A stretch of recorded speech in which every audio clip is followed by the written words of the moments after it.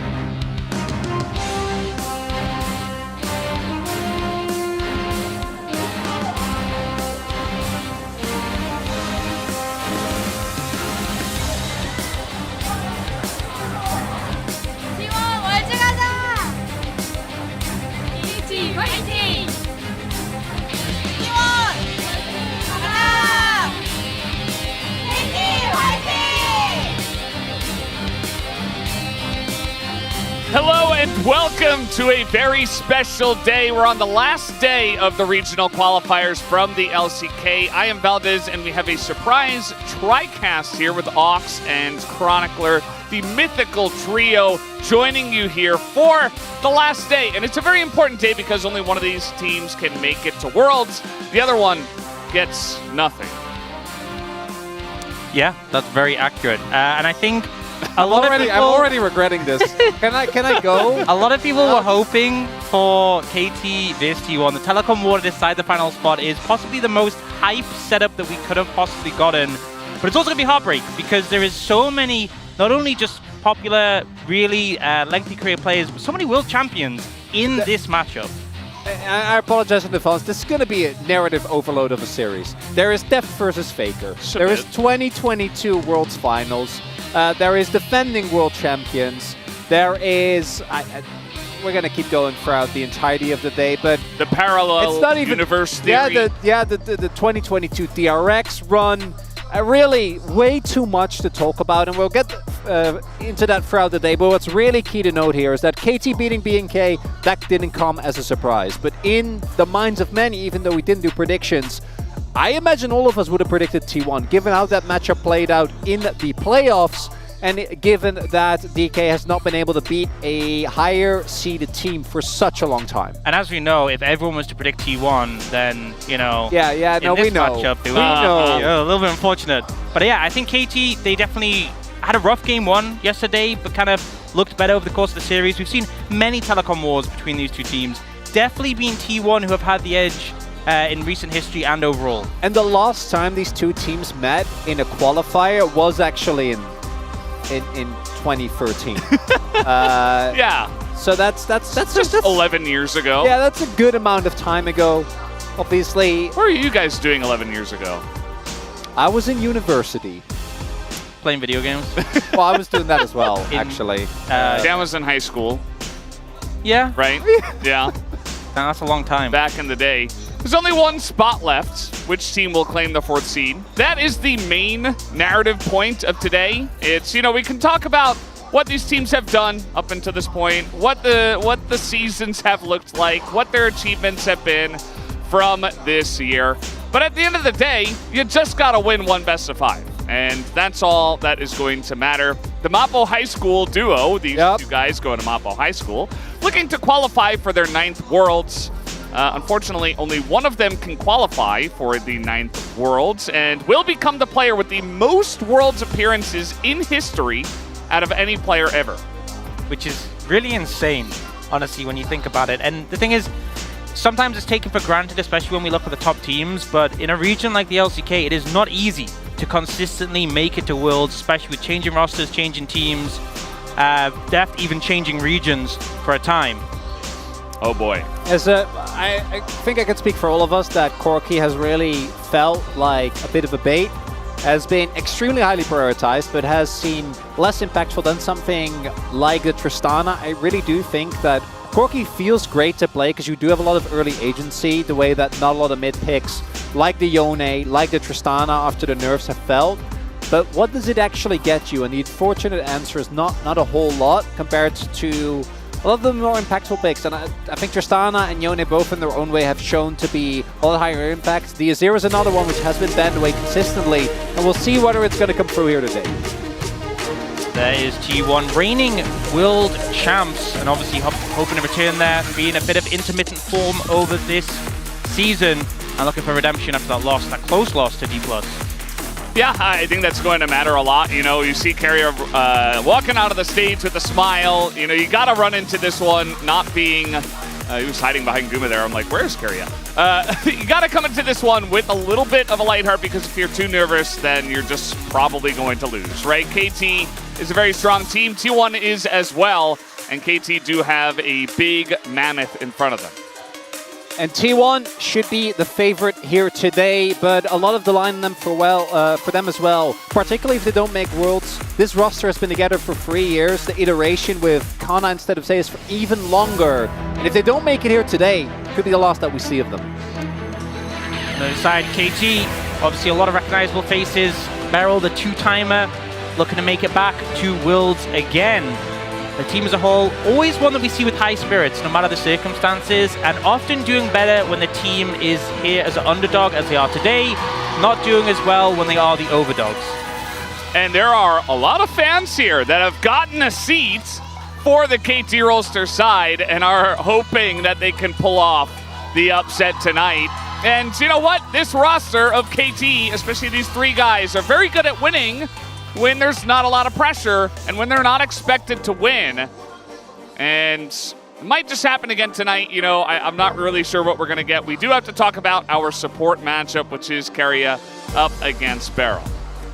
Yeah, and I think, you know, Keria, we haven't seen as much of the, you know, innovative picks that we typically get from him. The meta hasn't really allowed for it. He has been putting in decent performances on the standard tank supports.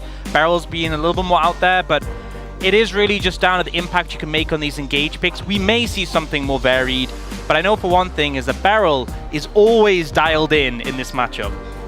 What's interesting is also to note that Beryl, a player that I think is generally known for how much impact he has on the map. When you look at his highest level performances, right, going back to 2020, going back to 2022, actually having really high duo proximity with Deft, at least on this patch, from what we have seen. Some of that will also be the picks, things like the Seraphine, you're not really expected to get out of lane the way you are, or things like the Alistair, like the Leona. That's going to be a big one. Another is that I think BDD, even though KT at moments looked a little bit off yesterday, as they always do, I think they are KT from day to day, can, even within a best of 5, it can highly vary. But BDD looked incredible, right? Looked extremely, extremely solid. This man, though, has got to step it up, because I think BDD into a currently still underperforming Faker should have a really, really good time. But does that matter if the jungle matchup doesn't go the way as well? And I think Owner didn't have a great series, but Pioshik had, I'd argue, an even rougher one, and that was into Raptor, as opposed to who Owner was playing into recently, which were Peanut and Lucid, which obviously very, very strong opponent. And I think most people would say that Owner has been the overall most consistent in summer, for sure, performer for T1. Yeah. And it feels like, you know, up against Peanut and Canyon, that is a difficult matchup to face into, so I think there's kind of a little bit of pass for that. I think it's a good matchup for Pioshik, and often we talk about the lane matchups, mid against mid, jungle against jungle. I really think it's down to Faker and Pioshik, which of those can step up today to really take over that combined mid-jungle matchup. It's just one best of 5. And we saw this. That's the right Very there. different vibes, yeah, that's in the different coaching booths. That's you know, if you're a KT coach, yep, that is the approach that you should have. I commend that completely. I think the fans at home, if you're a KT fan watching, you should put your hands together, put your head down, you should join in. Might as well. I mean, it might help. You never know. We're getting ready for game number 1 here. T1 will have side selection. They pick the blue side, and I think the draft is, as always, going to have a big effect on the way these games play out. We've seen a lot of Corki losing, and that has been the main go-to for Faker. We've seen Tristana band away and said, hey, go ahead, play Corki if you'd like. Also, Ziggs is just a tyrant in the current meta. This is really telling that they are looking towards that initial prioritization of Ziggs. I still don't think Gumayushi is amongst our best Ziggs. I think Deft, interestingly enough, a good Ziggs with build choices that are very questionable. But I have, fortunately, 2 Ziggs experts. If the champ doesn't get banned away, right? And I wouldn't be surprised if KT end up banning it here in the final rotation. Would leave Azir open, and both mid laners obviously absolutely love the champion. I think the last time we saw Faker on, he didn't actually look that good. I remember a couple of shuffles that didn't go the way that you really wanted to. So Ziggs, Azir, both open here, and my guess is that T1 is going to prioritize picking up that Ziggs, and it is the case. And this is the danger, because if KT decide to prioritize the Azir here, they're leaving the Tristana open. And Tristana Ziggs, we've seen that combo be so good, so powerful. They opt not even to lean into it. Instead, securing the Lilia, it is something we've seen banned quite heavily against Owner. The last of the AP jungles to really be high priority.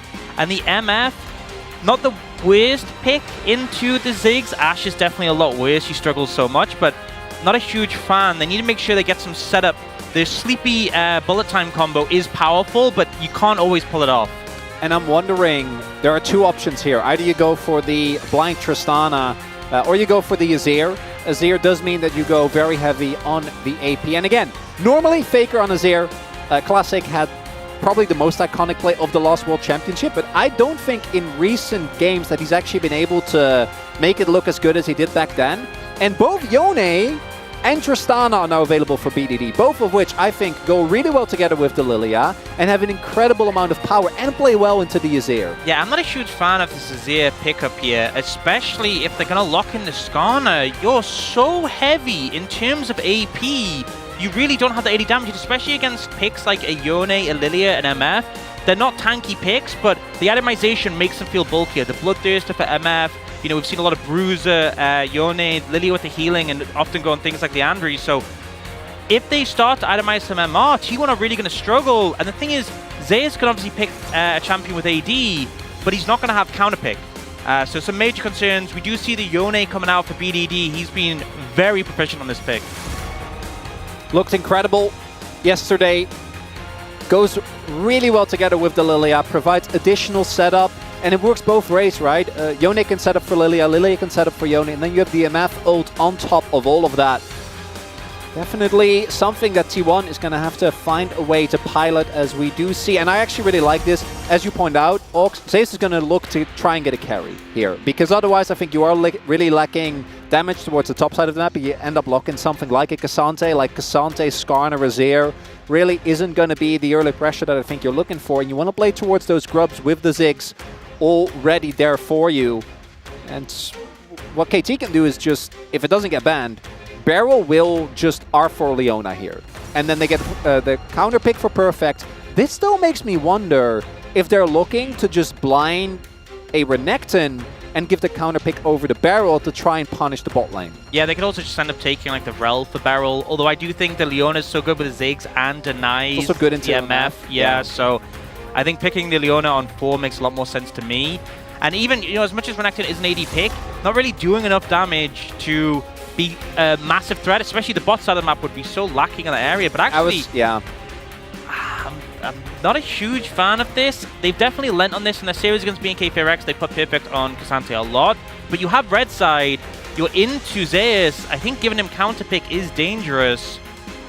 We'll have to see what Barrel's going to bring out, right? Because that's the sacrifice that Perfect is making here. Not giving him counter pick, going for something that in lane can get bullied. And this shouldn't come as a surprise. Not at all. It shores up the topside weakness. Incredibly strong into tanks.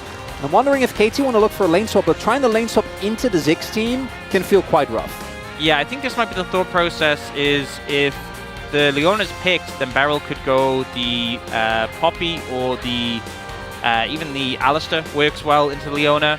So T1 toying with the idea of not coming into Leona here. I think this is a mistake, even though the Leona obviously does struggle a bit into the Poppy. You know, you now limit yourself to that ability to cancel that MF ult, which is so powerful for a Leona to have. So some decisions I don't necessarily agree with here, although, as you said, the Vayne, no real surprise, and does provide that damage threat. This is Barrel.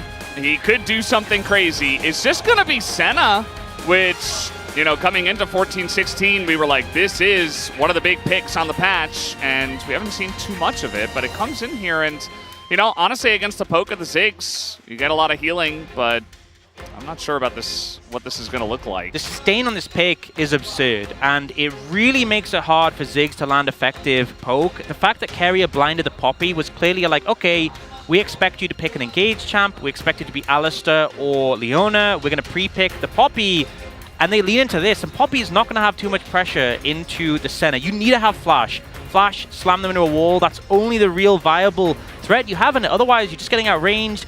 The lane is going to be rough, they might have to swap to avoid this, the level 1's going to be brutal.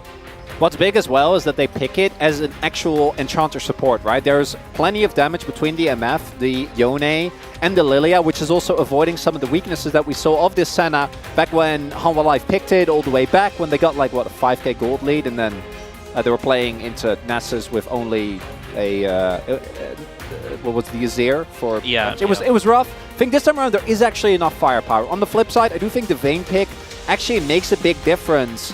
And it remains to be seen whether this Senna counterpick was worth giving over counterpick to Zeus, who's a player that loves trying to get the most out of a laning phase. Either way, this is very exciting. I feel like this draft already taking some twists and turns that we did not necessarily expect. Both teams having a very specific idea in mind coming into this first game of the best of 5. Let's do it, game 1.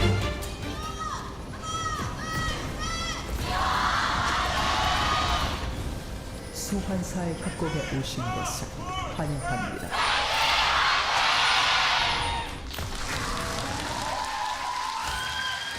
And here we go. Already, the slow is happening here to Zeus, and we got Carriot and Owner and Level Kuma 1. all coming in. There's the slam into the wall. Perfect's in a bit of trouble, and he doesn't have flash. He's gonna go down to the 6 already. T1. Not sure if that was a bait or what, but Perfect absolutely overchases and gets punished. And speaking of which, we're just gonna face check and die. Yeah, I don't know what they're doing, but Guma has 2 kills now. Well, I feel like every single point we made about the draft kind of out the window now. You know, there's concerns about the bot lane for the Ziggs. This back, gonna be able to get the tier, the fairy in the bottle, whatever it's called, not as much of an issue. That's but what it's called. Glowing mode. Oh, glowing mode. But the fact that you start with the tier already, the fact you have a 2-0 Ziggs, minute 1, this couldn't have backfired more for KT. And now, as you guys mentioned in the draft, they're probably going to go for lane swap, and they're leaving Ziggs in the bot lane, who has 2 kills, and is going to be hitting a couple of turret plates very early on in this game. Yeah, so Perfect's death at least felt like it could be the result of, like, obviously him overextending, but also a bit of a miscommunication with them wanting to try and chase and collapse, because we saw the rest of KT coming in, but him just overstepping. Deft, though... just took a tower hit as well. Yeah, so Deft trying to cancel the back really didn't... Against the Poppy in particular, like, you just can't really afford to do that. You know, I'd understand more if he had his Make It Rain. Yeah. But he didn't. No. You could really just snipe the recoil cancel from a distance. And it would have been good if that was the case, because then you can, you know, generate a large lead lane. Even though Perfect ends up going down, it might be worth it. Not the case this time around. We do have Perfect now TPing towards the bottom half of the map, and isn't really at a threat of a dive. Also do know both junglers really just going for pretty standard clears, both starting on the bot, and now moving towards the top side of the map. I like that synergy, you know, Def took a tower hit, so Barrel's like, I'll do it too. He did walk in there and just straight up walk into the tower. Obviously just checking to see if Zeus is still there. But we do have a sneaky Poppy in the brush, and Deft is not exactly healthy here. Owner as well up there, but they're going to back away. They're going to play it safe, and Zeus, that does mean that he gets a lot of this farm under the turret. It's just funny we got like a different flavor of, it's still an 80 carry support 2v2, and it's just Ziggs laning against the Cassante. The Cassante, who still has 0 CS, by the way. Yeah, I wonder what happened there. Must have just had a really tough time, because he did actually TP to the wave. Yeah, I think he didn't last to the minions, if you're wondering. Folks, very helpful. Yes, high-level analysis here. Thank you, guys. Not hitting the minions generally means that you're not going to get the gold from them and get a big fat 0 on the scoreboard.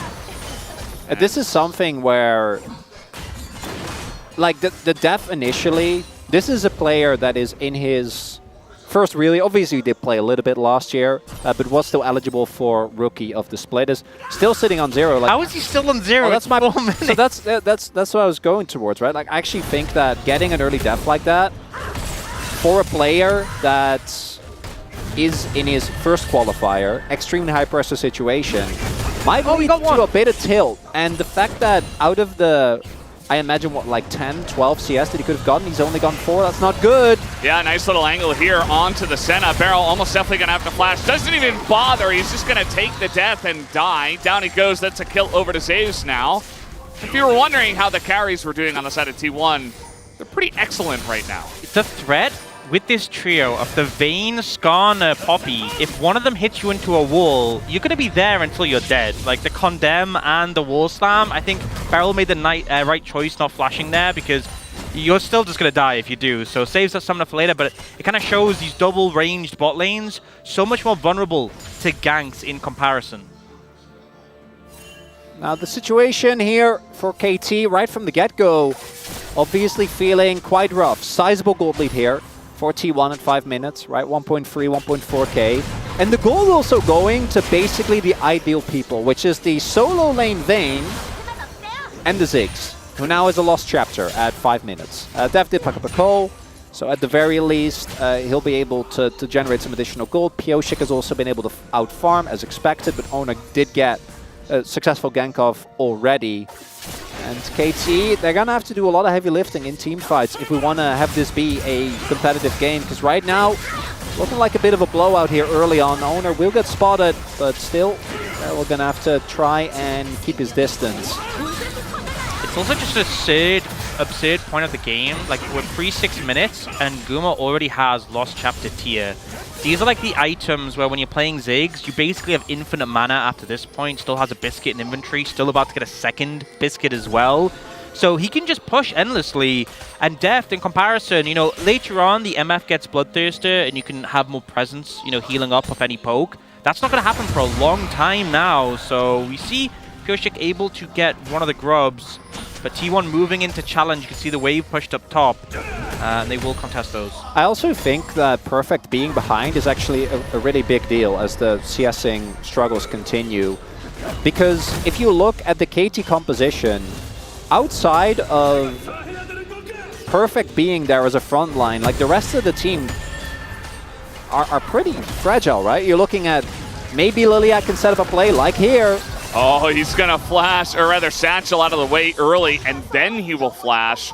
Really respecting the potential setup of the Lilia. Pioshik trying to flash in to make that happen. Here comes the Ghost out of Perfect, trying to punish the Vayne. Not always an easy thing to do, as Zeus is being chased down the lane, and Perfect doesn't quite have the range to do it, and now you're being run down as he gets that third bolt into Perfect. But a gank out of level 4 Senna. Not always the most interesting. Here comes Keria, but he's just going to walk by. Yeah, just some ability there for Zeus to get away from that one. And the thing is, this Senna not doing too much damage at this point, really. And obviously, if you're going to enchant to build, never really will. So Zeus does lose sums, and it is a bit of a trade down because Ghost is shot a cooldown, but Zeus still in a pretty fine spot. I think Perfect just happy he gets to hit minions for a little bit. But the wave's actually in a bad spot. It's frozen here, so this could end up being a rough spot for Perfect overall.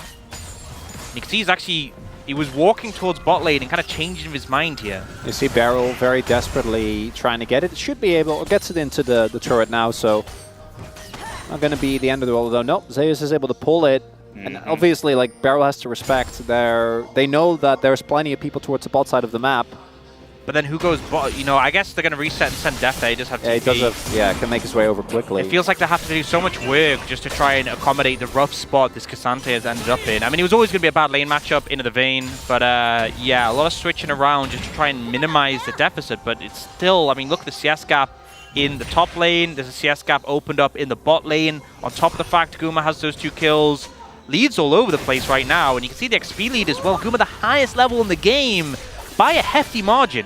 Beckons the question, was it worth it to blind this Cassante into Zeus? And thus far the answer is very obviously no. We'll have to see how much value Beryl is going to get out of the Senna as the game progresses. Obviously, once Echoes is finished, he's going to feel a lot stronger. And the heals are still going to be, hopefully, a good amount of utility for KT when we get to mid-game.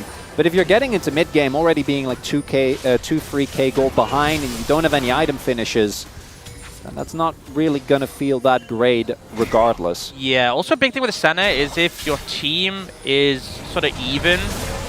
Oh. Yeah, Beryl's in a rough spot here. He does have a splash. He will flash that one. Here comes BDD. He's just going to be swept away. And he is super low Beryl as well. A big bop coming over the top, but I think they have the chase potential. One more auto would do it. Baker will get the kill. They have gone very deep for this, though. As Carrion thinking about helping out. He's not level 6 yet. As now Pioshik not going to hit anything. Doesn't have flash. And there's a disengage cone right here, so KT just have to back away. It's just a kill that goes over to T1 basically for free. Wondering if maybe Perfect could have gotten the Dragon Owner there across the wall. Could have been the difference maker, right? If you get that Skarner underneath the turret, at least you trade back 1-for-1, but that's going to be the Dragon going over here to T1, and yet another successful pick in KT. Quickly crumbling here under the pressure. Yeah, this is this is just everything going wrong really in this game. It's 10 minutes into 3,000 gold lead already. And you're into plenty of picks that scale exceptionally well. On top of that, you know, the center, we talk about the value this pick can have, but if you're behind, people will just die. Like, you won't get a chance to sustain them up when a Ziggs ult and Q is just deleting them from the map, especially a center who ends up being so squishy when behind. So funny now to watch, you know, even not on a first item, Zeus is just like able to trade with Barrel. You know, Def can't even really join in it. He's just trying to push the wave in. It just feels like they're trying to put out fires everywhere. And, you know, if you want to, you know, dig into the beams, you can say, hey, KT are really trying to lower the expectations for themselves. They're doing a great job of that. In this series, it basically looks unwinnable from here. It's not unwinnable, obviously, but it does make you feel like, hey, there was so much hype, so much potential for KT to really, you know, do a number to T1 and maybe even take their world spot away. But right now, what we're seeing is T1 are just kind of bopping them over the head. And T1 are just playing a pretty basic playing game. It feels like KT are not really meeting the expectations right now. Yeah. And here, even with Barrel not getting slammed into the wall, BD doesn't actually get a big ultimate off, immediately gets knocked back, and Carry has Prior on the play. Add to that the fact that you have the Ziggs ultimate to come in as support, and then the fact that they can't really isolate Owner here. KT don't end up getting anything. It just feels like there's very little threat. You know, T1 managed to disengage from the situation, and other than getting dragged over the wall, they just kind of get a walkout.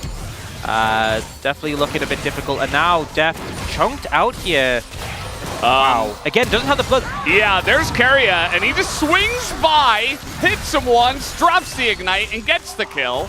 And Def doesn't get to play the game at all. He didn't even hit the E on Def. Nope. It was just a, what was it, a drive-by ult that killed him? I think maybe Ignite Buckler. I don't think the ult even hit him. I think it was Ignite Buckler. I think he just autoed once and ignited.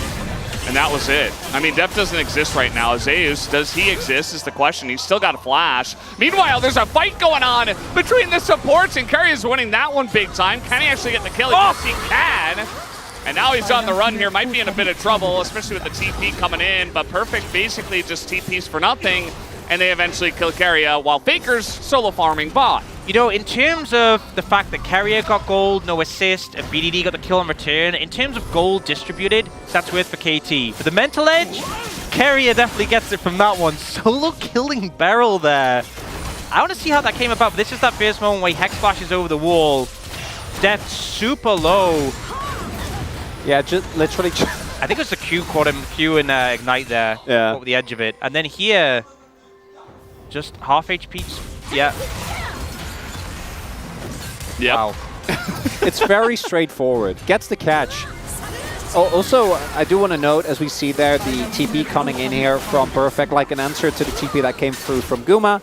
But it does mean that Faker just gets to be completely unmatched in bot side, just shove in that wave. More CS is going to get missing, and it even further builds upon this gold lead that is being found, as Carrier is just running this map on the Poppy.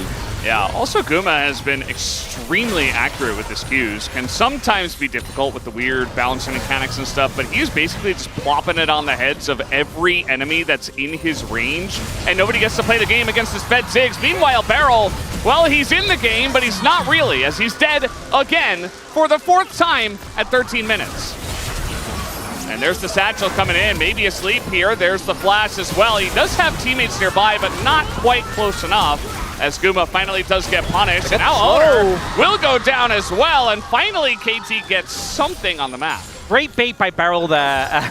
Yeah! Classic Barrel! A lot of resources burned by T1. A bit of an overcommit. More happening. Yeah, Carrier's just kind of getting in there, and this is actually a bait because the TP's here, Faker's here as well. Def is just dead, and now Faker gets the scoop here on a Pyosik. Nice Senna ult to help out, and BDD is desperate, but the Condemn comes in, and the knock into the wall is exactly what you were talking about. You're just up against the wall forever, and now the Vayne is going way too deep for this, actually, and will get punished. BDD will survive. The healing from Barrel coming in a little bit clutch there. A very scrappy back and forth. You can see the plates though. Guma missing out on the 50 in plate dream, but that is so much gold in favor of T1. So even with this play, a bit of a comeback from KT, they are still so far behind. And yeah, so they use a lot onto the center. And then Guma ends up stepping here. And the critical difference is Pyosik lands the passive, so the sleep comes in, the flash doesn't end up meaning anything. And then here, Ona tries to extend the play, doesn't actually get the knock into the one, even if he did, wouldn't have really made a difference. As a result, KT think that they have an opportunity, have vision as well, so know that Carrier's coming in, but it's this TP, crucially, that ends up being a big problem. Def just ends up going down, even with the Yone trying to make his way back in. And then this is so painful for BDD. It's what you were talking about earlier. Condemned into stun. And the fact that he's playing into Poppy as well, which even limits the dashes even more. Oh. And the healing there means that BDD doesn't die. Oh, is that enough? Here we go I again. don't think so. Owner gonna miss his ult. Also went for the Zeeks here. Pretty common on Skarner, I guess. One of the only junglers as a tank in the jungle to actually still get that item. Faker is going to take out a turret. And this is the second Drake of the game. It's a Cloud Drake. And already 2 going in the hands of T1, making it a Mountain Soul on the cards for them.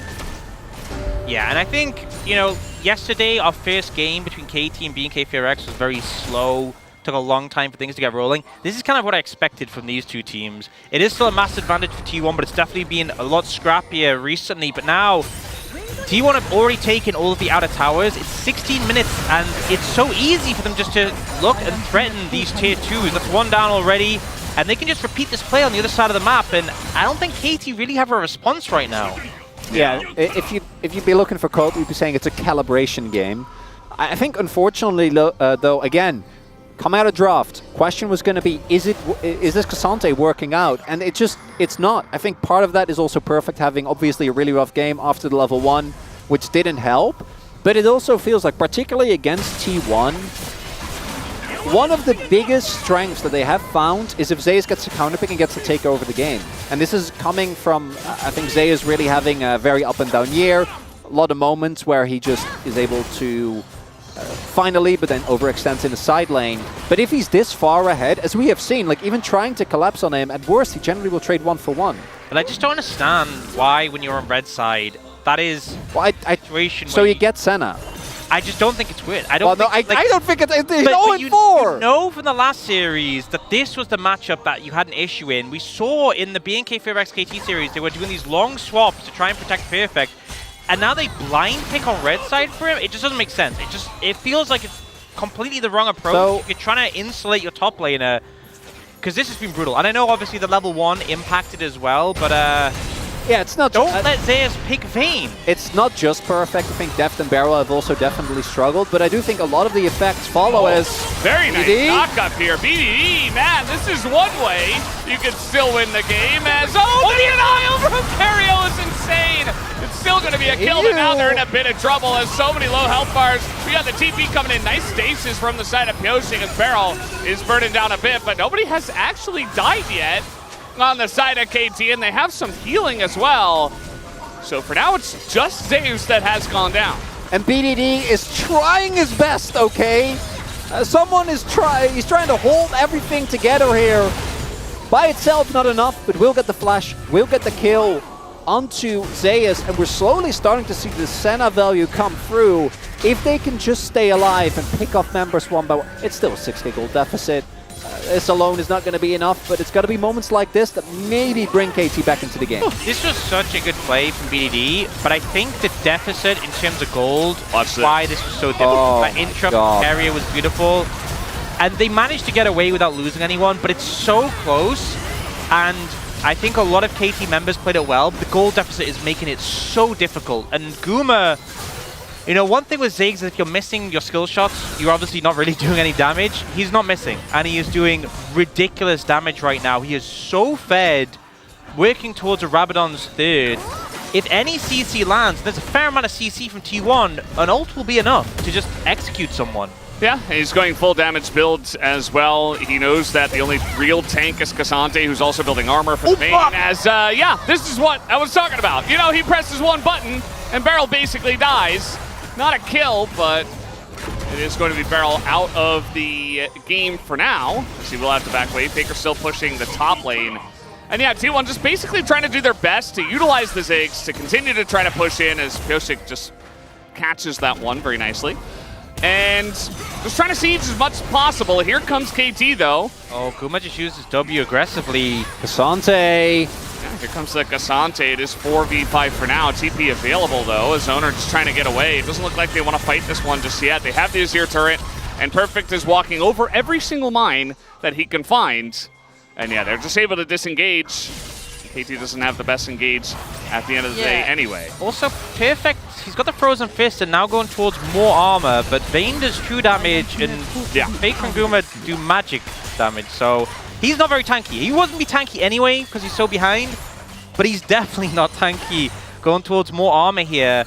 He's getting shredded, and you know, typically we see the build, the Luden's Horizon focus, better against squishies, but when there's no MR, you're just going to shred everything. Yeah, now there's 5 squishies. Yeah, I wouldn't have really minded going for like the Koenig Frozen Heart. I know those items are not nearly as strong as they were way back, but like specifically Frozen Heart I get because it does actually reduce the damage right with the aura, lowering the attack speed. But Koenig into the Azir and the Ziggs I think would have felt really good.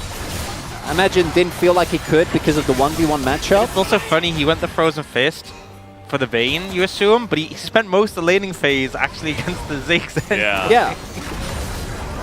And you see KT trying to posture here for Drake, but the satchel is just so good. Man, our Ziggs players, they're getting a lot of practice on the Ziggs, and everybody is really upping their game nowadays as Guma is just really not missing anything. It really is night and day as well when you compare Guma's individual Ziggs performance to when we were at the start of the playoffs, right? And given how important of a pick it is on the patch, that shouldn't come as a surprise, but it definitely is a really big reason of why this first draft feels a little lopsided, and I do think that as a game number 1, KT took some gambles, right? Perfect being blinding the Cassante, giving over the Ziggs. I hope a lot of those decisions will be changed in the next game, because this one does feel like it's kind of over. If in game 1 in the best of 5 you do have a little bit of leeway, but if KT don't make a huge adaptation in the next one, I don't think... Guma wants his cap. Yep. Yeah. He's running around the map. He's like, give me your jungle now. Oh, he's... Look at the money. Too, yep, 40. Okay. He's going to get the blue buff and back and get his death cap. That's 3 items at 22 minutes for the Ziggs against 0 MR. None. There's 2 pairs of Merc treads, actually. Oh, sorry. Senna, no, I was incorrect. Yes. Senna won't immediately die, right? Surely Guys? not. You can heal through the poke, right? If you're alive. I don't think it's 100 to 0 yet, but it's not far away. Like, just the ult. This is not okay.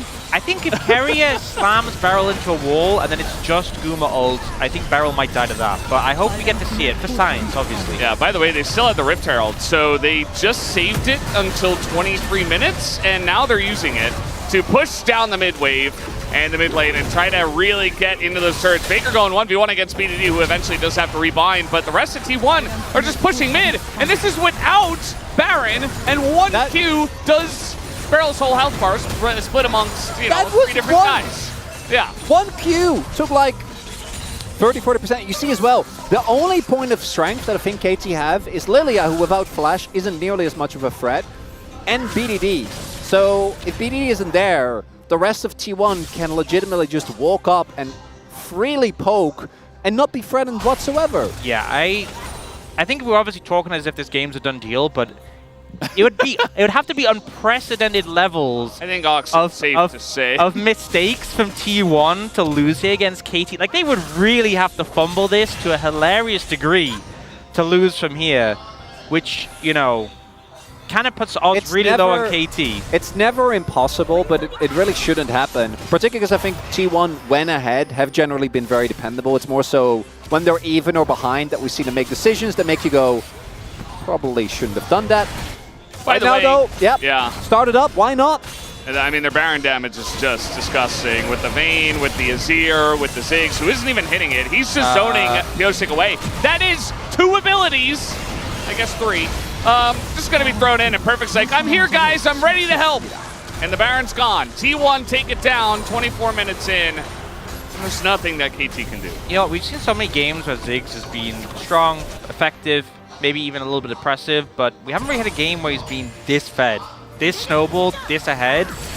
It's very ridiculous. It's pretty rare in pro. Yeah, to get this level. Yeah, generally we don't see him get a double kill level 1. I feel like that might might have been a big factor in this. Yeah, I don't think that was in T1's game plan, but they adapted pretty well. They pivoted really well. It's actually very impressive. Well, TP behind. Hail Mary. BDD he's still trying his best, but now he doesn't have a health bar. And with Baron buff, this is just even more oppressive because your siege is already fantastic with just the one guy. And, you know, you have some healing, you have some ability to, yeah. But not really. Well, he's not 10,000 gold behind. He's got ult again. With the slow hit from, I think if the slow hits from Ona on Beryl, they can just ult. Yeah, force a flash. It's so funny because Beryl is actually healing, but it just doesn't matter. Even the Ludensprock! Oh no, Beryl! Oh no! And the ult, you know, optimistic, but they do get the heal. And I guess that's something. They already got 2 inhibitors, and they're going for number 3. And here we go, the Impale comes in, gets double flash away from them, just burning, just eating the summoners as they're trying to get on top of Zeus, and they might just do that, but who cares about Zeus when Kuma is this fed on the Ziggs? And you got the 1 carry, but you didn't get the other 2. BDD desperate to try to take something down, but guys, this game is over, and it is out as T1 are looking to take down game number 1 in flying fashion here in this finals of the regional qualifiers. As one last-ditch attempt from Def, but this one is donezo. 26.5 minutes, and game 1 goes to T1. I think KT needs some more prayers after that one, but it's really simple fixes. Don't give Ziggs double kill level 1. Try and get a better matchup for Perfect, and maybe just honestly everything that happened from like minute 1 to minute maybe 6. Don't do that again. I think it's that easy. And then maybe we can have a standard game where you're just not massively behind immediately. The red side plan from KT was a complete disaster. As I think Hirai's expression really says it all. After that one, there was basically no point where we felt like KT could do anything. And I do think, again, a lot of that goes down to level 1. But ideally, when you make a gambit in a game 1 draft of a best of 5, at least you get data. I feel like you also don't get any data because of how the game played out. Like, maybe in a game where Guma doesn't do 35k damage and gets a double, like maybe the Senna works, right? Maybe you can make it happen. Instead, Perfect ends up having an absolutely rough game. And part of that was the match, but I think also clearly this player having a tough time of dealing with the pressure that he is under right now. And then the bot lane also not able to keep it together in this first game. They went boom. In so many ways, they went boom. Let's see if they can bounce back for game 2. Yeah, Ziggs definitely had a great time in that first one. Guys, we're going to take a break and have the space to break down game number 1. We will be right back.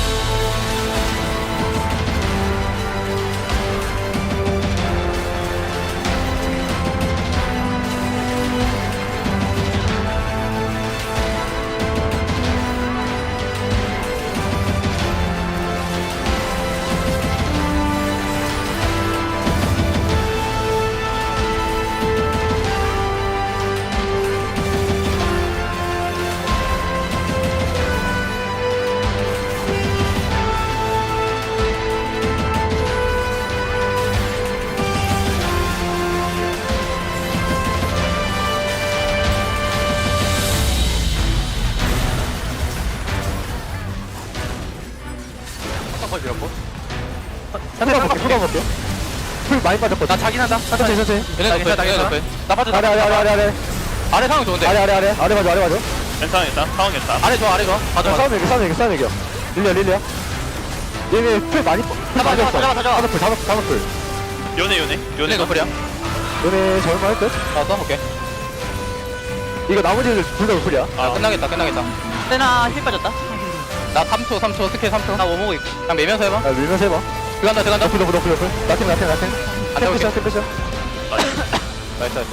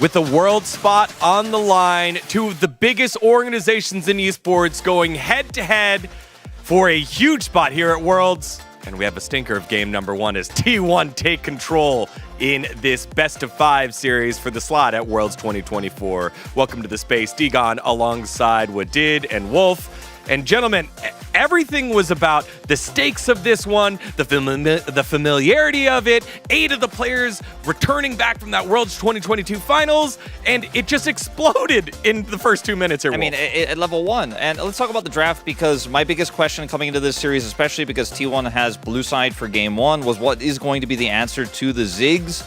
I like the Sejuani ban. They could have banned Ziggs, right? But they banned the Sejuani. Would have preferred this to the Azir ban, because owners played a ton of Sejuani recently. But the Jhin was always going to be banned, right? Yesterday they got away with it against BNK. You're not going to get away with that against T1. They learned from Hanwha firsthand that this pick is very strong into Ziggs. My biggest issue comes with the Cassante that's picked blind. When T1 have Zeus as their top laner and could pick this Vayne, especially when one of the big problems, one of the big issues with their composition is they need some additional AD damage in this comp.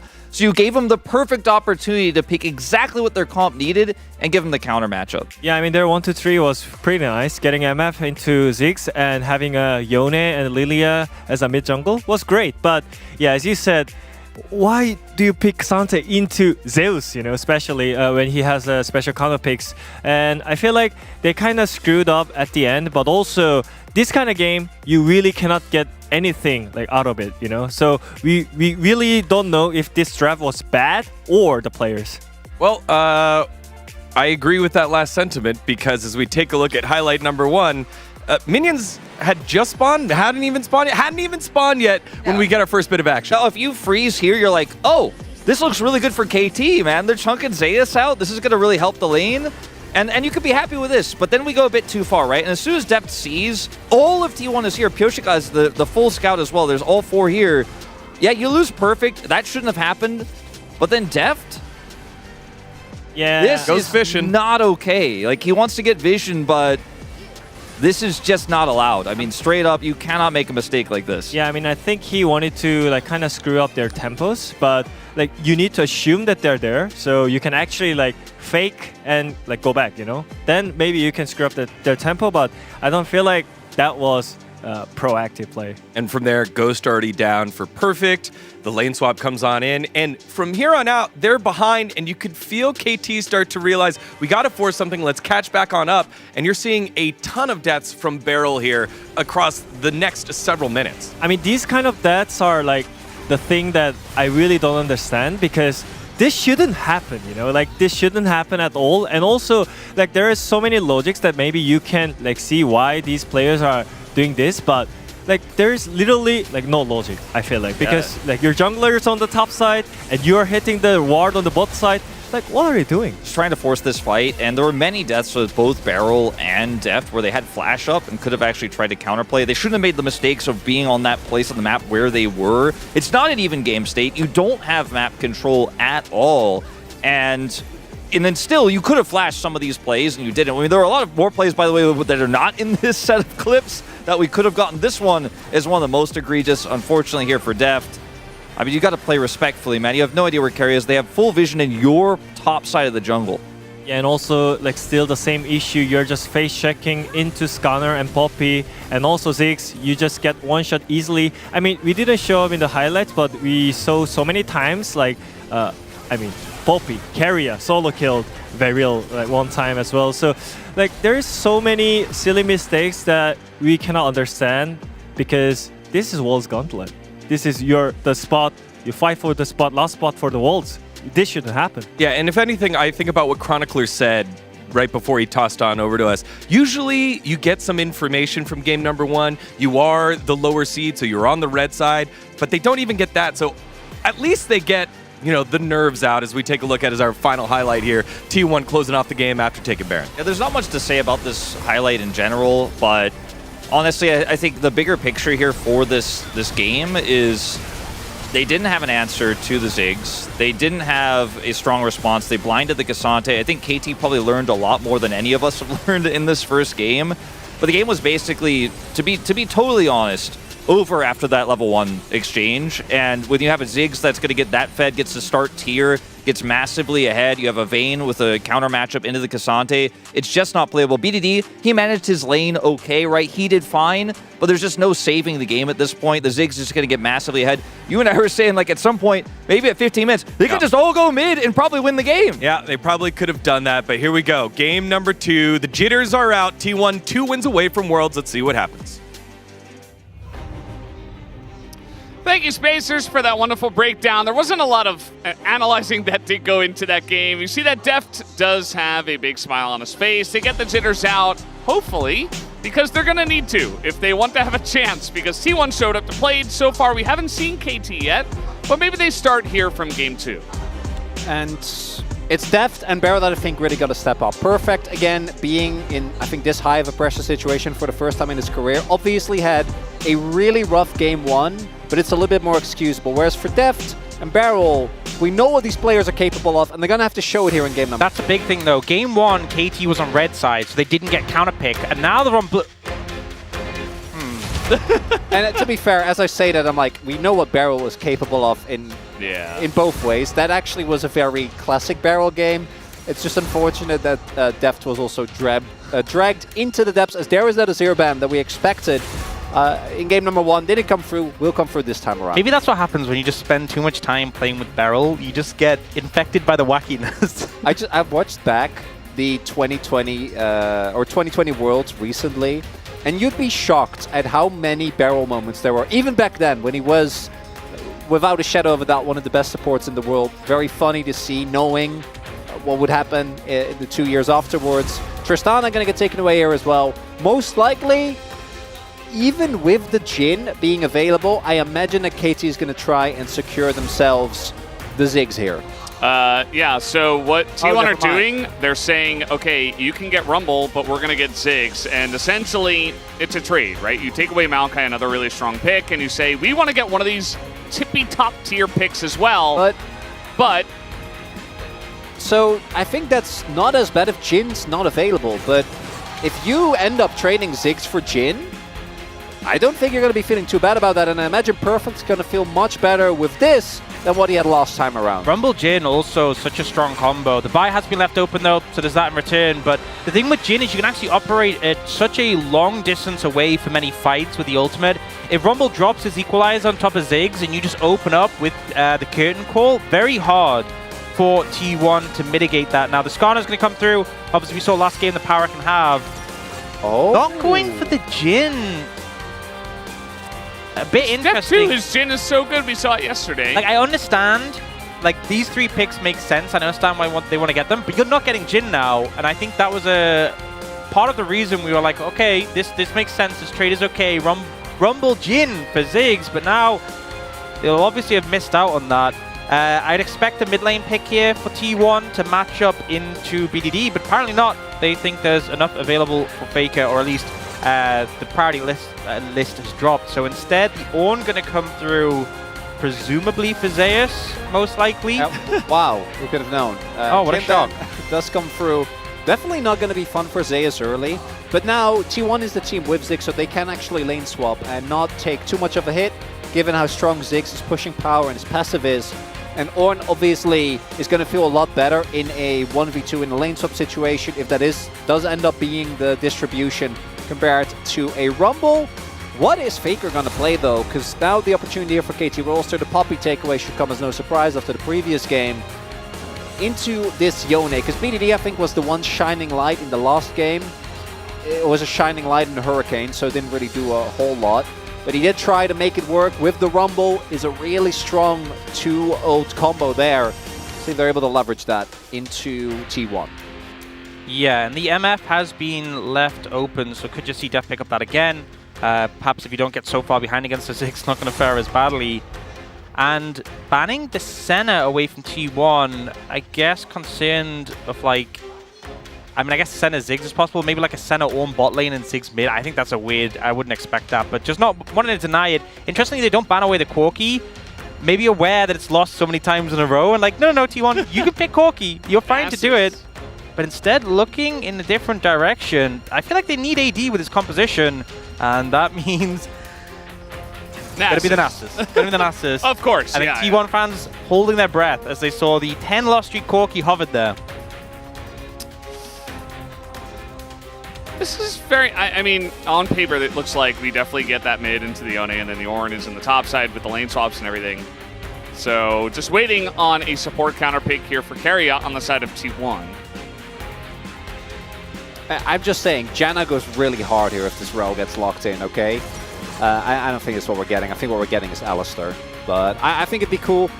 The interesting thing for me, though, is that T1's composition, this Nasus, feels kind of weird when you have Vi Ziggs already, right? Vi Ziggs kind of signals that you want to go in aggressively, you want to try and blow up targets in a second. I think the Ornn can do that to a certain extent, but with the Nasus added as well, it gets a little weird. Devs can now also go for the poke build, meaning that you have a lot of effective range added to this composition when you get to the mid to late stages. I also think she does pretty hard to itemize against Kai'Sa, pretty good at cutting through bulk, and there is a lot of bulk on the side of T1. Plus, if you take out the Ziggs, it's just frontline left. So I think KT definitely have a game plan to kill Guma and then just cut through the rest, especially if Yone, if BDD has a good game, if he gets ahead, a lot of the targets just aren't able to get a cut through his sustain, and then the Bard comes through for Keria.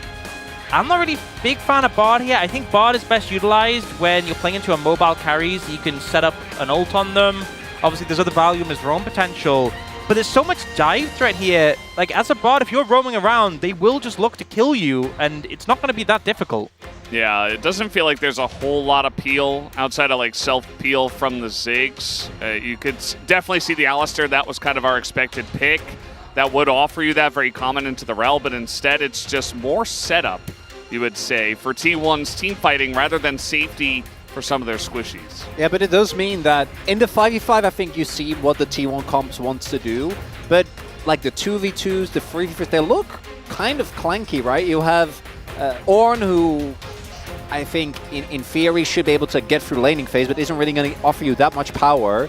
And then outside of getting a really big Vi and Ziggs combo, feels like the mid game is going to be kind of weak. And I think that if you get past mid game with the power that KT have, when you get to mid to late, in terms of the raw power, the Kai'Sa Yone in particular, with a Rumble to boot, laning phase is going to be really hard to get through here. Yeah, I'm not convinced by this T1 composition. I think there's some problems they're going to face in the game, and they already 1-0 up, which is obviously good, but they're going to have to battle through if they want to get a win here. What about a double, level 1 for KT this time?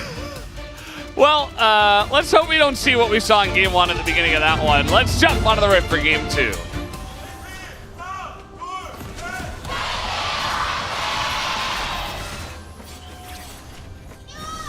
소환사의 협곡에 오신 것을 환영합니다. You can really feel, I don't want to call it desperation, but the raw emotion. The desperation. Of both teams wanting to make it to World so badly. It's only one slot. And DK were able to get in ahead of T1.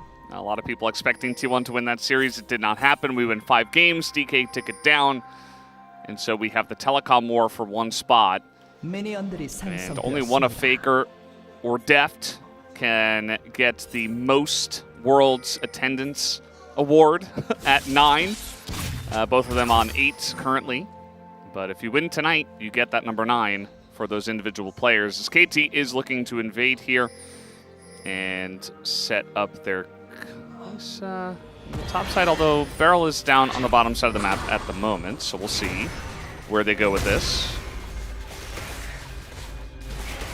Yeah, I guess maybe concerned about playing into the double ranged as ranged melee.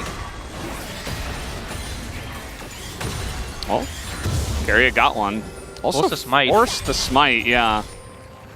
And now Beryl's just 1v1ing a Ziggs with Ignite. And, I mean, Guma, the Ziggs, level 1 is not very strong. And here comes Beryl again. That's another jump forward, although now with the wave coming in, Beryl is going to back away. Yeah, I guess he used the W cooldown twice on Guma, so chunks him out, but not really able to do much else. Interesting adaptation, though. You know, we see the lane swap. We just get the Beryl solo lane now. Yeah, but he has the support item though. I think it's just more about the teleport. XP. Yeah, the well, teleport's going to come in. Still, I think Def now being towards the bot side of the map also due to... Oh, nice reaction from Guma. Beryl sprinting straight at him. At the end of the day, though, good reaction, but Beryl is able to trade flashes with the Ziggs, which is always going to feel very nice when he's got Hex Flash. And this has worked out for KT because they avoid Guma and Carry having a level 2 advantage, which they would typically get in range versus range melee. But they also return to the lanes quickly because they don't want to keep the Rumble away from the Ornn. I actually think this has worked out quite well for them overall.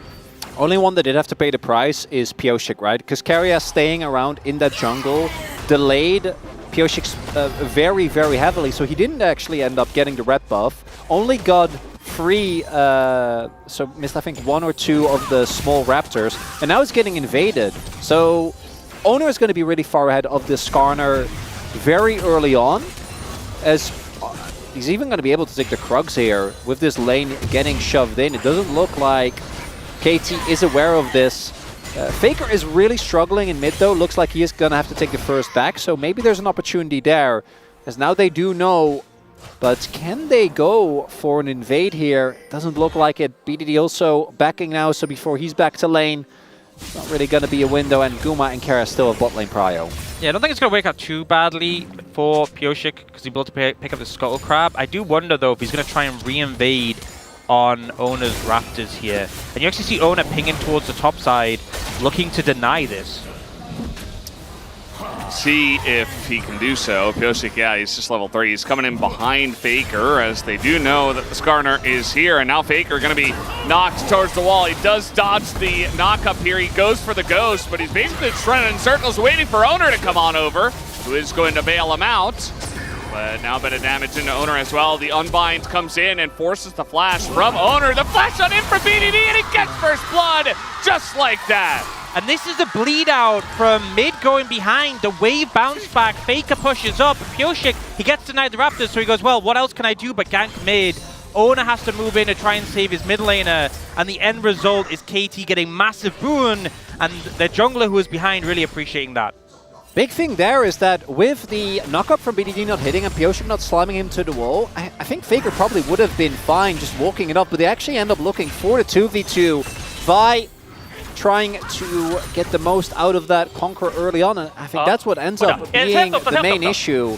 Because as we can see, initial setup here, not finding the Q3 and not finding the wall slam. With the ghost, keep going. It's just not enough. And go for Vi. The fact that Owner, I think, could have flashed a lot earlier here and denied a lot of the Skarner damage.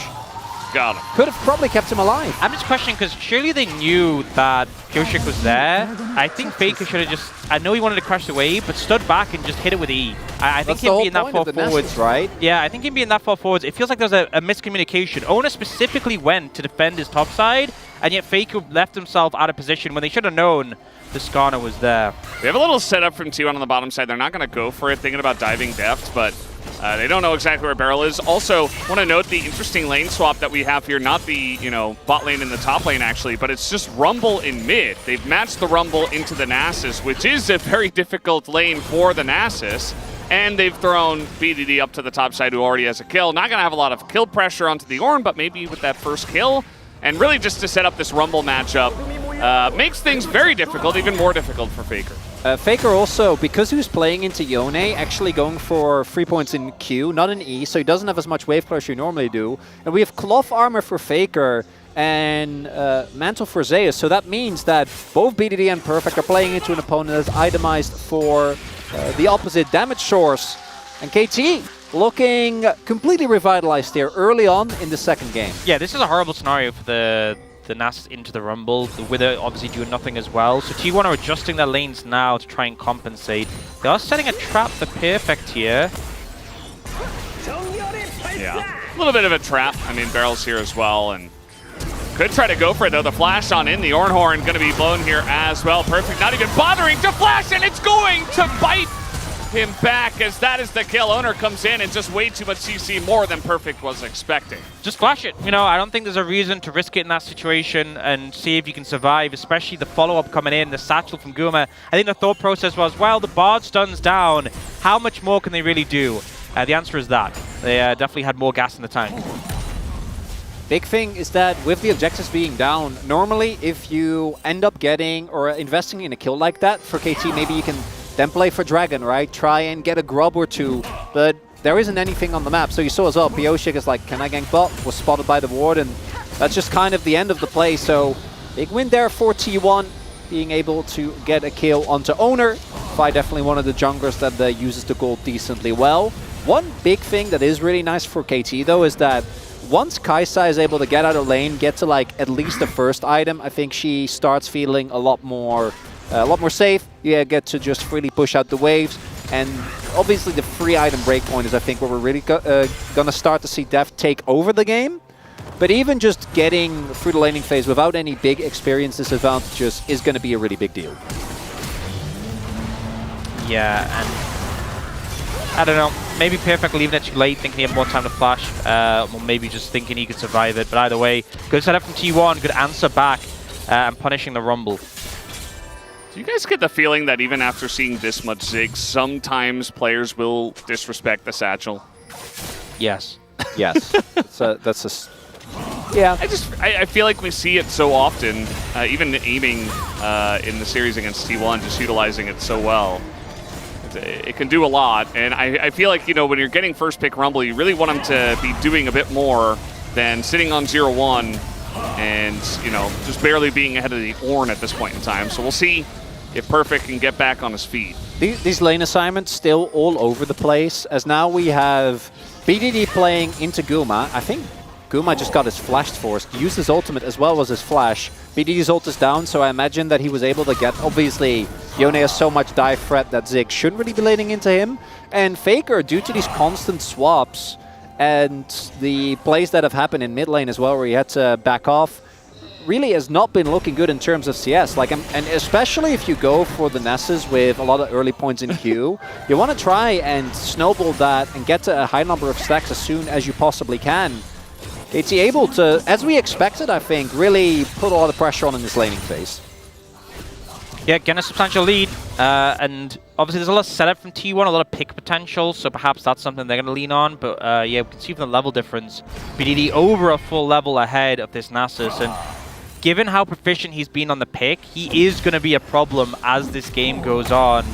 A hard champ really to pin down as well. You know, there's a lot of CC on the side of KT, but plenty of scenarios where you're using the Unbound Soul, where even the Vi, if you ult onto him, he can just snap back, drag you into a very rough position.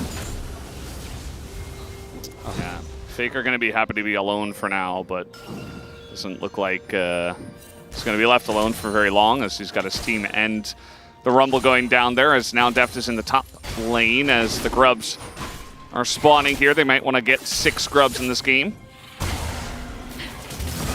Trying to go in his Zeus, but pretty difficult to do that on the Kai'Sa. Also saw Perfect there at the beginning when that initial crash from Faker came through, really just hiding between the 2 turrets. Afraid that he was going to get dove again. Not going to be the case. T1 instead looking for the cross map. We'll be able to pick up the second Dragon here. A lot of less impactful souls still on the map. We'll see which Rift we are going to get. And it's Cloud, which there's a lot of members that I think use the Cloud Rift really well here on either side. Yeah, I honestly don't think Cloud is that bad. Obviously, something like a Hex deck is the ideal, but particularly the Nasus benefits a lot from that movement speed at close distance. Trying to clear the wave here. He's got Keria to just stasis everything up there, and this is an Ornn as the Impale will come in, but the stun is there from Keria, and the knockup from the Ornn, but Deft, he lives just barely, and eventually does go down to Keria's auto. Barrel as well is going to bite the dust eventually, as Faker comes in, just collects a kill. Not half bad at the end of the day, as T1 take the gold lead. Yeah, really well played by Keria there to stall that out, to find the play turnaround. Not sure exactly what happened in the bot lane, though.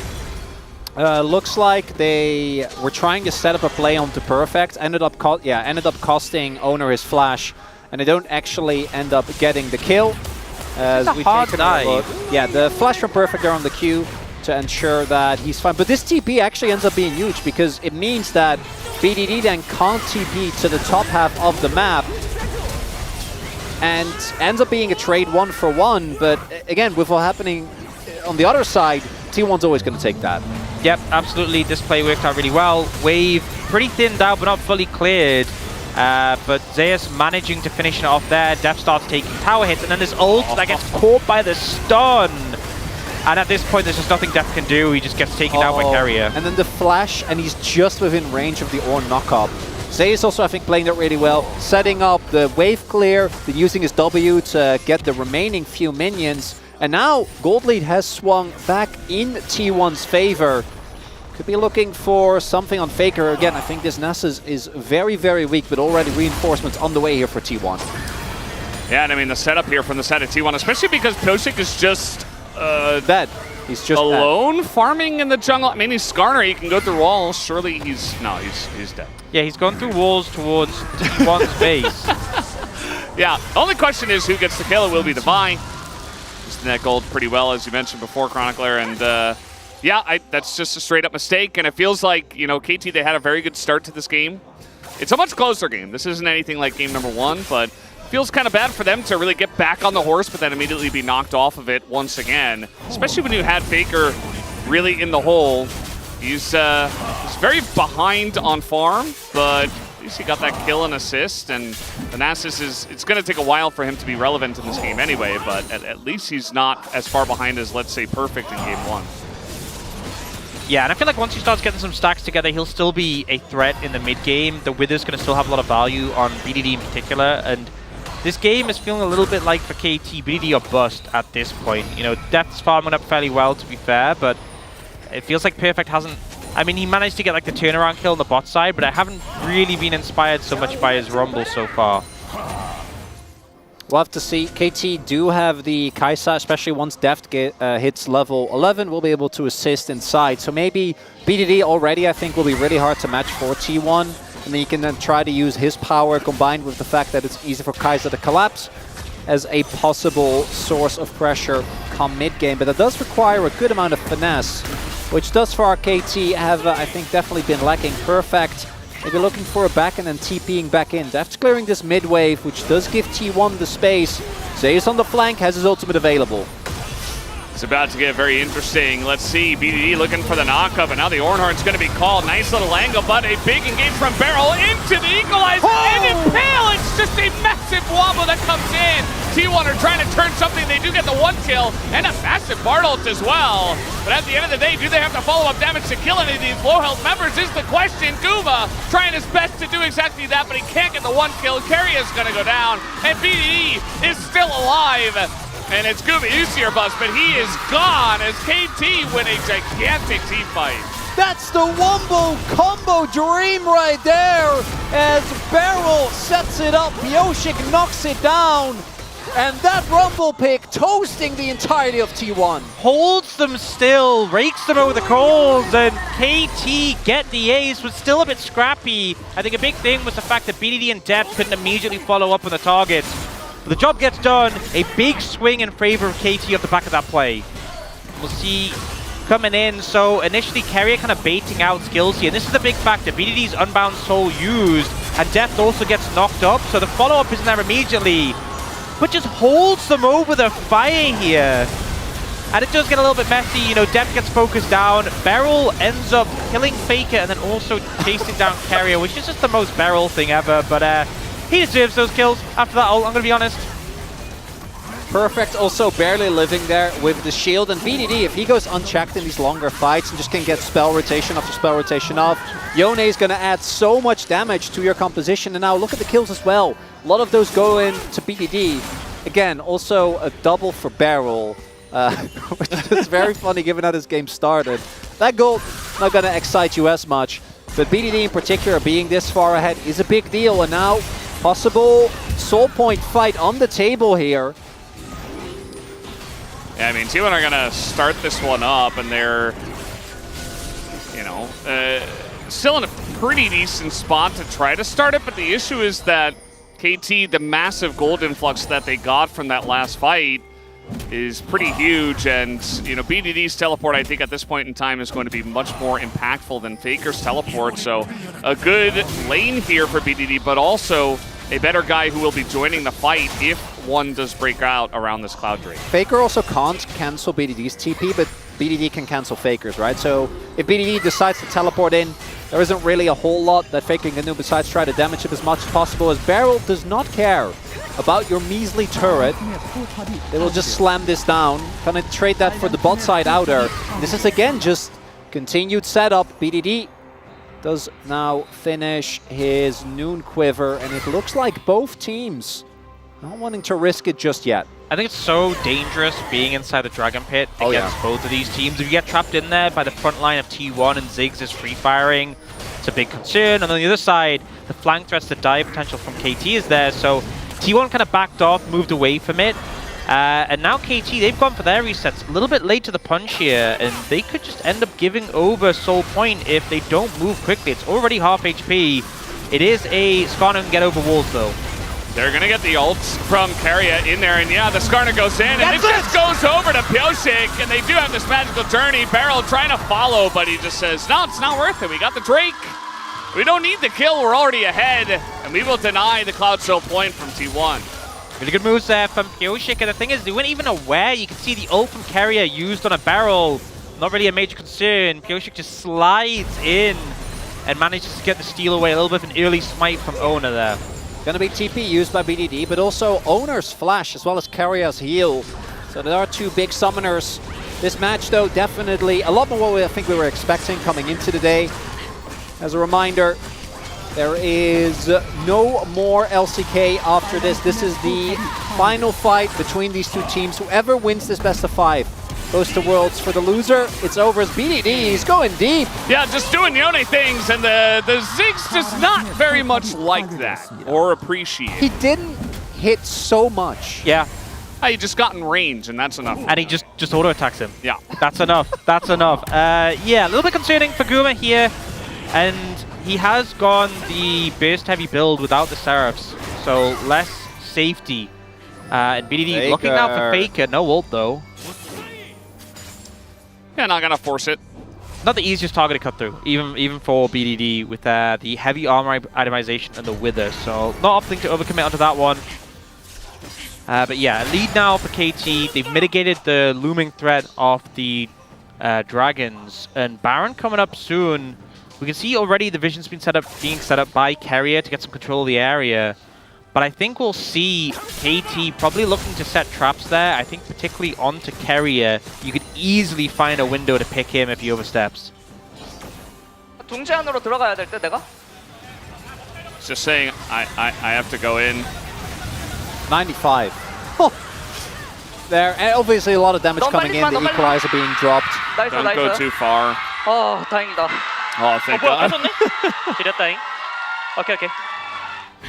We stole it. Great job. Okay, let's back. He's also so tanky. Like, you saw the Vial and the Ziggs ult thrown on him, and it's like, did he even lose health? Yeah, this Skarner gonna be problematic to cut through. And that's one of the concerns with this composition for T1. The only damage really is Ziggs. He has not gone a build that cuts through bulkier targets. He has gone the squishy killer build. So Pyoshik's not going to get really DPS down by Guma.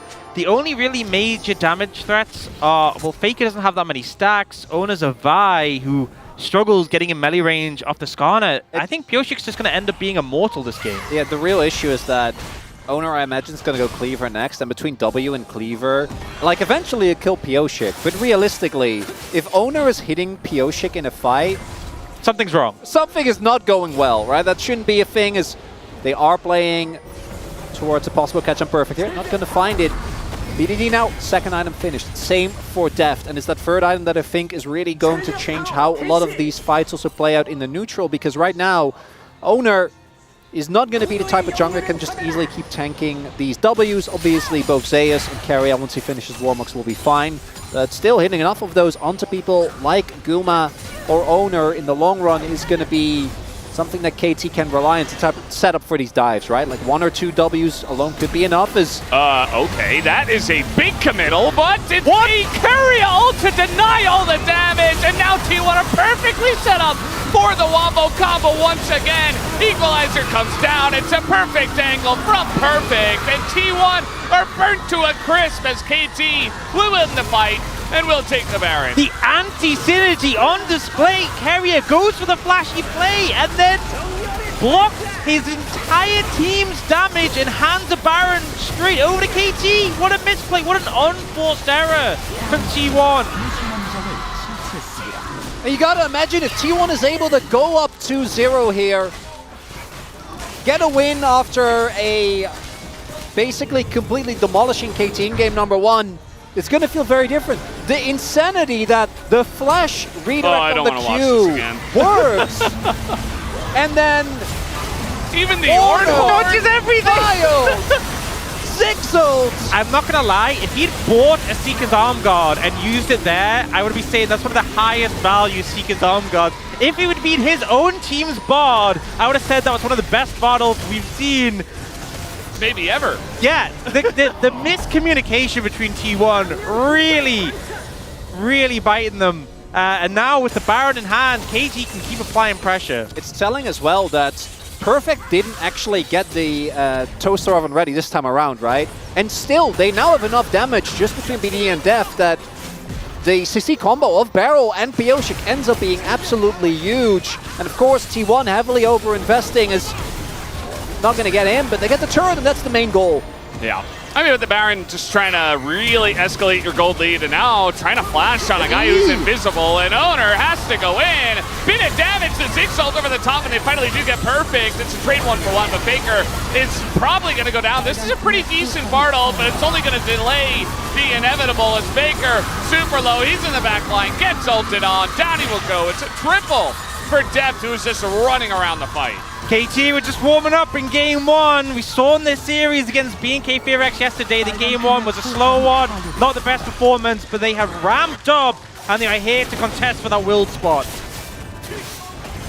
KT, this team, very often a complete enigma. What do you get on the day?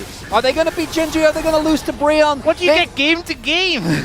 It is the full spectrum of gameplay as Deft, great E there, so gets the stealth, means that there isn't an opportunity for Owner. And yeah, eventually they get the turn on the Perfect, but... Well, this is just insult to injury. Guma doesn't have flash, and I think eventually he should die. There you go. Pioshik just gonna pop him on the head with a claw. And it's just a caught Ziggs trying to satchel over a wall, but you're not getting away from Skarner and Yone. Pretty difficult.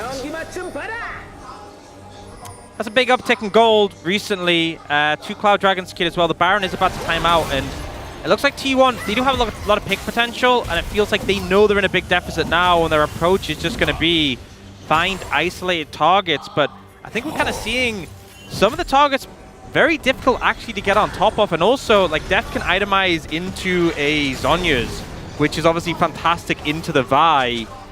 They're continuing this push on the top side, but I don't think you get too much progress with just that wave.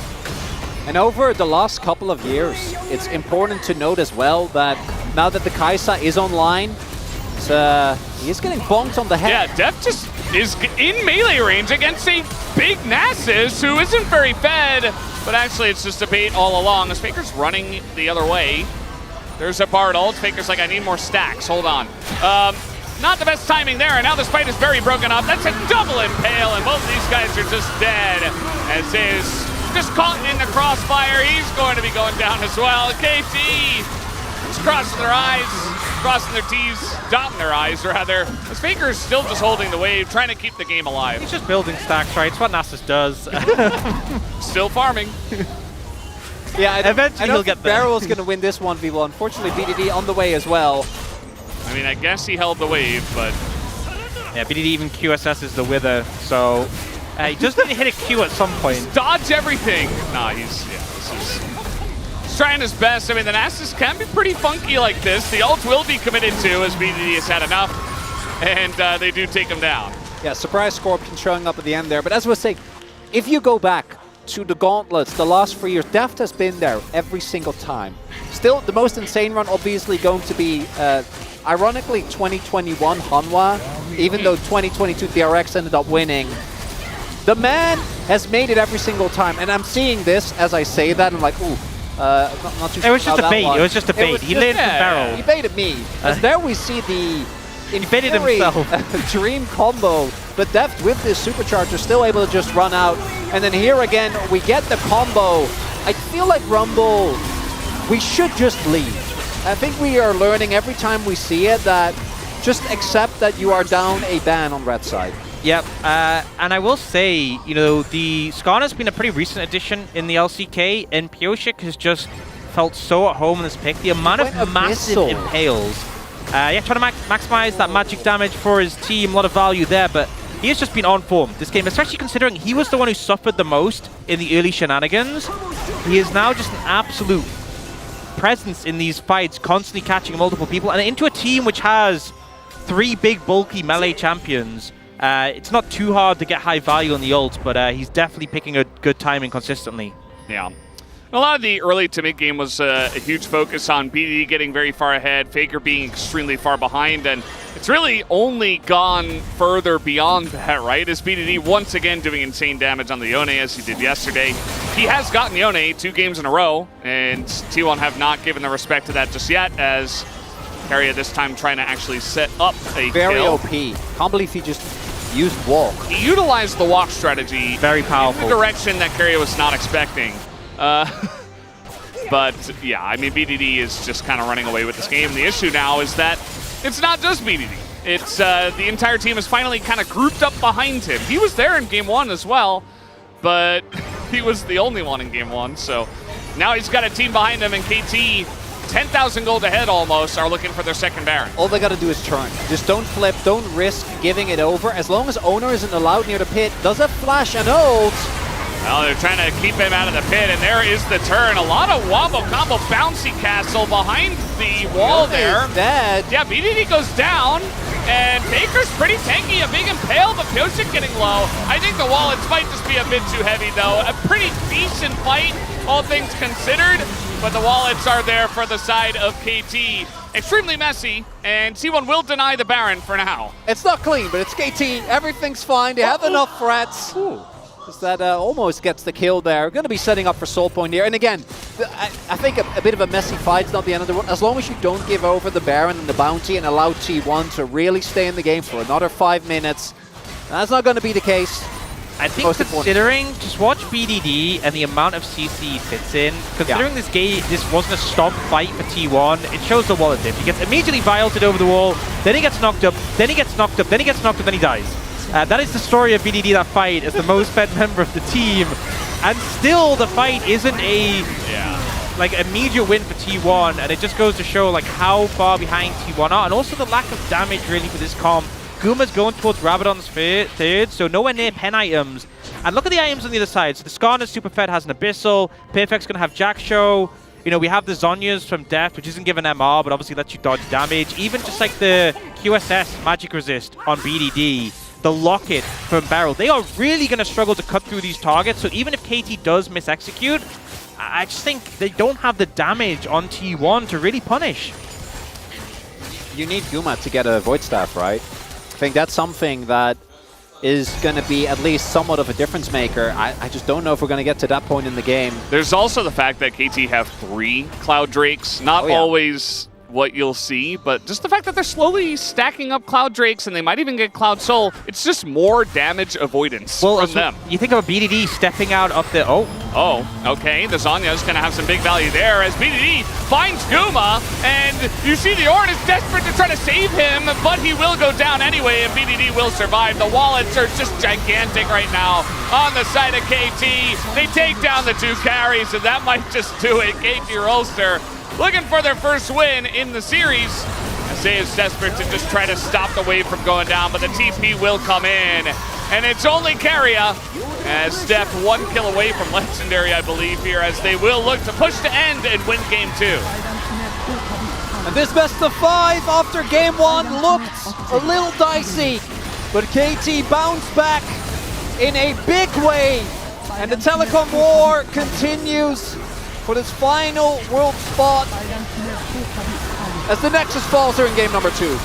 The Nexus will fall, and we do, in fact, have a series on our hands. Anyone can take it from here, as KT have decided it's a bit late but we will show up and actually play the game and give you a challenger against T1. And you know, you can never really be sure what you're going to get out of a series like this as you hear the KT fans going super loud there, supporting the team. But I think one thing I was certain on is it wasn't going to be a 3-0. KT didn't really show up game one, but they are not going to go down without a fight.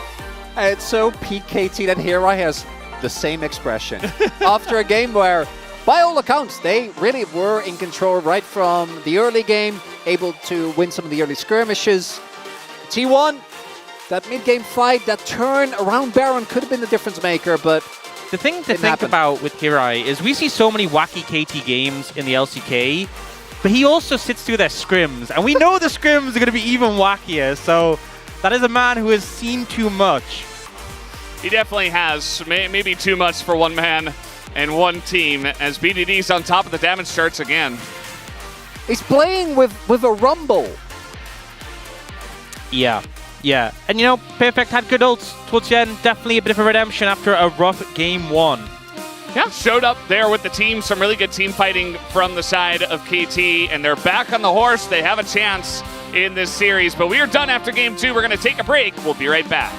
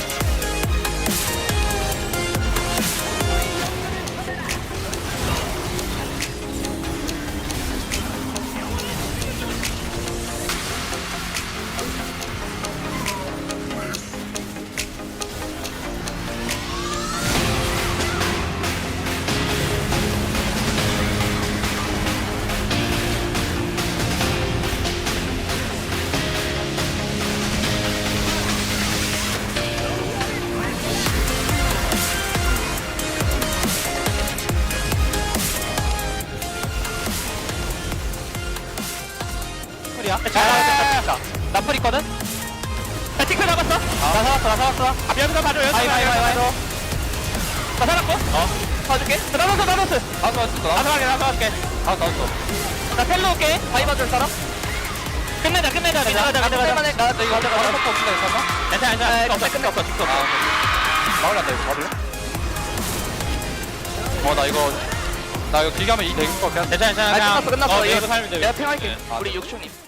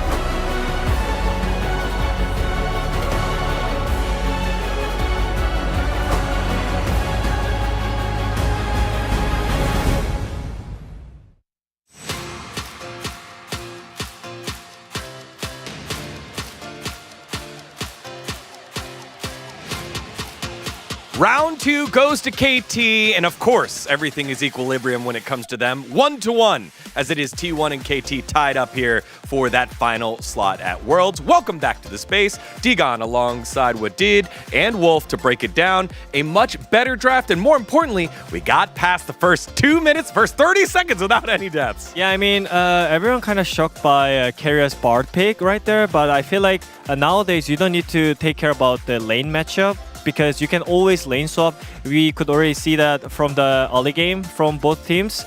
They're having like Kai'Sa top or like having Rumble on mid lane. Like there are so many lane assignments like going on. So I think it was really like decent pick by T1, especially when they want to like just put on players on a comfort picks.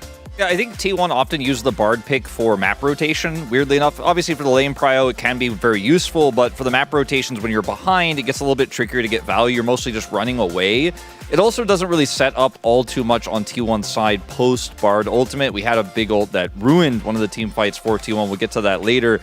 Looking at the composition for KT Rolster, on the other hand, BDD gets his Yone again, and the Nasus answer just didn't really hit for me. I feel like we could have seen so many other different mid picks here. An 80 pick for more damage would have been good for Faker. A pick that doesn't actually allow him to... This Nasus doesn't really allow him to get any control or do any roaming. He's going to be behind on the plays, and he got crushed by BDD super hard. Yeah, you were making a point here. BDD, one of the most in-form mid laners here in the LCK. As we take a look at the highlights, 15 minutes at Herald Fight. This is when KT took control after falling behind early. There's so many combos in this composition for KT that if you make a mistake or you overextend, you are going to get crushed. And the Bard ultimate isn't going to be able to turn this play around, unfortunately, because there's just no damage here. Ziggs has abilities, but he's a mage, right? So he can't actually clean up these low health bars with auto attacks. Yeah, I mean, that's why you normally pick normal like melee supports, like who has just target CC, which is just easier to team to play the game around. But I feel like Carrier did some kind of good rotation in the early game, but it didn't work out in some of team fights. Yeah, Pioshik with that 3-man snare, getting himself a little bit of barbecue on top of the Rumble. Then our second highlight of this match here, 22 minutes in, and you're thinking, what a pick by Carrier, and it all goes wrong. This pick was like this timing of his ultimate that ruins everything that T1 is trying to do here was so insane. It's such a big mistake, unfortunately, for Carrier that I actually, on my first watch through, thought that BD teched in an arm guard. I felt really silly, but then Atlas told me he actually thought the same thing because it was just so picture perfect to shut down everything T1 wanted to do. Then again, KT get those combos on the re-engage. Re-engage is so strong here for KT that if you botch that initial setup, you are just going to get crushed in the end of the fight. That's right. Vi ult, Ziggs ult, Ornn ult, all used there and miss, which led to our final team fight after KT take control of this game. 2 minutes later, and this one was the final nail in the coffin. I think after those T1's mistakes, like KT kind of, they were kind of on the comfort zone after those silly mistakes from T1, and also they snowballed pretty well, like the structure that they had for the vision control, and also looking for the fight on the mid lane. Like everything was great, and also the combination from Pioshik and Perfect's Rumble was really great. But we want to point out the BDD, right? Yeah, I mean, I just want to talk about BDD briefly because the man has had such an insane end of the season. Even in some of KT's big losses, he had insane KDAs. His performances on Tristana, Corki, now the Yone coming up. We know how good he is on Azir, Talia, but the man is so consistent right now that I think they need some sort of answer in the mid lane. Even in that first game loss, he was by far the best performing player on KT. Yesterday, out-damaging a Ziggs on the Yone. This man has a problem that that T1 need to solve. Yeah, again, perfect getting himself the opportunity on Rumble as well. We saw the Rumble for Ziggs trade, but I think the sneaky caveat there was also the Skarner just constantly holding people over the fire. I mean, I'm wondering if T1 is going to change the draft, because this game was kind of okay, like before Carrier makes mistakes on the top lane. So I feel like maybe T1 sticks to the plan that they had for game 2, and then maybe after the game 3 they can change. But yeah, it's still really important game for qualifier. Yeah, what do you think about T1's, I guess, changes here as they stay on the blue side for game number 3? I think that probably move away from the Bard, maybe. I want to see Faker on something where he has a little bit more agency. Maybe if we see the swap from KT and they don't ban the Azir, pick that up and actually play an AD jungler and try to play around that. Maybe get Owner on the Sejuani. I think there are definitely some small changes T1 can make draft-wise because they have that blue side advantage. All right, well, 1-1. We're all tied up after 2. Game number 3. Who will move themselves to match point? Let's find out as we send it on over to the TriCast. TriCast here. Thank you very much, Spacers, as we're getting ready for game number 3. T1 back to the blue side. Gotta hope that it helps the drafting. At least will help the Rumble not see the Rift, I would imagine, as it was banned by KT in game number 1. Yeah, we'll see if it gets banned again. Likely will. Do they swap out maybe like the Sejuani and the Vi ban to get rid of the Ziggs? But I think the thing we set up to game 1 was we weren't really happy with an aspect of KT's draft, which was giving counterpick to Zeus and perfect blind and Xante. But we also really didn't get to see a game in game 1. It was just a ton of really crazy errors from KT that kind of made the game unplayable very quickly. So presumably that's not going to happen in this game. You would think they've learned from that and they're not going to give Ziggs a double kill level 1. Kind of poignant there to see the KT and T1 banners with DRX in the middle, given the roster that KT is currently fielding. Now, we have seen that on red side, some of our teams seemingly get struck by the curse that makes you unable to, execute on any of the drafts. The Yone, this is 100% earned by BDD. I think, as we pointed out, even in game number 1 that they did lose, he was the one stalwart defender for KT. Rumble going to remain on the ban list here, as he should be. The Jhin Ziggs trade is something that I'm looking towards now. The Smolder, unsurprisingly, comes through as well. So if you're happy to take the Jhin into the Ziggs, obviously we saw the opportunity for that last game, but it didn't happen because they wanted to prioritize things like the Yone. But there's time for it now. The Yone's obviously gone, so maybe lower priority to get pigs for BDD. We'd expect the Jhin to come through in this rotation, or at least before the second phase of bans. But immediately, Leona coming out, and then Ivan. Interesting. Definitely different from the priorities we've typically seen from this team. Obviously, one in barrel to have that pick with confidence. We've seen the Poppy often picked into Leona, though. I wonder if T1 bring that out. Yeah, I mean, if you want to get more protection, you could look at the Poppy. They're hovering Xin, which I don't think we're going to see. The Ivern has been a go-to for Pyosik all season long, ever since he returned to the Rift in the meta. Sejuani just going to be the pick, though, for Owner, which has been the go-to comfort pick for him. And it is the blind Camille to come through here. Obviously, Sejuani and Camille as a duo, a lot of power there. And it basically forces KT to say, do we pick Jax here? Or is it going to get banned away? I feel like that's the one pick that isn't going to make it through to the next rotation. And with the Ivern and the Leona already locked in, I think you can go for it. Perfect. Considering it here. And Counter-Strike value into Sejuani is always going to feel amazing, and we have seen Camille really struggle in this matchup. It feels like, though, this was kind of T1 setting a gambit. The Camille, even if you're not going to be able to have as much presence in the side lane into a Jax, you're still good in team fights setting up for the Ziggs ult. But on top of that, you basically guarantee that KT have to make a tough choice. Jax or Jhin, they go for the Jax, so T1 will likely just ban the Jhin out here and deny that away. That being said, on the other side, KT do deny that Poppy that we've seen have a good matchup into Leona during the regional gauntlet.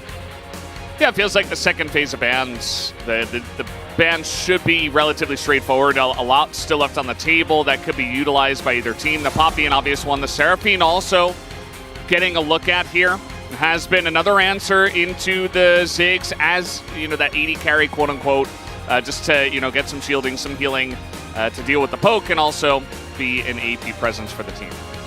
Would imagine that the Jhin is next here on the ban list for T1. Otherwise, KT Rosa can just slam Jhin on R4 and then save the counter pick, give BDD again something that can really punish them in, because I do think BDD again has been extremely solid thus far in this series. Interesting as well, there's no look at Tristana in this Oh, okay. That's just honor. It does mean the Jhin is open. Yeah. But maybe we want to go in a different direction. We'll see. We have obviously seen the Jhin into Ziggs like really often, really popular. There is still obviously the option of the MF available as well, which we've seen a decent amount, although into a Camille, Sejuani might be difficult ever really to channel the ult. The Corki comes in, 10 loss streak for this pick so far, but BDD decides he wants to try and break that.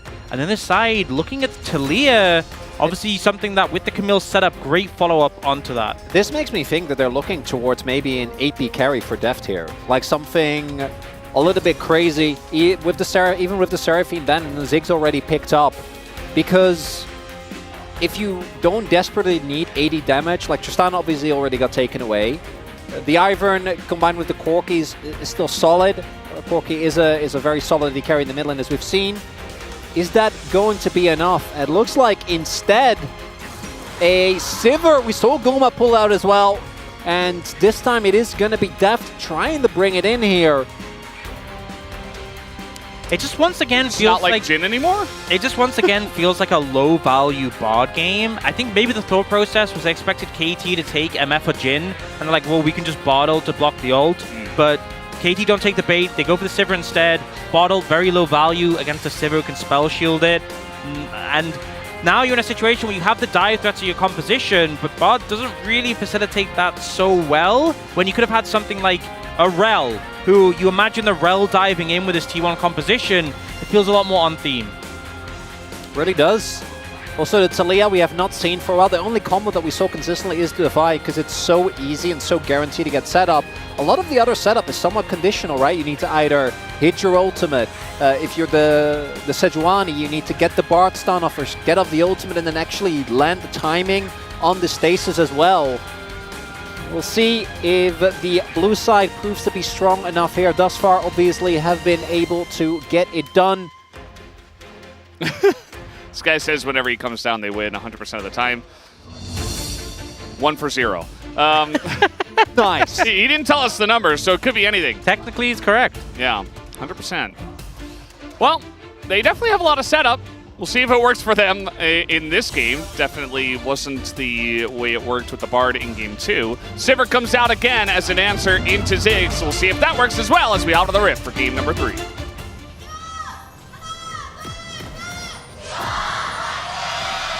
소환사의 협곡에 오신 것을 환영합니다.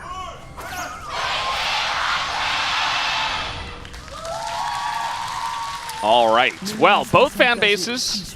Chronicler, you didn't want to say it before, but it does feel like desperation, you know, especially because both teams now have gotten a taste of how their team wins and in what manner, and they want more. They are greedy for that world spot. Understandably, they would like their team to go and participate in the World's Championship of 2024. It's not just that, but it's the fact that this might be the last we see of either roster, right? We've been teasing about the last, final, real, actual, this time, actual last dance. But I feel like this time, it's really the last dance. And if he's referenced it many times. He has, yeah. So but I feel like that happened in 2022 as well, which is why there's so many memes around it. But obviously, I feel like we have now actually reached that point. I think that KT also had such a magnificent summer last year and then wasn't really able to make it work, had very unlucky draws, then met JDG and just kind of all went downhill from there. On the flip side, this T1 roster has been together, excluding Zeus, since 2021. And talking about Zeus, did take a bit of a beating here early on. Is Beryl going to try and solo kill Goomer again? That's the question. So Guma was looking around for him. Any sneaky Leonas hanging out. There is a 8-game losing streak in the regional qualifier alone for the Corki. Faker has lost on it 3 times. Showmaker twice. Closer 3 times. BDD has not played it yet, so perhaps he will break the streak. Yeah, we do see that TP coming down now from Deft. This is the sort of adaptation they're doing, the very light swap where they TP down so you can pick up this big wave. And Deft will end up really far ahead in terms of levels. Barrel going to soak up a little bit of experience here as well to get level 2, but Presumably still hasn't been seen, so maybe Guma gets punished here. Oh, okay. Nice little force flash from Carrier. BDD already pretty low as the pressure was already on. We saw some slows into rocks being thrown into BDD at level 1. And just the follow-up on that coming out here. We do see pings on barrels, so Guma is very aware that there's a Leona waiting in that rush. You have to assume with Barrel. I mean, maybe you showed when we went looking bot lane, but you just have to assume with Barrel. Yeah, barrel's always in the brush. BDD, though, already being flashed down. One of the big things that I think is the reason why the Corki has been so high prio is because he has so much early agency. We have seen him really struggle, but his early laning phase often feels like a very strong part of his kit. I want to highlight, actually, that Guma, or that Owner rather, was able to start on his own bot side and then immediately make his way into the top half of the jungle, which means that Pioshik right now actually in a really rough spot because he set up the top side and then Owner just walked in and took it, right? And Ivern in particular can have an insanely quick early clear, but he's really relying on the setup. So if he wastes a lot of time in setup, doesn't actually get to cash out in it. Not like he's going to be falling behind when it comes to the camps, but it does take away, I think, one of the biggest strengths of this jungler is what his early clear allows you to do on the map. Yeah, I mean, he's just so vulnerable to counter jungling because you have to invest the time, wait, and then come back. Hello. He somehow messed that up. I don't know. Yeah, I think he didn't get the first auto off. Yeah. Queued. Rough. Even a 2-time world champion can fumble that, so, you know. With a skin for this exact champion is not a lot of mana here in Perfect. Does have a cookie. Perfect's going to go back in with the Ivern Q and now taking a bunch of damage as the freeze will come down. The permafrost. But Pioshik's still making his presence felt. He's got double buff and he's just kind of autoing him down, throwing in some Qs. And yeah, I mean, there is definitely potential setup, especially with all these brushes. Zeus and Owner, they're really desperate to push in that wave, and they will be successful. Yeah, I think just Perfect's a bit too low, and there are too many minions, so you can go in with the counter-strike, but you ain't gonna, like, one-shot Zeus, Owner, and then the minions still had flash as well. Yeah, they would just mangle you, so I think trying to protect Perfect, trying to hold the wave as long as possible, but the right decision made there not to commit to something more. How very unlike KT. Yes, yes. Interestingly enough. Suspicious. We need Barrel just to send it in with an aggressive flash or something. I'm sure he will. That's It'll happen, yeah. The lane's in such a rough spot here, but it will. We'll see if Faker actually holds it for longer. BDD just has teleport so he can get back, but it feels like we've constantly seen Carrier just coming mid, trying to pot BDD in an uncomfortable position, and the matchup's already pretty fine for the Talia, but it's really been pushed in Faker's favor here with the extra help. He's going to get 6 as well off of this final cannon. Yeah. So can now make his way back to base, get a buy-in, and can maybe even hold on to his teleport. We'll have to see what BDD or how fast he's going to be able to shove in this wave. As not quite enough for the tier and lost chapter. Does Faker have? Yeah. It's a sad inventory for any AP player. Just desperate to try to get that item, but can't. Definitely going to feel much better for Faker in this game compared to the last game where he was playing Nasus and basically did nothing and fell behind. Now he's the one in the driver's seat with the help of Carrier. Those are the components where you really think about every CS you missed, and you're like, if I just hit that CS. Yeah. Isn't it just like 180 on top of that to finish it? I forget what the combined cost. I can't remember the exact amount, but it's not much at all. Yeah. Well, they're trying to set up here for the grubs. And KT Rolster with the Ivern are utilizing that zone control very well. But in goes Barrel. He says, enough of the zone control. I'm just going to put my face in it. And he does do that, and he's probably dead as the knockup comes in. He gets a shield, though. Stays alive for a very long period of time, but eventually does go down. First blood goes to Faker. And all going to be thrown out here by Guma, who is level 6. As T1 will look to push them away and take the other 2 grubs. That's what we were missing from Barrel, you know, just the aggressive. We knew it was on the way. It was definitely coming, and hard for the Leona really to find an angle into the Talia specifically. Faker doing so much damage in that extended play. And unfortunately, KT just not really able to follow up with Barrel, on Barrel, and kind of lacking the damage there as well to cut through some of the bulkier members of T1. Yeah, Def wasn't there initially, but you're also looking at a Cole Sivir that was level 5. So that's not really going to give you the power that you desperately need. As Guma does have his flash, low on mana, and doesn't have his satchel. Yeah, he just used it for poke. Here comes Deft, trying to come in, gets the Q down. Guma will flash away, some mines on the ground, but one Q could do it, or just an auto, as Deft is just going to take him down, and Guma does get punished. There's your lesson. Don't satchel unnecessarily. It's your escape tool, and Guma ends up burning flash and still going down there. And bear in mind, Summoners didn't have to get burnt from the other side. Now, this is a replay before the brushes. Well, the banana brush helping out there, and you see Beryl immediately tries to go for Faker. Faker gets a good flash before he's stunned, and then Beryl is just shredded. It's your main source of damage is BDD, who's like on the other end of the river. You know, he can see you far in the distance. Very telling as there. Yeah, there you go. So he didn't have vision in the brush, and otherwise they'd be like, maybe he's trying to knock Deft away so they don't have damage. But if you just knock yourself out and then flash, you're completely fine. So really big mistake there from Guma. Is going to get this Sivir back to the to that Essence Reaver rather in a much higher pace than otherwise would be the case. And I think Deft being online is really, really big for this KT comp. As we see, otherwise I think they might be in some damage struggles if BDD and Perfect are not in a great position. Yeah, I think one of the things we kind of noticed with the Corki is that he has a decent amount, like, a lot of burst damage, you know, between like the Sheen procs and the Q ult later in the game, but it's not like a Tristana. When you have a Tristana in the late game, it will just constantly pump out damage at every situation. But I think sometimes teams have lent on the Corki as being like a DPS threat, and he really doesn't pump out the numbers as much as something like a Sivir or a Tristana, or even a lot of your traditional AD carries. Owner taking the portal. Want to highlight Perfect in the carry versus carry matchup.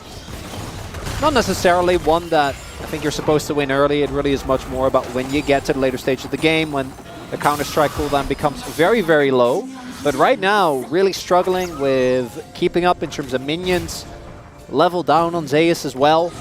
Yeah, the trading patterns have been a bit questionable. I'd say he's being very aggressive, trying to push waves in and using his Counter-Strike, you know, aggressively. And then Zeus just holds on to his hook shot until after that. And he's like, okay, well, you don't have Counter-Strike, so here I am, I'm in your face, I get an empowered Q. And the Camille is going to love that at this point in time, especially with the Sheen done. As Pyosik is here, and so is Beryl. So that was really funny from Carrier. He puts the portal down, then just starts recalling. So Perfect's like, okay, who's coming? No one. He's already gone. He's already back to base and running over. But it does kind of put some pressure on Pyosik and Beryl to be here to cover. Now, they will get spotted here, clearing our vision. Yeah, they don't have vision in the brush. So they just assume Zeus obviously went for the base there. Very interactive lane. Yeah, Sivir Ziggs. Wow. What a riveting bot lane matchup where they're just left alone and it's just back and forth wave clearing. Now, we have Grubs in 30 seconds. So the team is trying to set up for that. Guma doesn't have TP, but does recall for his Ludens. And Zeus is going bot, also without TP. So if Perfect comes up towards the top side, Deb can stay for one more wave, reset, then TP top, and it could be 5v4 for KT. might try to set that up. I mean, they only got the one Grub, so trying to get an extra 3 could be pretty huge to deny away from the Ziggs and just get it for your Sivir and your Jax as well in that Supreme late game. Definitely going to want that with some side lane threats. As here we go. Gonna try to come in here. The knockout comes in. There's that TP you guys are talking about. And now Faker in a really rough spot. He's gonna get Bard ulted, but there's really nobody to save him as Beryl takes a bit of damage, but will survive with the help of the Ivern. And this is the exact fight we were talking about for a minute. I think it was the Blast Cone that ended up knocking him into multiple members of KT there. We'll have to identify who hit it. That's always a fun bit in the replays like that. But yeah, and the bottle comes through, but it doesn't really help Faker's situation. And now Perfect doesn't even need a TP bot. Just walks down, not even a single plate lost to Zaya. So KT getting the better of that. They had kind of done the homework, done the setup, done the lane assignments, and get the kill and the grubs, and don't really lose anything for it. Yeah, definitely. I don't know if they really should have gone for that when Zeus doesn't have TP, and he's, you know, pretty obviously looking to go bot and looking to put pressure on, but maybe he just wanted to poke and it was a bit of a mistake. I really want to see the way that the fight kind of opened up, especially with that blast cone as well. Yeah, that was the big thing, it's just the TP advantage. Zeus was matching depth, as you point out. Barrel, they will know this is really diveable. A lot of sums still available, but Leona has so much CC. Perfect as Counter-Strike as well. Yeah, the dive a little bit unsure of themselves, yeah, so they're just I back think away. Camille Sejuani into a Jax. This is why I kind of highlighted in the draft. It's so hard to really do anything if you just pop Counter-Strike at the right time. Now, though, we get the replay. Watch the blast cone. Yeah, eyes on it. So the root comes in. The engage starts here. Faker. Oh, Guma! Faker unraveled it backwards, and then Guma knocks Faker in. I would say that's some of the roughest anti-synergy we've seen probably since last game with the bottles. I think it's. I knew! It's definitely I knew a mistake. it was coming. It's definitely a mistake. He's right-clicking to back, and they do not want to take a fight pretty obviously. No. I don't think they should have postured that far forward, but Owner is quite tanky, but... No, Brandon, I think you're wrong. I think Guma hates Faker. I think Confirmed. that's what we saw there. Yeah, we have the evidence now. Slow-mo it. You know, do some investigation. We've got it. We've nailed it. I mean, at the end of the day, yeah, KT, they got the 4 grubs. It's going to be very nice. I feel like that's the biggest thing. Like, you got the kill. That's kind of whatever. I mean, you're feeling good about that as KT, obviously, but getting the 4 grubs and having this threat of the Jax in the side lane potentially is going to be pretty huge. We're also seeing the fact that Barrel is on Leona allows him to be peak Barrel, which is just going in on every single play. But the Ivern gives you so much additional leeway in how you play out those fights, right? You can engage a lot more aggressively, knowing that between the Redemption as well as the Eclipse and Aftershock, you actually have a lot of power, as we do have Invade for the blue buff here. And those 2 champs you're mentioning, Leona, Ivern, that was their first 2 picks, right? So they picked them together for this purpose of like, okay, we're going to set up Leona. Obviously, the Q lands, Leona goes in, then she can land her E onto other people. It's really nice synergy and very reliable and safe, even if you do pull a barrel, which he's barrel, so he will. It does happen a lot. Yeah. I think also, you know, the durability from Leona's W Aftershock really amplifying the shields from Ivern. You know, we see Leona being one of these supports who feels so tanky in the front line, but it's emphasized so much more. Oh. Kind of expected with those 2 early dragons being sort of lower value ones, that you get a high value soul, but it being Hextech as well, with so much ease to proc it for both sides, definitely going to be a priority going forwards in this game. And T1 feeling good about the fact that they've already secured 2. That has been happening very consistently. I think all 3 games T1 have gotten the first 2 Drakes, right? And have threatened the soul relatively early on. As we're looking for the Rift Heralds here, there is vision. Bunch of pings coming in. And especially with the Hex Gates, potential for KT to try to come over and contest it, but it doesn't look like they will. I don't think they should. Right now, still have 2 unfinished Triforces on the team. I think so much of the power of both the Jax and the Corki is going to come from actually getting that. Herald is just going to get taken here.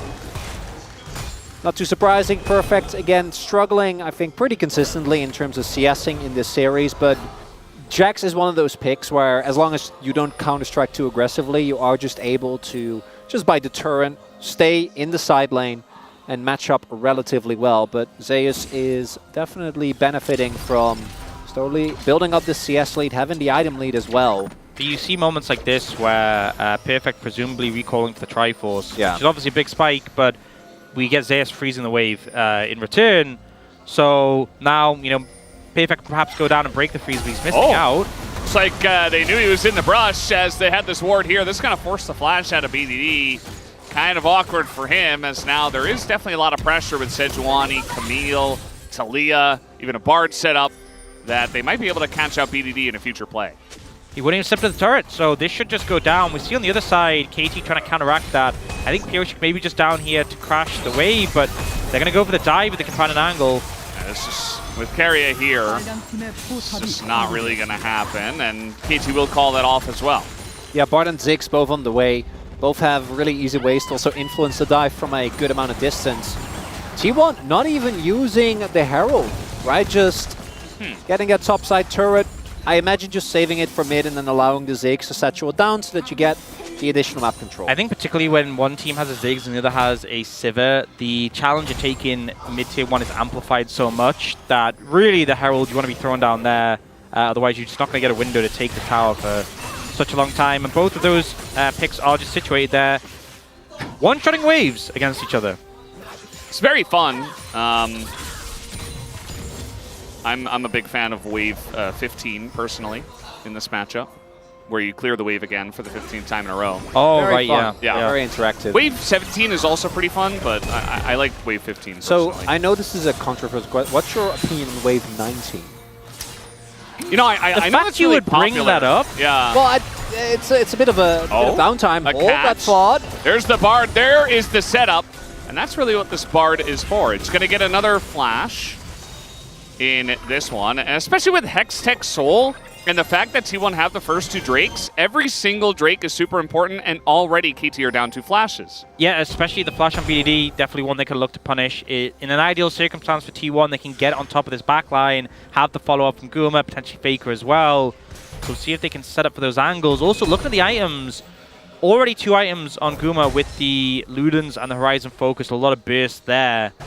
But the thing is as well, you know, the setup for the team, you really need Zeus to be on a good angle here, because carry, we've seen in the last one, the Bard ult into Ziggs ult doesn't work that well, especially into a Sivir who can just spell shield it, or a Corki who can dash away. You kind of need Zeus to be up there, so the spell shield can't just immediately come in to counteract. See Carrier just flying around the rift. They do have the 1 Cloud Drake, but also, well, he's Bard, so he is quite literally just hoverboarding around the rift, and he's able to stop the back of Deft. Kind of an awkward time. We still do have the Hextech Gate, so he will be here for any fight that does break out. And now Navori done for Deft. That's a big Trident power spike. I think you're really looking for KT to get second item on Piochik, second item on BDD. The Mana Moon finish always is really big. And then Deft now has already hit his. From that point on, these fights are going to be feeling a lot better for KT. Owner, cheeky steal there, blue buff, not going to be feeling too bad. And we do have a significant amount of vision control here in the KT jungle for T1, which is ideal because, again, I think you want to try and have Zays come in from an angle and hook shot straight into the backline. Because if KT gets a kite back with Sivir and Ivern, you might be in some trouble. Yeah, this ward on the blue buff, really big as a TP threat angle. And if Zeus can push his wave in, back away, then he can threaten that pretty easily. But you see the control, though, in favor of T1. The Ziggs bomb's coming through. TP's going to come out from the Corki. And KT, I presume, are going to try and look to just push in and establish some control. But that sets up the bait with the TP. Zeus just recalling. The angle is there. Yeah, and again, no flash for BDD, no flash for Piochik. So let's see how this one does break out. We have the Rift Heralds to be dropped in mid as Guma will sit here, try to clear the waves and pressure that one. Meanwhile, Faker's on the bottom side, has a nice angle for a wall if a fight does break out. Really trying to push in the Rift Heralds. Looks like it will get a charge, but they're not going to take that down just yet. They don't start the Drake at the same time as the charge, as Faker just going to say, well, they're all in mid, so I'm just going to take this bot turret. Yep, good angle found there. Perfect moving over to cover, but a lot of poke coming down on a KT. They do have a redemption to kind of mitigate all the poke just before the fight.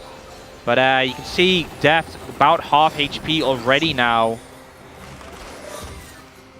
Just waiting for the engage from the side of T1. There it is. They're going to throw it straight into Piochik. They know he doesn't have it, but he has actually a stopwatch, and he will be going down. That's a kill already on the Deft as Zeus just got in and murdered him, as that is 3 to the side of T1, and they will take it down.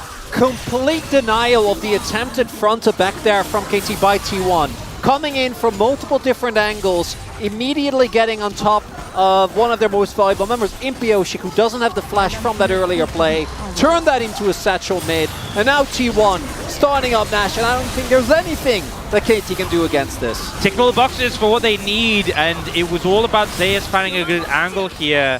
The ult comes into Piochik, but I think the timing, yep, completely off with the Ziggs ult. Yeah, I was like, again, I got baited like Wolf and Atlas did in game number 2. I'm like, that's definitely a stopwatch, and then I'm like, wait, why does Ivern have stopwatch? No. It didn't end up mattering, though. They did still kill him. A big thing is the redemption didn't come down because Piochik was in stasis. Def didn't get topped up. He was already half HP thanks to Guma's poke, so it was so easy for Zeus just to fly in there and finish him off, and that really was the sort of make or break for the fight. In the previous one, it also allowed the rest of KT to kind of collapse. This time there was a Talia ball in place, and Zeus was on the back line, taking out Deft basically immediately, so didn't end up backfiring in the same way. That felt like one of those fights where you really, what is going on here? P06 like, I'm going to take the blue buff. It looks like Zeus is going to just back away, and they will respect it. As the Corki was coming in, they didn't have full vision, but man, I thought he was in a lot of trouble. Did he not get the blue buff? He got the blue buff. Mission successful. Didn't even ban flash for it. It's telling, though, that like this Dragon is just going to go over to T1. They're going to get the inner. Yeah. I don't think KT's going to be in a position to contest. But KT got the objective bounty.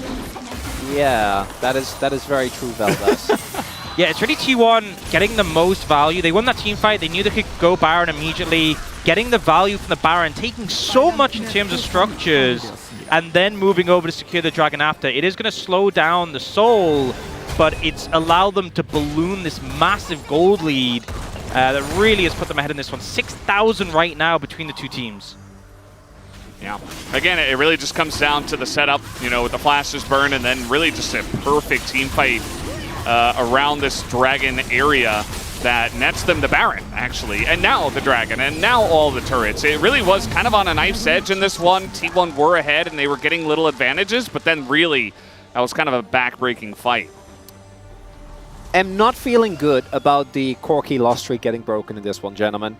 Want to highlight as well, the very early death stance here from Zeus actually gets so much value, right? Between Grasp and just Resolve 3 in general, you're already going to be pretty beefy as the Camille, sitting on the level lead, and then adding a death stance into a full AD team. A lot of value. Area doesn't have magical journey, actually. He's going to throw an ult in, and he gets a Valkyrie. Yeah. Not going to land this time. Still not sold on the bard value this game. You know, it did burn some flashes, that was nice, but regardless, Carrier managed to dip away from that one. Does have the Warmogs, but I'm not sure he has enough health. I don't think he has enough health yet that he actually gets the passive, but we'll just pick up some of those W's so he can get some health back, and the team are going to continue the pressure. 15 seconds on the Baron, so basically one wave to try and crash in and get this, and they'll use the wall to do so. The ult's going to be thrown towards Leona. Beryl just says, okay, I'm going in, and he's dead. Now we're going to have people trying to get close, and that's the issue with the Sivir. He's able to stop some, but he has to get so close to the fire. And T1 so far ahead at this point, and now with both Deft and Beryl gone, looks like T1 are looking to take an even bigger chunk out of this Game 3. Not a lot to be done here. Zeus just able to hook shot with impunity. I say that. Got the ultimate. I mean, he's just going to use it here on the Jax. He's just frontlining. Even if he went down, this is a good trade. And he's still alive, still getting hook shots in, still getting stunts down. And T1 just biting off even more. Now, they're not going to get the inhibitor turret, which they probably should have gotten instead, but at least they got a couple of kills, I guess. The thing is, they're so far ahead now. They're going to back off and spend. They'll be so much more powerful. You can see, look at Faker and Guma's inventory, both of them just a little bit of gold away from Rabadon's being completed. They're super far ahead. It's a Hextech Soul coming up, and it's going to be so hard for KD to fight back now. The ult misses on Beryl, but he kind of goes, well, if I'm in, I'm in. And the turnaround attempt on Ona doesn't really work. You can see Def tries to follow up and just gets deleted immediately. It's very telling that Guma can satchel offensively and not get punished, right? Play so far forward. And here, Zeus does a good job of stalling. And we also see, again, like the physical damage shield that you get, plus the death stance. It's so hard to chew through this Camille, especially with the backup damage that is there from the rest of T1. And looks like T1 about to take a 2-1 lead here in this one, barring a crazy comeback from KT. But compared to the last game, where it was very obvious what that was going to be, right? Which is like a big impale on top of an ultimate from BDD and or the Rumble. I don't really feel like any of that is here. Like, particularly with these Iron Combs, once you really start falling behind, and you have Corki and Sivir, both of which have a really tough time getting damage off into, again, Ziggs, Camille, and Talia. They can just see a target, kill a target. You know, Guma's level 16. If Zeus ults anyone on the side of KT and T1 follow up, they're just dead. And it's a minute 40 till Dragon. The pressure isn't on T1. They are trying to apply pressure to KT. But if they just wait for Hextech Soul, that is just, I mean, the game already feels very rough for KT, but Hextech Soul is just nail in the coffin. Yeah, it's the final one. It's before they, you know, send it down. Maybe some extra ones, like, you know, they already had it covered, and they're like, you know what, just for good measure, you know, in case. Just in case, you never know, yeah. I mean, it's kind of incredible. You were talking about the items and the fact that they were going to go spend. Both of the AP carries on the side of 2-1 pick up their death caps, and Faker gets a little bonus rod. And he's like, all right, I'm just going full AP. I already have Void Staff. People are dying. And he's a real threat as well. Generally, it's, you know, just the Ziggs and you've got an 80 carry, but actually the amount of burst damage they have is just ridiculous. There's also just no MR on the side of KT apart from like the Merc treads and the Corki. Yeah, how could you forget the Merc tread? Oh, have to mention it. Little engage here from Beryl, but at the end of the day, he uses his satchel defensively, and Beryl's dead. And the timing this time with the Bard is fantastic, as Death will actually run away. Keria getting pretty close to the sun, and now it's Zeus who does take that magical journey in and is looking to end this game. I see one a little bit low on the health bars, but there's the knock up, the stun onto Perfect. He's got a flash away. Zeus is not going to let them get away at this point in time. Death's desperate to try to do something, but he will be taken down, and so will BDD. So those two short-range carries will be taken out of the game, and T1 will look to end it. And the imminent end, possibly to the last dance, can be felt as this third Nexus is gonna fall. T1 gonna go up to match point. Not a guaranteed win for them. I still think this game, despite the score early on, felt like it was decently back and forth. But once T1 got control, KT were unable to fight back. And it feels like Zeus, you know, previous game on the Ornn, didn't really feel it, especially into the Rumble, but him on this Camille, I feel like it's not been a pick he's pulled out that often during playoffs, but when he has, the impact has been felt. He's just been able to find these great engages into fights, really be a threat, and even with the Jax being picked as that counter, just didn't feel relevant. Once T1 got control of that game, everybody worked for them. The Corki continuing that loss streak, and I think KT back to the drawing board for the next one. Yeah, and at least for KT's sake, you know, that draft was, I feel like they went for some interesting picks, but now they get to go to blue side, and so far the blue side is 100% win rate here in this series. Sierai's facial expressions continue to deliver, as it looks like it's just, from what I can see, Deft and Beryl in that shot, but I saw someone on the left as well, as it ends up Guba topping the damage charts. And you know, I'm going to say, there's a pick we've actually seen be pretty good into Ziggs. And I don't know if you're aware of this, but it's the Jhin. And they could have gone for that. And instead they went for the Sivir. And there was that top play when Sivir got exploded. I think that was sort of told the story of this game, really. Of that we won a Jhin. Yeah. We'll see if we get Jhin in Game 4 or what the draft looks like. But first we're going to take a break and have the space. We'll be right back.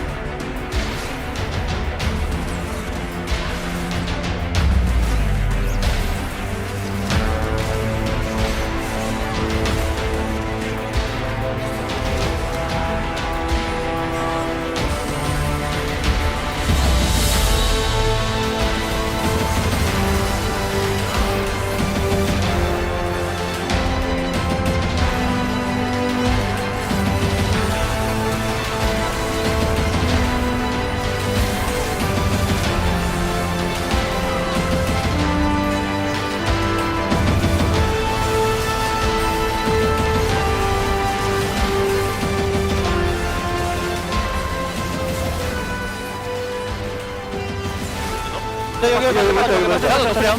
얘네 갈랐어 얘네보다. 얘보다. 11 못 깼어. 이거 그냥 미드. 일단 11 못 잡았어 아직. 11도. 봐줄래? 맞아 괜찮은 거 같아. 괜찮은 거. 와봐. 이거 박을 생각할게 우지야. 아 해. 먹겠다? 맞아. 야 땡겼어. 깼어. 봐도 돼. 디라인 다 노플이야. 넥스 노플. Q3초. 11도 노플. 코리키. 끝내자 미드 나이스. 미드 하나 더 오겠다. 레오나 나오. 미드 하면 끝날 듯 계속 그냥 오버걸 휘둘려라. 레오나 안 써도 돼. 됐어.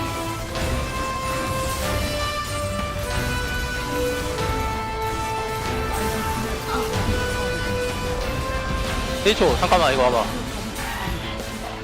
됐지?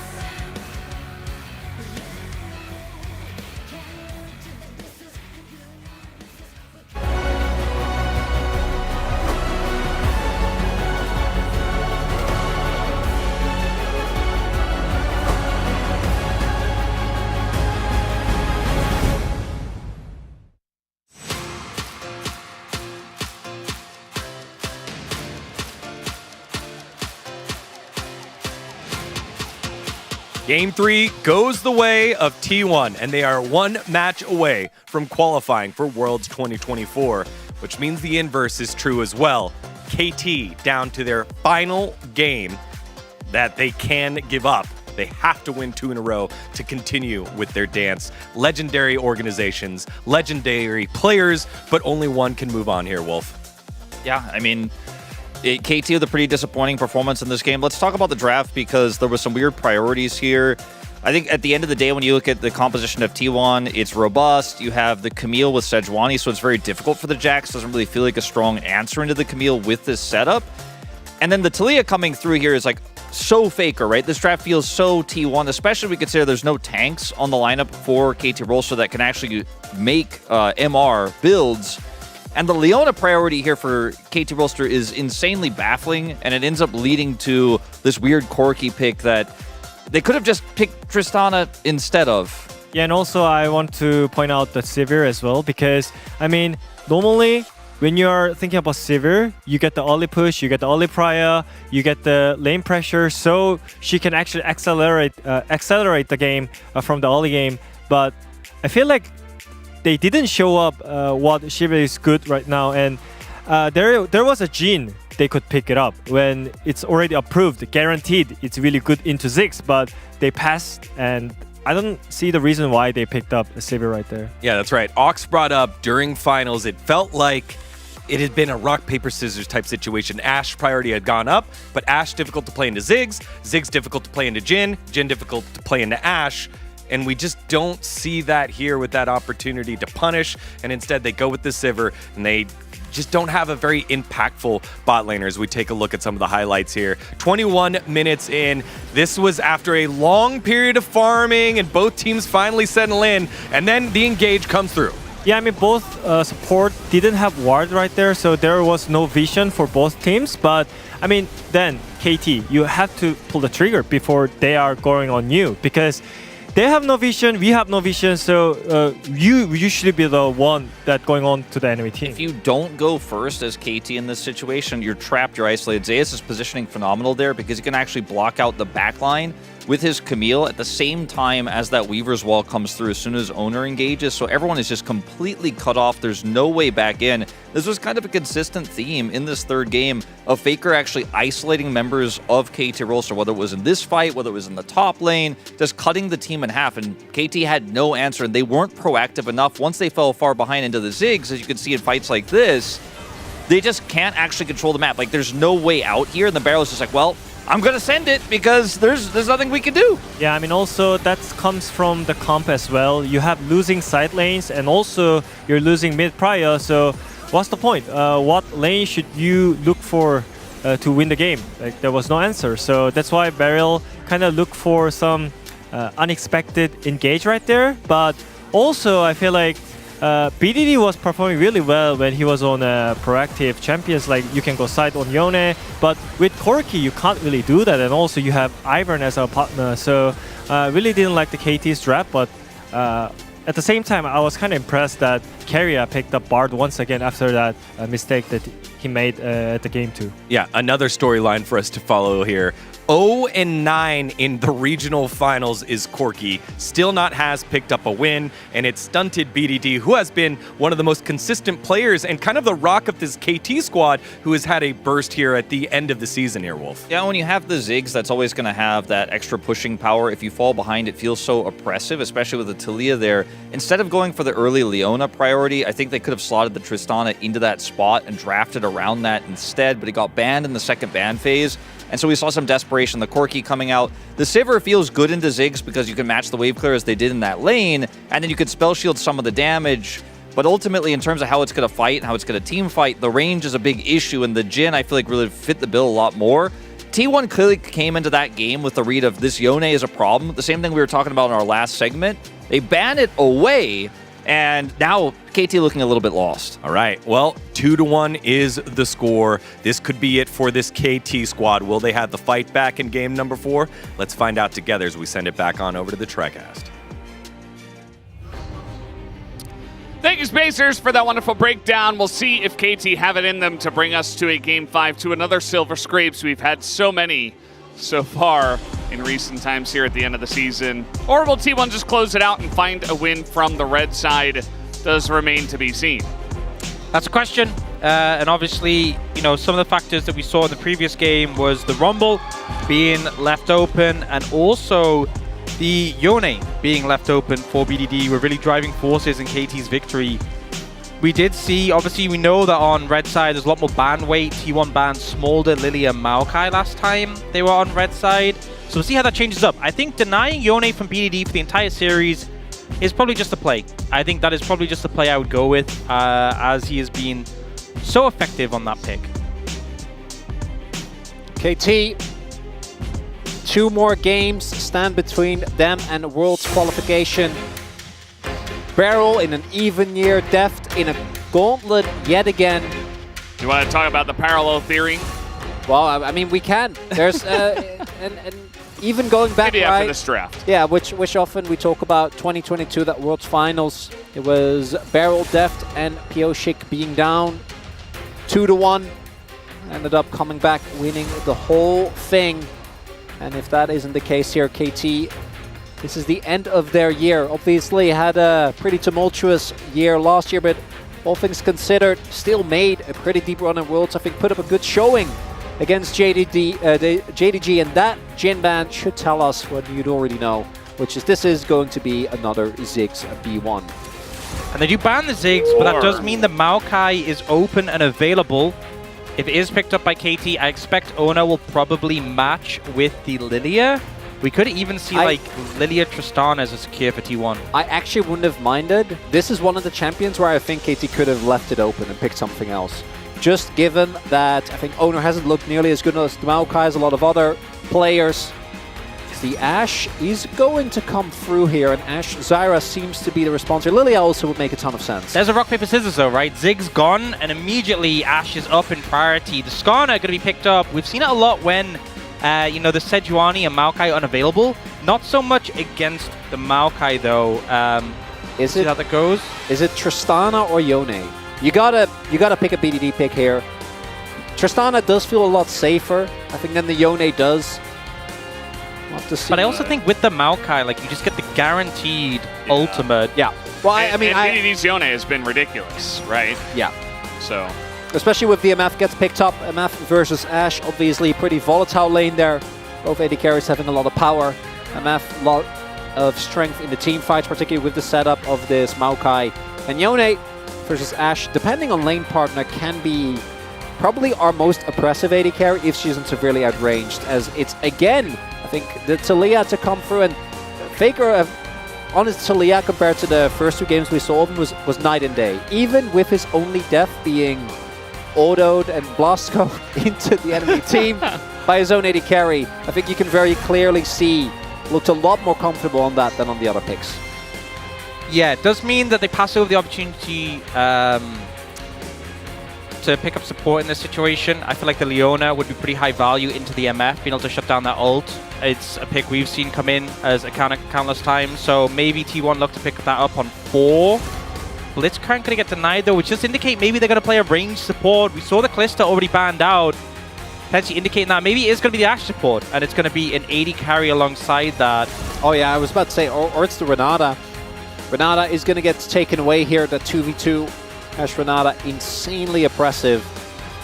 I think maybe you just take Leona. You've kind of played that gambit, but instead they're going to go for the blind pick for Zeus in this situation with the Jax. Clearly feeling confident. There's a lot of good into even picks like Gnar that we typically see as blind. I think though, you know, we've seen Perfect play a lot of the Cassante. I think there's actually an angle you could just pick it up. I wouldn't hate AP Gragas. Yeah, actually, because AP Gragas solves your AP issue. You're playing it into multiple stationary carries on the enemy team, but this is putting a lot of confidence in the player that I think has been consistently performing the worst on KT, unfortunately. This is his, I think, highest pressure series yet. Everything rides on this. Has not been able to stand up to Zeus, but this is a strong counter pick with Phase Rush, with the AP that you get. You can go for these short trades into the Jax.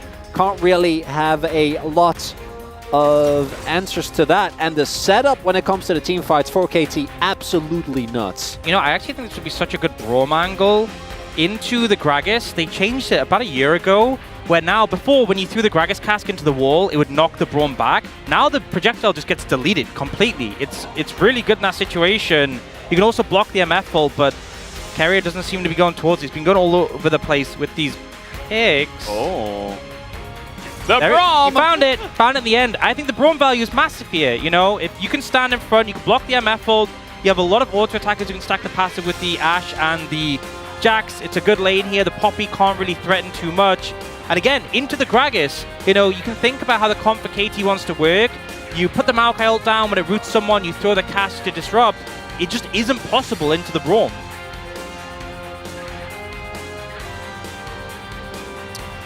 Well, we're here at the end of the Game 4 draft, and not really sure entirely how to feel about it. I feel like KT Rolster got the better of them again, but the draft looks very wildly different from what we've seen so far in the games, especially with the bans going on to the Ziggs in particular.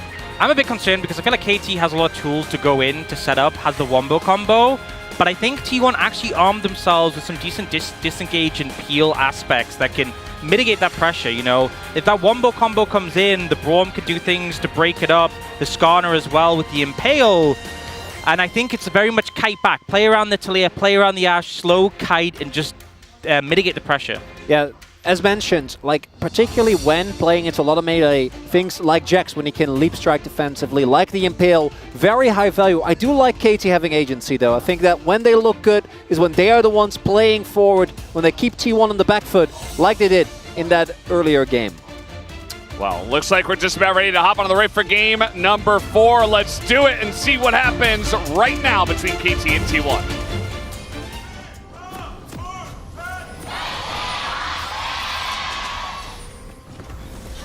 소환사의 협곡에 오신 것을 환영합니다.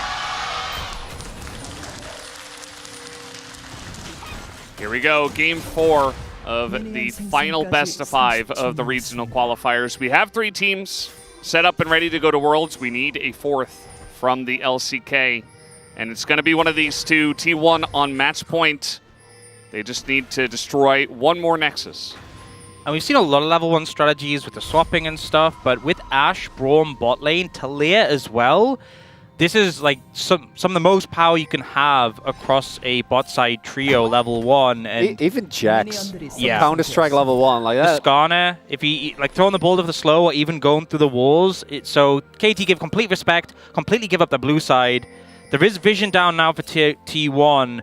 And you can see it looks like, again, we're seeing a swap come through with Deft, trying to get to the top side without getting spotted. Yeah, you see they put a question mark ping down in the lane, saying that, hey, there is a chance there's a ward here to spot this. Deft hugs the wall. Anyway, until the last very moment, this will be hidden, and Perfect's going to get a ward down on the red buff of Owner. DRX ward with the skin. Yeah. And now Zeus just going to be zoned off in this situation again. Probably going to be similar to what we saw before with the swap and the TP down. Although the difference is here, we saw Beryl often starting in the bot lane and just soaking XP. He is instead sharing XP mid. And Guma is just playing There's No One right now. I think something to note is that Death doesn't have... Neither bot laner has TP. A lot of the lane matchups, like last game, Sivir vs Ziggs, both of them had TP. Both of them opting for the cleanse here, so don't have as much flexibility in moving around. But Perfect does TP down to pick up this wave. Level 1 though, but does have the cover from Beryl, so won't be any threat. Interesting that we then have the AD carry without a dash left into the Jax, but because of the early experience advantage, Deft is going to be fine, has a big wave to keep him safe, and most likely is just looking to stack this wave, crash it, then back, and then they should swap back. That's what we've seen mostly. Although, as you pointed out before, Ox, KT definitely have been happy to just stay in these lane swaps for a little bit longer. One of the big things with Gragas is that while I think that the AP build is still really strong, because of how oppressive the tank build has been in the past, they did pretty considerably nerf his sustain, which in this 1v2 scenario can feel somewhat rough. Owner is on his way. Perfect is still quite healthy, has a cookie as well. But if he doesn't get help, I don't know if he's going to be able to survive through this. Let's see if he's right next to Faker. He cannot TP in here, and there's a lot of damage already in a perfect. As Owner tanks it up, he flashes away. Biosik makes his way down, but it's a clean dive. Nobody goes down, even though there are some low health bars. Yeah, beautifully played there by Carrier. Lands the Q and Ignite and just stands at the edge of tower range, tanking it up. So plenty of time for Owner and Guma to do the damage. In the end, Owner just has to flash out from the ramping tower damage, but the setup's perfect. And kind of the expectation. You know, I feel like KT have been doing a lot of these teleport down bot side to soak XP, but the notable thing was teleporting down and joining Beryl. Beryl soaking XP, Beryl there to defend the dive. They don't do that this time, and T1 instantly punish. Looking at the early jungle here. Owner barely slowed down by setting up that bot side play. Carrier now showing in mid. Beryl has just been running rampant on the map. Went towards top side there as well, as it looks like we are just going to keep this lane swap into place. As you point out, Ox, just a very, very clean dive. Just gets the passive proc, and that's really all Carrier needs to do. Doesn't run the risk of getting taken down. And if any help is there, they can turn that around. Like, the health bars are low. Any little bit of CC could have been a difference maker, but doesn't end up being in time. Yeah, especially a Poppy makes it so difficult to pull that off with all the CC available. And there, the fact that they still had Guma Splash, you know, they were never in any danger. Just a good setup there, and only Beard wants some for it now. Wow, okay, engage Braum.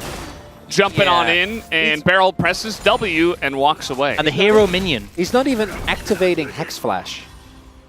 Yeah. No, I mean, it's Carrier's engage Bard, or Braum. Not really good value there. Well, the engage Bard has also been a little bit shaky today. The thing is, even if the minion hadn't been in the way, I don't think that would have secured a kill. But the fact the minion did also block the Q. It would have been flash probably, right, from Beryl? I don't even think so. I think the W was enough to block, like, follow-up. Yeah. I don't even think they'd be able to stack it up. Like, I don't think Zayas could instantly stack it up, so... Well, flash down. Bard can, you know, hop to his allies, so, you know, he's got some mobility. We'll see if he pays for that. Doesn't need flash. We'll see if he pays for that later. Because now, obviously, Owner and Carrier without flashes, so maybe KT find an angle to punish. And Faker with a bit of help from Carrier doing pretty well in this lane matchup. The Talia definitely faring a little bit better than some of the other picks he's had into it. What is big though is BDE still has his TP available, so will now just be able to make his way back as... Ooh, perfect, taking a lot of damage here, really struggling. That TP to mid lane, also got a signal. And he is close to level 6, but doesn't have it just yet. Yeah, and Guma has ult, they can dive this. Yeah, absolutely. Perfect with flash. He's just going to body slam away, and... Yeah, I mean, he doesn't go down, but it's still giving free time and money over to the side of Guma, who's just taking down plates alongside of Carrier. And KT at least are getting some of these grubs here, so that will be their trade. It feels like, you know, we've seen these long swaps from KT and no team's really made them pay for it, but finally T1 are like, fine, you want to stay top lane, you can have the grubs, we're just going to take plates. And it's so hard to trade in return with the fortification. And dragons again. Well, Dragon again. Yeah, I really got to question this by KT, because also, again, I feel like when you pick something like MF, even into a fairly oppressive bot side, if you are that scared to take the 2v2, you probably should pick something else. Because Perfect wants to be in the 1v1 against Jax. Like, this is a great counter matchup where you basically, from start to finish, with that with the AP build, are able to do really well into this Jax. And that matchup gets denied, and instead you have Gragas just alone in a 1v2. Yeah, and the thing is, the bot matchup's not even that bad. You could be excused for doing like a short swap like we've seen, just to, you know, that'd be fine. But swap back after some point. They opt not to, and will leave them in a little bit of a deficit as a result. And now, Perfect, you know, this lane that's supposed to be favorable, Zayas is ahead in XP and ahead in farm, but still not really able to do much into the Gragas. I love body slam. Yeah. When Jax counter-striking, man, it's so satisfying. It's just the way it goes. But he's still behind. We do have BDE roaming over with the ultimate. Bioshik sitting here as well. Yeah, it's Guma and Carrier. Guma does have an arrow, and the door will be held. The cleanse comes through, but Guma's in a lot of trouble. Beryl getting under that tower, though, takes a ton of damage. Does not matter. They bring everybody in here, but now the follow-up from T1. They get the kill onto the tree, and now they're going to get the flash at a Beryl as well. So at the end of the day, a lot of rotations over. T1 do trade back. Is that worth? I'm not so sure. Definitely a rough trade when it comes to the summoners here for KT. They get a kill onto the MF. Summoners are there to be burned. As we learned from Carrier. X-Flash. Yeah, Varol enabled Hex Blast. Yeah, I think in terms of the summoners, not a good trade, but they do deny Guma a fair bit of farm. But overall, scrappy, I think is the takeaway. It could have gone a lot worse. Yeah, this is a good play though from Guma and Carrier. Guma blocks the Maokai and cleanses it, and then Carrier blocks the MF ult. Still though, BDD is really the sort of linchpin in this one, where when he comes in, Guma knows there's no way he's getting out. Carrier tries to pressure deft, Maokai does go down. So it is a 1-for-1 and then a trade down for summoners of KT, but if you look at the gap that sort of opened up a bit in the bot lane, that was the value they're hoping to get. So I think both sides kind of examining what the outcome was, and undoubtedly we'll fight again in a couple of minutes to try and see who got the edge. Yeah, I mean, you definitely can expect KT to fight. I think that T1 have not backed down from fights necessarily at all in this series so far, so would expect some more action. BDD going to come down here and match Faker in the bottom lane, as it was only 2 plates that did go over to Guma. We'll see if KT is also, once again, just going to give over not only the first Drake, but 2 Drakes over to T1. They have definitely highly prioritized getting as many grubs as possible, but at the expense of giving over the first 2 Drakes to T1 every game. I will say this game doesn't feel as good because when you see Mountain Hextech as the first 2, there's a pretty good chance you get a weaker soul, and 2 of the strongest aren't on the cards. So T1, maybe you want to reconsider if it's worth committing so heavily towards Dragon if they can find something else in return. I think that could make sense. But right now, Grubs is up in 30 seconds. Denying the 6 Grubs from KT would be pretty big. Right now, though, KT leaning down towards the bot side, challenging the jungle and forcing Faker away from the tower. I mean, they'll challenge him, but T1, Carrier, and Owner will come in and essentially just shadow that maneuver from KT. They keep Faker safe down in the bottom lane. Pioshik also showing off the Juhan skin here. Do have the little alpacas being thrown. And when we get to this next fight, the summoners for KT most likely still going to be down. Same for Guma though, and it really changes, I think, whether or not perfect's there. Because I think Ashe doesn't really get to walk up the way she normally does. Just against the Yone alone, you need to be a little bit careful, but most likely we'll have cleanse available. But if there is a Gragas nearby that can just reposition you and you don't really have any way of dealing with it, unless again, Carrier keeps you safe. Just use the door. It's so weird because I haven't played a lot of Braum and being against Gragas. So used to the interaction where you'd get knocked back by it. The first time I played Braum into a Gragas game after the change, it just felt so wrong that it literally just vanishes the projectile. It's so weird. I'm sure it'll come up in this game. It's an absorption shield. That's what it's. Obviously. It breaks projectiles. Yeah. Makes sense. Saves is trying to clear the wave and not get dove here. Possible dive. We do have Owner on the opposite end of the map. Yeah, Carrier has always been in the right spot to deal with this, as in the 1v1, Guma says, okay, I'm just going to get a cleanse, gathers it here. So knockup is going to miss, and BD doesn't do much, but the knockaway of Carrier is a big one, but the counter-strike catches all 3! And Beryl gets so incredibly low, and now we got a TP coming in. Pioshik has to flash away. And that dive did not work out the way they wanted it to. They're lucky that Faker's TP got cancelled by Perfect there, because if he makes it over and he ults after them, could have been a whole lot worse. Owner also picks up the crab, and T1 setting himself up for the 2 Drake lead. Well, fortunately, Deft, his flash is coming up soon, so they can burn more flashes trying to dive bot lane after this, because it feels like that's been the theme this game. Go bot, try and dive, everyone flash, leave. But it does give over the Dragon Crush to T1, and they are hoping it's a good one. Mtech? What's it going to be? It's Cloud. I think the Cloud value is decently high here, That's good. I think, especially with like Ashe, Talia, Skarner, the movement speed is solid. Maybe would have preferred an Infernal Soul, but they'll take it. It's not Chemtech. That's the lesson. It's not Chemtech. Yeah. Not Ocean either. I mean, it's not like you're playing against a huge amount of poke on either side. So, another look at this dive. So, in theory, it makes sense because you have a Poppy. But in practice, all your damage is going to have to come from the Yone, and this is a Jax. So the Counter-Strike getting an absolutely insane amount of value. Carrier also is able to make it back like pretty soon. And again, if that cancel on the TP doesn't come through, I'm pretty sure at least one, possibly two people just end up going down immediately with Faker getting the wall. Sparrow.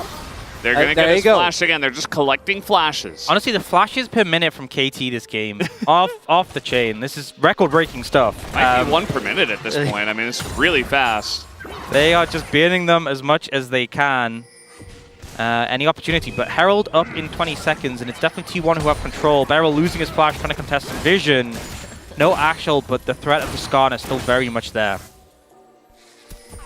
Also feels like we haven't actually seen a fight where Deft gets to get a meaningful ult off, which is definitely what you pick this comp for.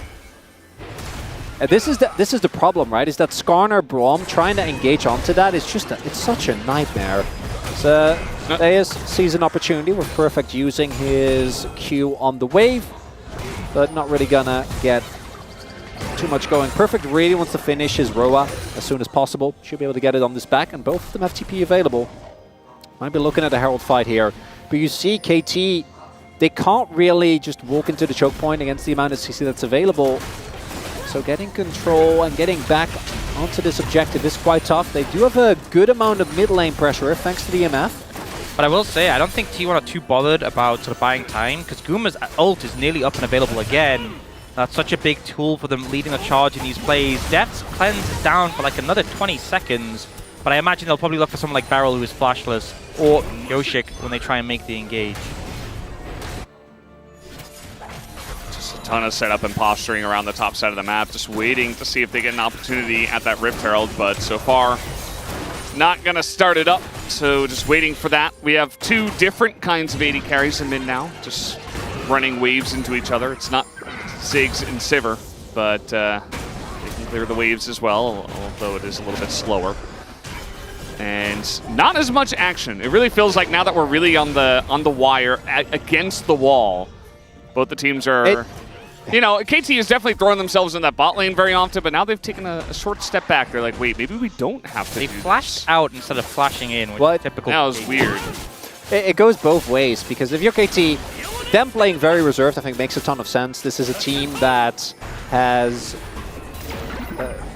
I think, throughout this year shown us both the highs and the peaks that you'd expect of both these players and the organization. So might have to hold off. Very nice angle here from BDD from the pit. Owner in a bit of trouble, taking so much from BDD. You can't block that one, as no Owner gonna have to flash away. And a bunch of damage is being thrown back. They get the cleanse out of death, but really the end result of this is that KT, they don't expend much, and they're gonna get a Rift Herald here. A BDD sees a Skarner, a champion that thus far has been way too tanky to engage on, that has the Impale and says, "That can't stop me, I'm Yone." Uh-oh. Faker in a lot of trouble here. He is going to flash, but still gets knocked into the wall. You see Carrion trying desperately to save him. The Poppy doesn't have much damage, but it is enough, especially with pushing around here. And now Carrion is being run. He's not going to get stunned into the wall, but still a nice kill for KT. So as I was saying, and for T1 on the flip side, they've been in a 2-1 position before against 3 of these players. On the opposite end, Herald. Oh, what happened there? Yeah, well, we all know what happened there. That's why Pioshik has that skin. As bot lane turret is going to get taken with Pioshik charging onward. And I mean, they're setting up for another one. Carrier's not even that healthy, but yeah, not gonna overstay their welcome. But perfect. Okay, he's making a play in mid, and Guma has flash, but he says, "Well, I'm not gonna get out of here." Nearly kills Deft, but it's still a very nice play out of Perfect, and that's exactly what KT need. Perfect. Super good engage there, and Guma, honestly, in the follow-up play, actually landing a lot of damage, nearly taking down Deft, but unfortunately just not able to do it. But yeah, a good setup from Perfect, kind of reminiscent. If everyone will remember, more action coming. Well, this is Beryl kind of alone, not the first time we've seen this, and Owner just able to maybe get revenge. No, Beryl just flashing and Nimbus cloaking and trying to get out of here, but Carrier says no. That's the Q-Max Braum, baby. He's got the damage. The burst too much, and now Deft in a lot of trouble. Zay is going to get slowed up here by the Make It Rain. We do have Pioshik coming on in, but he's really just for Peel.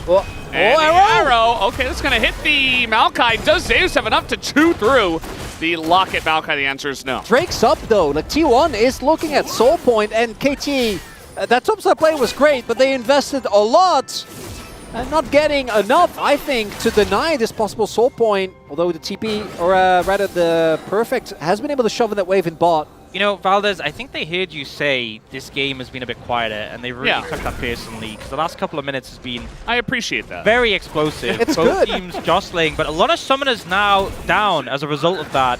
A lot of ultimates down as well, and you can see KT trying to set up and maintain control of this Baron area. Yeah. I think actually KT has all ults, but like the Impale's still down, the Ashara is still down, Zeus still doesn't have his ult. It's a lot of flashes and cleanses, burned and just not available. This is a good timing, I think, for KT to capitalize before those ults come available. But the window is short, and it is closing as they look to get mid-prio. Yeah, looks like they're not going to have the angle, although BDD is always seemingly looking for an angle. Do have Zeus pushing out that bot wave. And it's really hard, again, to engage on these members of T1. Unless you can just knock someone down, Zeus is going to be spotted here. T1, that's the engage ult. Yeah, the engaged Braum coming on in, and its owner, who is very tanky, that they engage on. The Impale not going to hit anything. The cast is excellent, and down will go Keria. And owner is left alone as well. KT Roaster pick up 2, but now T1 trying to get something. BDD will have to flash away. Oh, he gets over the wall with the Q3, and now he's totally safe. KT are not done yet. Oh, the health bars are low. Oh boy. BDD is on fire on this pick. All right, I know that they lost one game with it, but I think we had the right idea when we banned BDD's Yone. Because this man will not be stopped. Ends up making it out alive. And now, soul point denied, and crucially, a lot of summoners being used by T1 here. And the engaged Braum doesn't inspire joy, but mostly Goomer just not in a position to follow up. A breakable comes out to block the MF ult, but the angle means it can't block the Braum, the Gragas ult, which knocks both the Braum and the Skarner into a bad position. And T1 look for the cleanup on the back end, but a great play from BDD means he doesn't even go down. On the frontline guard, there's not much you can do. Go slow, he says. I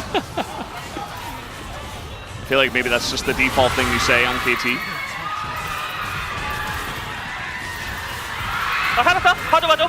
I live. You know, protect me. The immediate body blocking as well there from Perfect and Barrel, I think, to be like, he's not getting volleyed. We're keeping this man safe. If you're on KT right now, you're like, okay, if we keep BDD alive, maybe we just win. And you know, Perfect, the last time these two teams went head-to-head, he honestly got bullied by Zeus. The Vayne Internectin, that game was rough. Game 1 of this series, playing the Cassante, you know, blind picking it and getting punished, but he's really started to show up in this game on this Gragas, making some impactful ultimates and just filling the role for the team. In this one of the Rumble game, definitely a good return to form for him. And we still see he's behind on gold, but this time it's more so that he's just impactful in the fights, right? Given the pedigree of the two players, it makes sense that Zeus should be having a lot of leeway, a lot of space in this lane to showcase his dominance. But as long as Perfect can hit ultimates like that, break up the fight and allow KT to pick off members one at a time and break up that formation with that Braum and Skarner, makes it so much harder to play. And game 5, not yet here. Mid lane turret still standing.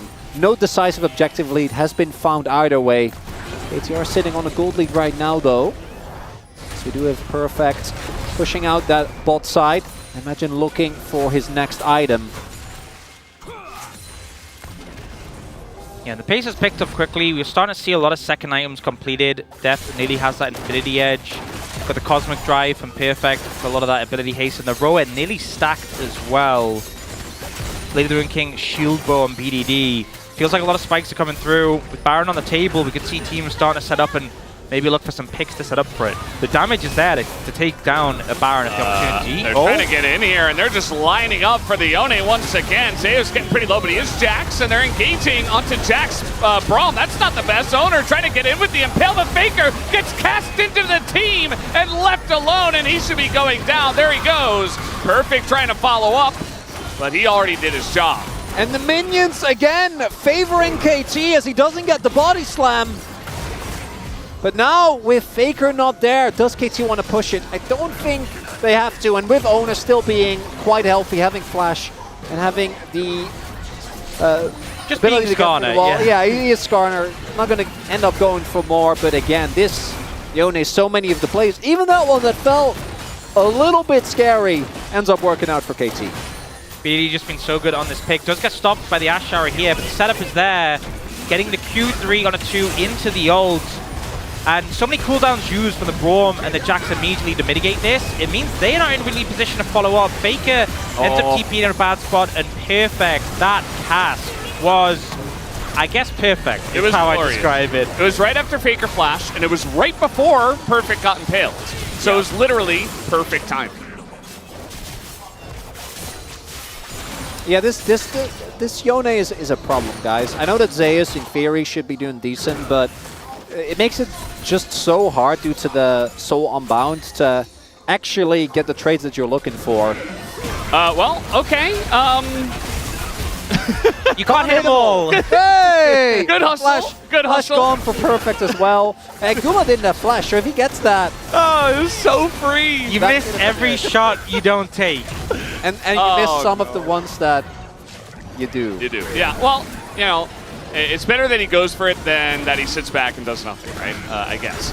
He's calibrating. Yeah, he's getting ready for the next one. And now we got a fight breaking up for some reason, or breaking out, as Owner tries to impale. Isn't going to get anyone. Faker just trying to run into Barrel. Skarner. And Guma trying to do damage to Deft, as actually Zeus has a very good angle. 3-man stun comes in, and Zeus will get the kill, but down will go Faker. Owner is so low, but T1, they are kiting this one out in a very scrappy fight, as the Ashe and the Jax are going to have big value here. BDD not really finding his angle personally.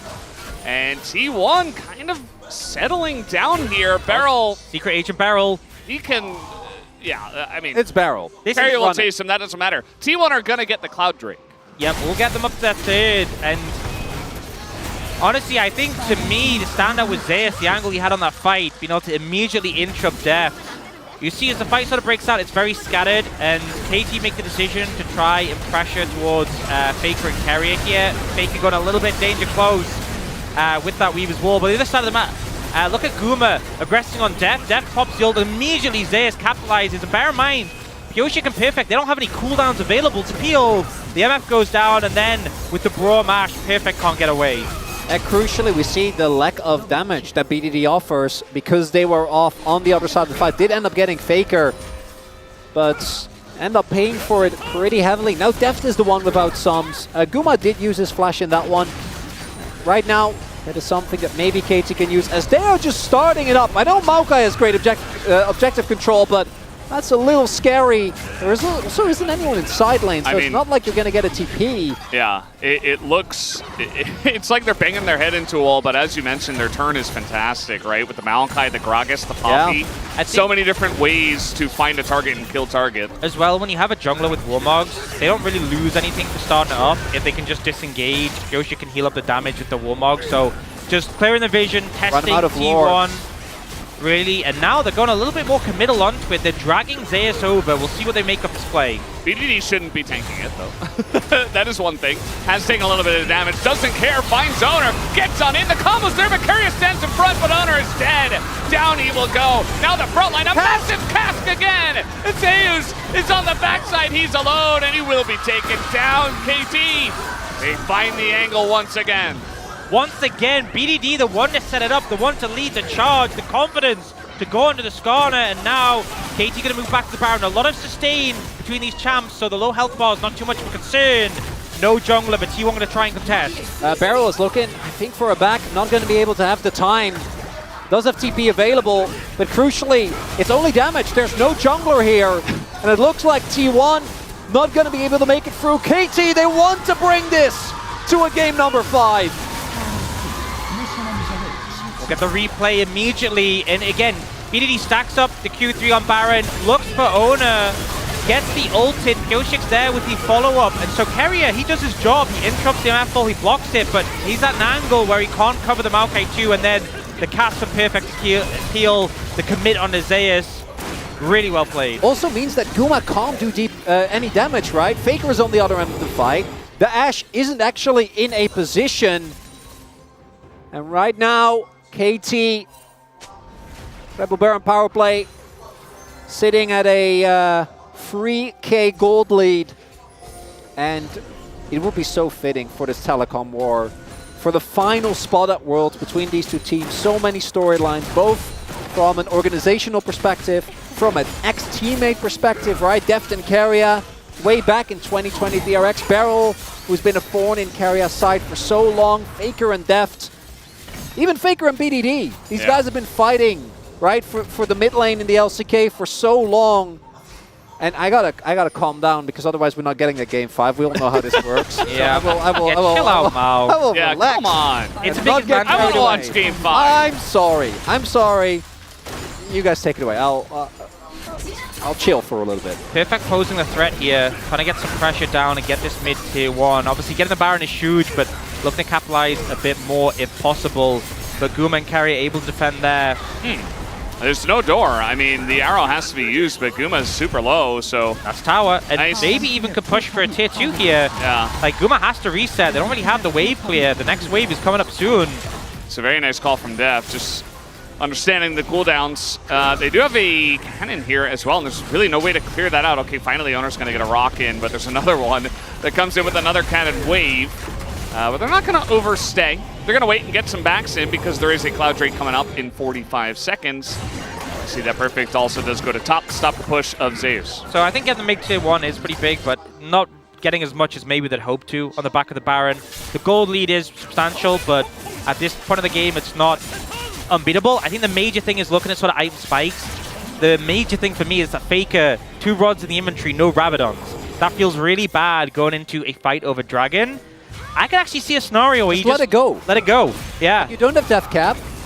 You don't need to take this Dragon. Like, yes, you can get sold, but you could also lose the game if you take a fight that you're not ready for. You have 0 map control. Still 20 seconds on this Baron, which means that KT still get to use the shove.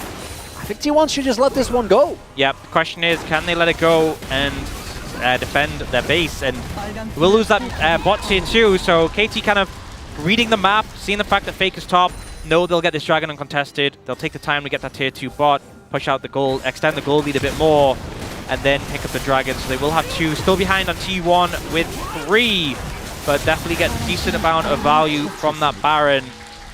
More than just that mid-tier 1 they got initially.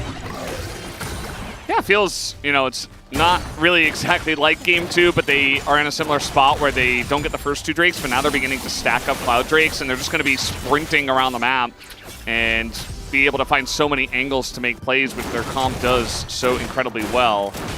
And T1, you know, from behind, down 5,000 gold, it does feel like KT are in kind of a vice grip on this game number 4. We'll see what the next Baron looks like. That's definitely going to be the big one, especially with no Elder spawning here just yet. As item spikes are finally being hit, even Zeus trying to go for his own Zhonya's. Yeah, Rabadons comes through, and there is a big gold lead between KT's mid and bot lane and T1's. But at this point, when both of them are on 3 items, BDD and Deft have 3 items to bit, it feels less bad. It's when it's the difference between a completed item and 3+ components, that's when it feels worse. So T1 definitely in a point where the lead doesn't feel as severe right now. They are trying to set up for something, potentially get some vision on the top side, but KT's still the ones firmly in control. I've calmed down. I'm Welcome ready, back, Chronicler. Yeah, I'm ready to continue. Want to highlight as No calming down. Faker, he's caught. He's up against the wall. The knockup comes in, but BDD's out of there very quickly. It will take a while to go down, and finally they do get him as the flash underneath the turret. Pyosik going deep, as now Honor trying desperately to get that finish off, but he will not be able to. It's a kill on a Faker for 44 seconds, but he will have TP, and Baron will not be up just yet. That's the big thing. Pyosik does have Warmog, so if the objective was there, could have been a thing. Looked like Faker was going to go down immediately, but actually getting a good amount of value from that Seraph shield. Also, Keria buying a lot of time. What I want to highlight, though, is that BDD actually going, which I do love given how this game has played out so far, for full damage. We've seen a lot of Yones also go for shield bow and then blade and then just go into Jack Show.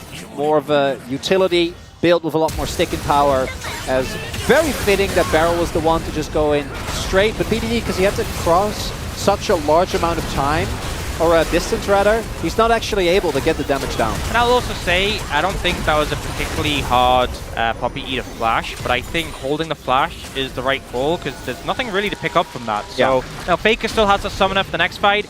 It's a trade of jungle bot lane summoners, which are definitely less important than the summoners for Faker and Guma. I think if you lose two Faker Guma summoners going into like a Baron or a Dragon fight, it immediately reduces your chances of winning that fight drastically. So, you know, whether it was him not reacting or him choosing to save it, I think it's the best outcome for T1.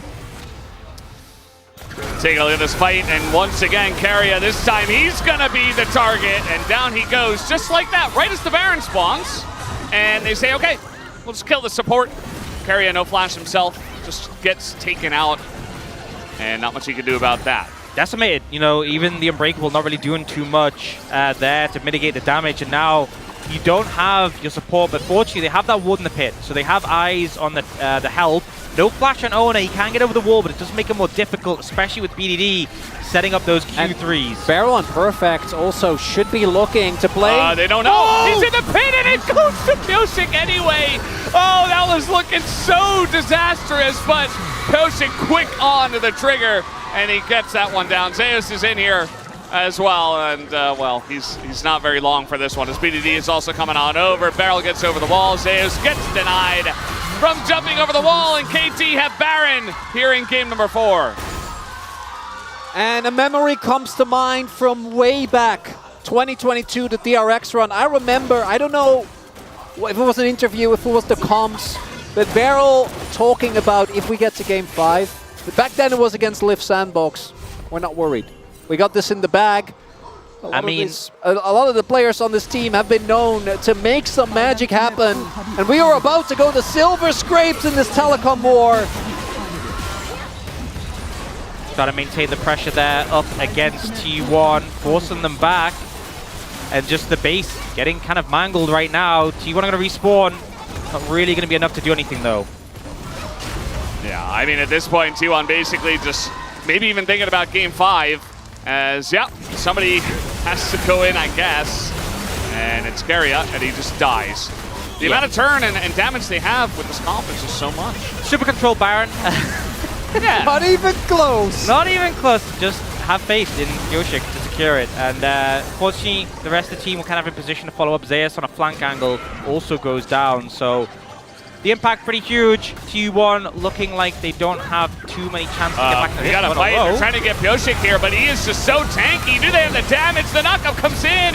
The cast to save his life. And now we're kiting out KT, though. Owner gets in. Jax gets in. They're looking for Death.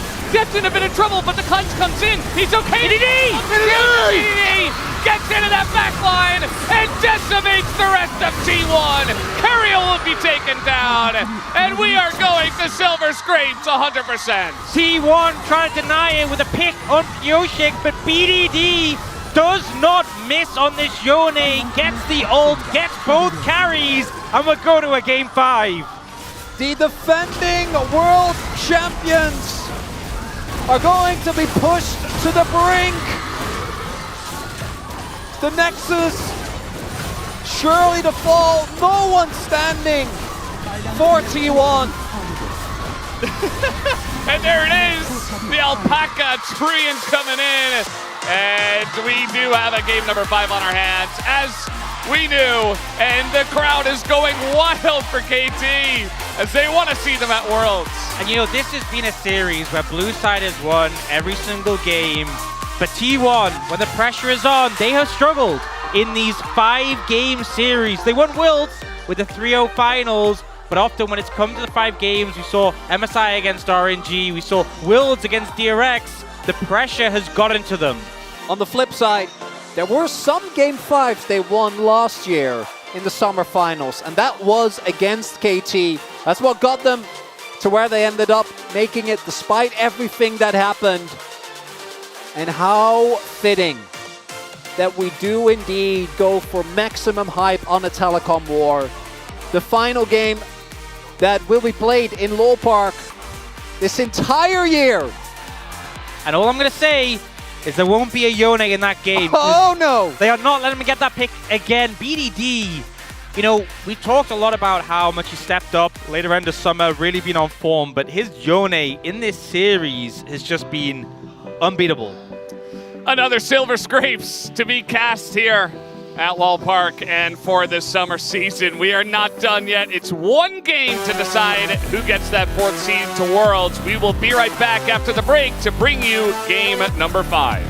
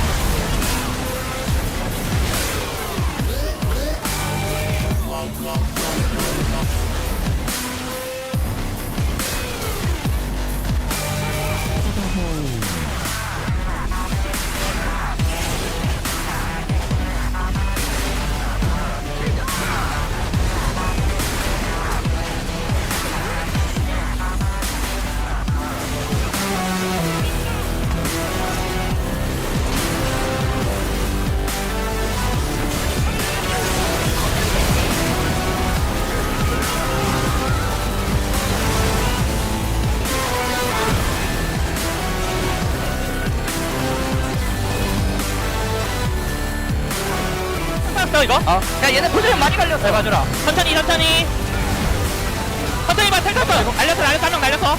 애쉬 정화 빠지고 애쉬 도플리즈. 텍 봐줘 나 스킬 없어. 내 스킬 없어. 나도 뺐어. 아 이거 속도 못 쫓아주겠다 사람은. 야 안돼 잭스 다 잭스 잡았어. 백 잡았어. 아 끝난 거 탑 미드로 가자. 오빠 가야지. 이번에 이기자. 야 이거 야 아래 스커너 있어. 그냥 봐. 야뭐 무시해. 저 스커너 10마리여도 못 끝. 아니 뭐 찌를까? 야 스커너 이 없어. 스커너 이 없어. 넘겨버려 그냥. 불러도 돼. 야야 일로와 이 정갈구이. 맛있게 드세요. 내꺼 까비 내꺼 복각 가자. 노래 틀어. 또 들어 이거를. 맨날 들어 맨날.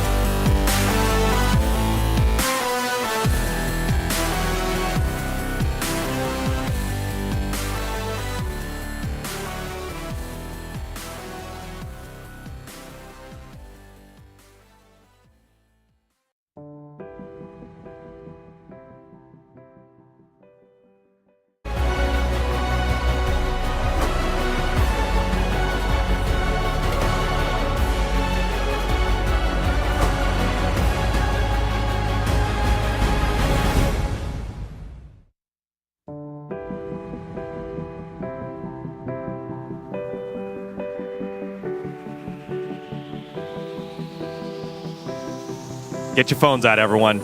You already know what time it is.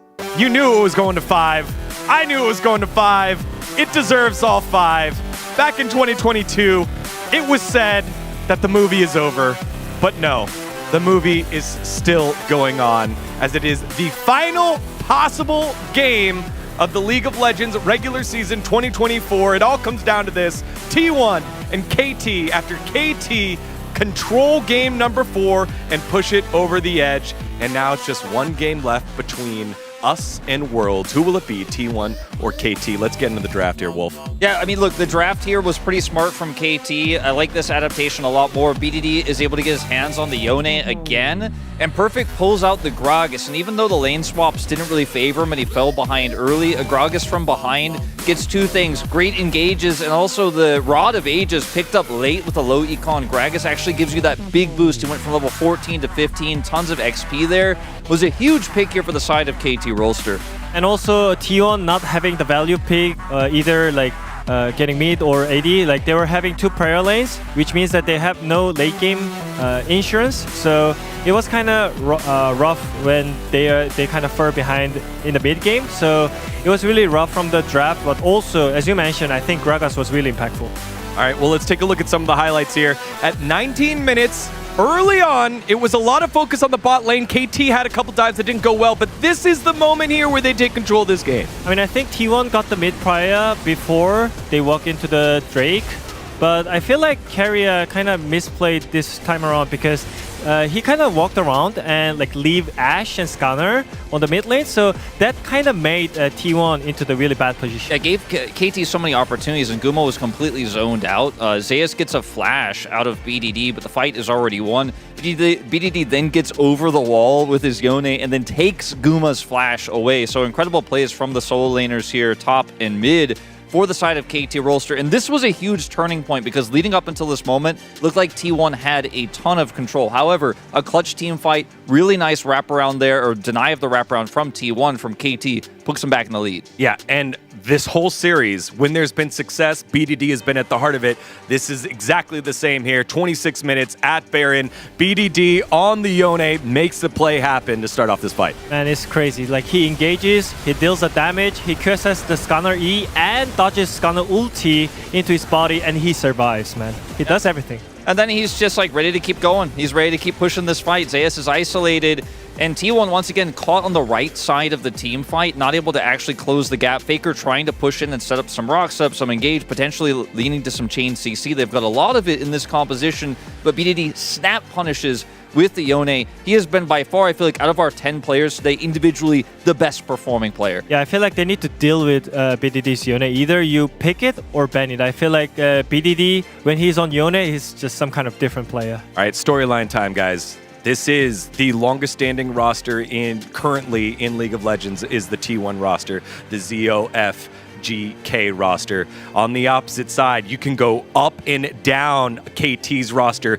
and the trials and tribulations that they have had over the last year and honestly 2 years since their run at DRX. Perfect coming on up for Keen and doing a great job on the top side of the map as a rookie. And BDD, we've talked about him all series long, has been a rock on this team. No matter whoever wins, whoever loses is going to be devastated as well. I think you really hit it on the nail on the head there. What did though? The Yone needs to be taken care of.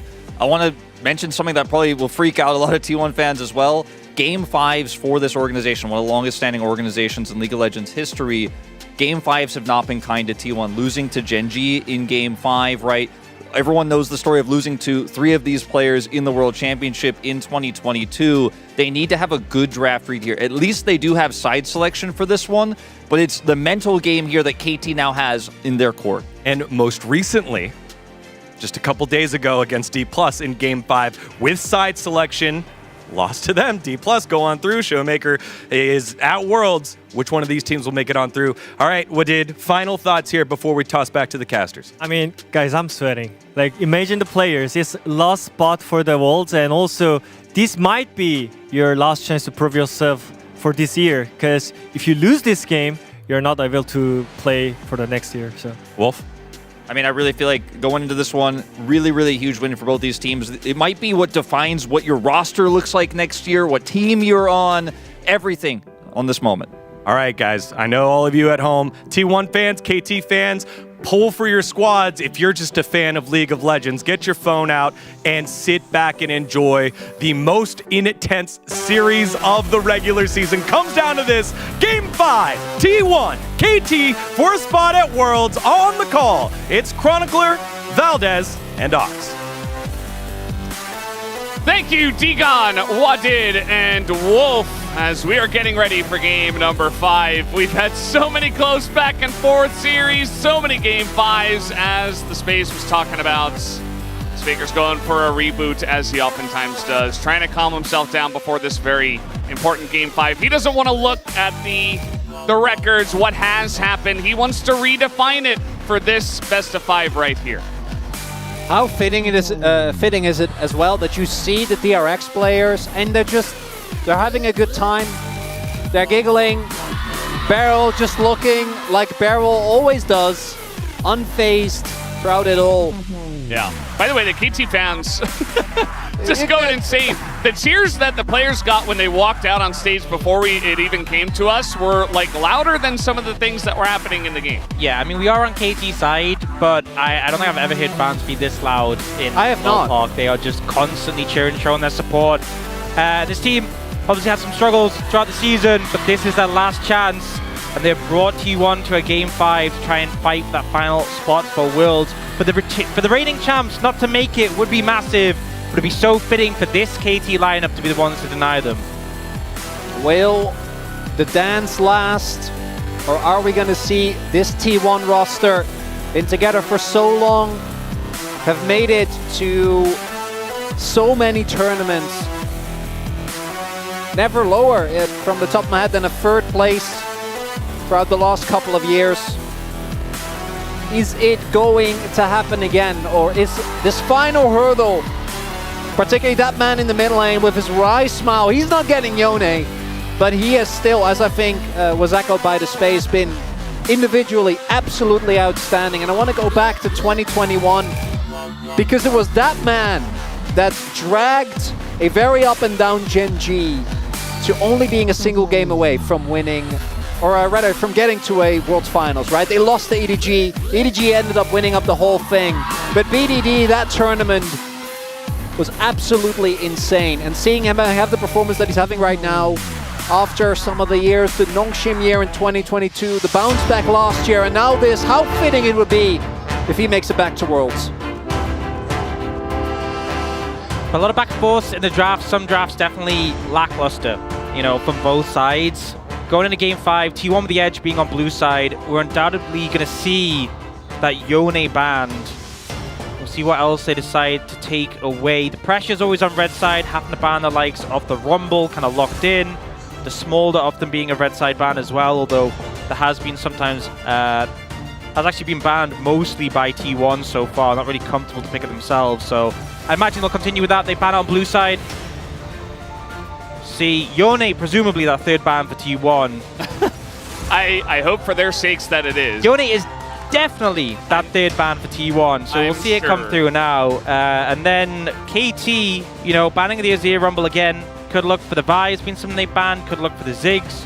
It's something T1 banned last game. A lot of discussion to just say Yone. I mean, the only other angle is you take it yourself, but that doesn't feel like a good blue side first pick. Wow. If Jax ban. You know what? I'm going to say it. I don't agree with this. It might surprise you. Bold statement. Take it away. Well, the thing is as well no is thoughts? if they want to deny the Yone and first pick it, like you give over things like the Ziggs, well, Ziggs is going to get banned away, so you have to be concerned about that. Like, BDD deserves its respect. I know they won game number 1, but this is non-negotiable, and Faker has not looked even close to any of the other free seeds that we're sending, right? And we'll have to see. You know, it's unlikely. Not really something you'd blind pick first pick, but they do have another Yone player on the roster. Perhaps they can send it up that way, but it will be flexing. Bit of flexing. It will be KT to deny Sejuani. I think giving over Sejuani, Yone would absolutely be a mistake, so it makes sense there. And there's still good options for Owner on the other side. Lilia, Vi, Skarner, all available. Question is, what do KT want to pair this with? Is it Tristana? Not the best synergy with the Sejuani, but getting BDD a powerful pick, I think, is huge. You know, the only other thing he's played so far has been Corki. Yeah, we don't want that. So I don't think it's gonna be that. But we'll see. We'll see if they feel okay with it. But a Sejuani MF, so immediately a lot of burst damage. You've got the setup with the Sejuani. You take it away from Owner. Yeah, and I imagine it's probably going to be jungle AD pick in this rotation. You could take the Leona if you wanted that to deny the MFL, but we haven't really seen teams lean into that too much. They are going to opt for that Lilia. Owner drew bans for that pick in playoffs, but actually start with the Jhin. So, you know, we didn't see the Jhin picked into the Ziggs, but now Ziggs is banned. We'll see the Jhin come out. But it does mean you can operate a safe distance. When your team's going in with the likes of that Yone, you can follow up from afar. Saying I think he's saying Lilia. Lilia makes sense for them, provides the AP that they do need in the composition. Playing into a tank jungler as well feels good. And now over to KT. Could potentially, I mean, I expect it's a mid lane pick for BDD here. They have to secure if they're going anything that they expect to get banned away, which is most of the picks we're seeing in the meta right now. But instead, they're opting to take a leaf out of the T1 book and go for the Camille. They will secure a confident play here from Perfect, synergized with the Sejuani, has that setup for the team. And in the first couple of games, sometimes by his own fault, sometimes just by the way that KT's been played, Perfect has not been able to stand up to Zeus. But the last game, the Gragas at a crucial point, he did come through. We're not going to see that again. I'm wondering if there's a world where we ever see it flex, but obviously very unlikely. The Jax already being banned away does mean that KT can pick this. Not only do you combine it with the Sejuani, but also it basically frees up a ban. Makes it a lot easier. They're banning supports now, not feeling the pressure to have to ban top as much. With Bard gone, they could ban a top laner in this situation if they want to continue to deny, and they'll go for the Gwen. Not something we've seen too much of recently, but definitely a big side lane threat. And I'm just wondering what Zeus is going to bring out in this situation. Obviously, a lot of his range picks, there's the threat of being jumped on by the Camille and the Sejuani. A lot of danger there. Do they ban Leona here? Could leave it open. Most likely, KT's going to pick it up, and then we will have the Alistar most likely on the opposite end. It's going to be the Poppy. Does, to me, I really hope. Can also go for the Alistar, that's also fun. We've seen that happen a lot as well, and being okay with the Leona going over. I do still really love taking the Leona so that DMF gets the ult, but this is dangerous. I mean, we do often see the lane swaps come on this series, and KT are good at navigating that, but picking Alistar blind into carrier always feels a little bit cautious. I feel like there's a lot of other supports in the league who would go, well, I just pick Leona, that's the matchup, but carrier is always one who's want to pick a stronger prio lane, and it looks like we might be getting the flex. Looking very likely, and it might be with a Corki. And the Corki gets locked in for T1. And I know a lot of people will not be very happy with that, but we'll see how it goes. As Corki gets locked in, there's the Leona. So we're not taking any chances there either. We are just accepting the matchup. There is the chance that this is still going to be the Corki top, right? Like they could theoretically flex it around. Corki mid's been losing. Maybe yeah, right. What about Corki top? We've seen that before. It's a Camille Sejuani. And now Tristana goes over to BDD potentially, but they might want the AP, so toying with some other options. Oh, the confidence pick! And the thing with LeBlanc is so hard to pin down. You know, there's a lot of lockdown on T1, but I feel like it's going to be hard to actually connect onto this LeBlanc pick. So much threat onto things like the Corki, like the Jin from the flank. We will get to see where this mid-top is going. I think based on the player's proficiency, I imagine it might end up being that Yone top. Would have to be. This happened in the previous match between T1 and DK. Game 5, BDD ended up, or Showmaker rather, ended up getting, turning around one of the strangest TPs that I have seen into a pick on the Gumayushi. And that was a really big point in that series. T1 with a pick that no one has been able to win with him. What was it, 10, 12 games in total now? Don't ever say it's over if I'm breathing. Again, 2022. And the lines you can draw to that roster, not just in the players, but what has happened this year and what has happened for DRX 2022. In spring, in summer, so many of the numbers are exactly the same. It is uncanny. But as I said before, Faker will look to, alongside of his roster here, try to rewrite history and make new history here in this best of 5, in this game 5. And BDD, who's only getting more and more confident, pulls out the R5 LeBlanc. Let's see how it goes as we hop into the rift for game number 5.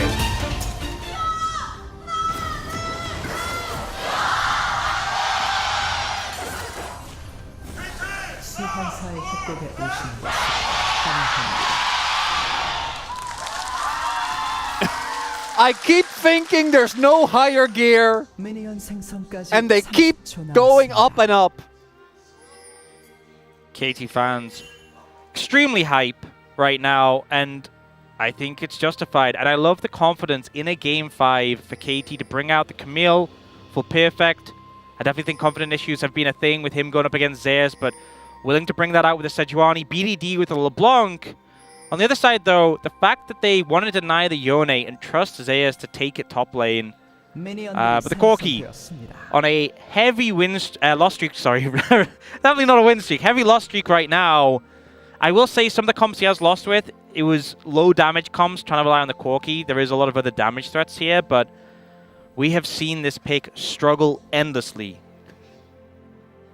Outside of the Corki pick, though, I do actually really like the T1 composition. There is so much long-range engage as... Level 1 hook shot coming on in. Do a little bit of harass coming in there, but Keria is here. Trade a little bit back on a perfect. And actually a decent amount more than just a little bit. I mean, Ignite coming down here as well. Keria really bullying both of them in the mid lane, just really using the Shield of Daybreak to essentially say, you will not stay here. This would be the perfect time to get one of those graphics where it shows damage dealt and Keria is just like miles above everyone else. Getting those autos off, getting the value there, and forces Perfect away. It is once again going to be a swap coming out, so we see Deft and Beryl in the top lane. And last game, we saw T1 punish that with a dive towards... Oh! There it is. Level 2 comes in. Keria trying to make it play, but it's still LeBlanc, and BDD was very ready for it. Yeah, that's a reaction tester. You know, I think sometimes Game 5 little reaction tester can go a long way. I think BDD's reactions are pretty on point. I could have told you that before we saw that, but you know, I respect the Keria trying to find an angle, and he does unlock Hex Flash. That he does. BDD now the one looking for this, but Keria is still here. Not too surprising, but at least able to get a decent amount of poke on in. Beryl also looking for the angle himself. Faker doesn't have Valkyrie. There it is. Valkyrie is down. Level, or not down, it's just not taken. BDD gonna find a Leona, but now Beryl is going to try to get some damage on in. It's very tense here in the mid lane between these two duos. Right from the get-go, you can even see Gumayushi immediately running to mid, right? He's not wanting to take any risks in these early skirmishes. Does mean that Perfect just gets to catch this wave without any issues. Still has TP available. He's looking for a play here on Aguma, cleansing the slow rather, and he's gonna get away. But yeah, obviously Perfect does have TP up to the top side. He misses the cannon. Was it weird? Try to make that play. This is still a really big improvement over a lot of the CS numbers that we've seen for this top laner in the Yeah, I mean, definitely an improvement over the 0 at 4 minutes that we saw in game 1. But, you know. Yeah, I mean, he picks up this wave. Obviously, missing the cannon's a bit sad, but overall, not faring too badly. And it's going to be one of those shorter swaps, not seeing the lengthy one from before. Now, Faker's going to clear up some of this farm, but is definitely feeling the pain. Despite the help from Carrier, is in a bit of a deficit in the mid lane already. And particularly with the changes we had to execute earlier this season, a lot more early game focused damage. The burst there is pretty obnoxious, and if you're frequently proccing it, you can really bully someone out of lane. Yeah, you definitely can. I feel like LeBlanc has really been on the edge outside of Showmaker picking it up time to time in the regular season. Obviously, as you guys mentioned, he pulled it out in Game 5 up against T1 just earlier this week, a couple of days ago. And BDD says, well, I can play that too. And his confidence is skyrocketing. It's definitely something that can, you know, kind of live or die based on how you're feeling. The chains are going to connect here. Faker's in a lot of trouble. Auto comes in. And Faker says, no, I'm not in trouble. I'm totally fine. I'm going to sit here and CS. And BDD does not have the range, actually, to do much else. Yeah, didn't really have the cooldowns. The level up comes in, but that chain from BDD was real slick there. The hitbox of Corki just past the minion. Faker thought he was behind, but just showing the dangers of this lane. And this is a level 5 LeBlanc. As soon as level 6 is hit, that kill pressure increases massively. Big moment is going to be when we see Perfect and Pioshik actually link up with the Q. Have the ability to very rapidly set up that permafrost, try and burst the target down, and that's going to be the KT game plan, right? Especially with this LeBlanc as well. Go in as aggressively as possible on a single target, blow them up in a second. Do note that BDD still has TP available, so any trade he can find onto Faker actually going to be really beneficial here. As Faker backing for Tyr, and a very early piece of magic resist as Perfect has ult. On Vision was the Sejuani, but yeah, as you mentioned, you're not getting away from this one. Zeus trying his best. He's going to flash. He's going to try to ult away, but you cannot get away from the Camille. Do they have the damage to take down Zeus? Is the real question, as one will do it, and they take him down, and first blood goes to Perfect. Beautifully played there by Perfect. Zeus tries the fancy moves to disengage, but Perfect doesn't go for Zeus himself, goes to where the soul was unbound from, sits patiently, finds the ult. The cleanup is there, and a 1-0 stop for the Camille. Definitely what you want in a Game 5. Perfect has struggled a ton in this series. The Gragas, a big show of confidence from his team. Big turnaround after what was, again, Zeus really getting the upper hand. But this time it feels like it's Zeus that was, because of the previous games, forced in an uncomfortable position. Right? Faker hasn't looked great on the Yone, so Zeus effectively, just to make sure that they were able to take it away, happy to take that into the top side of the map.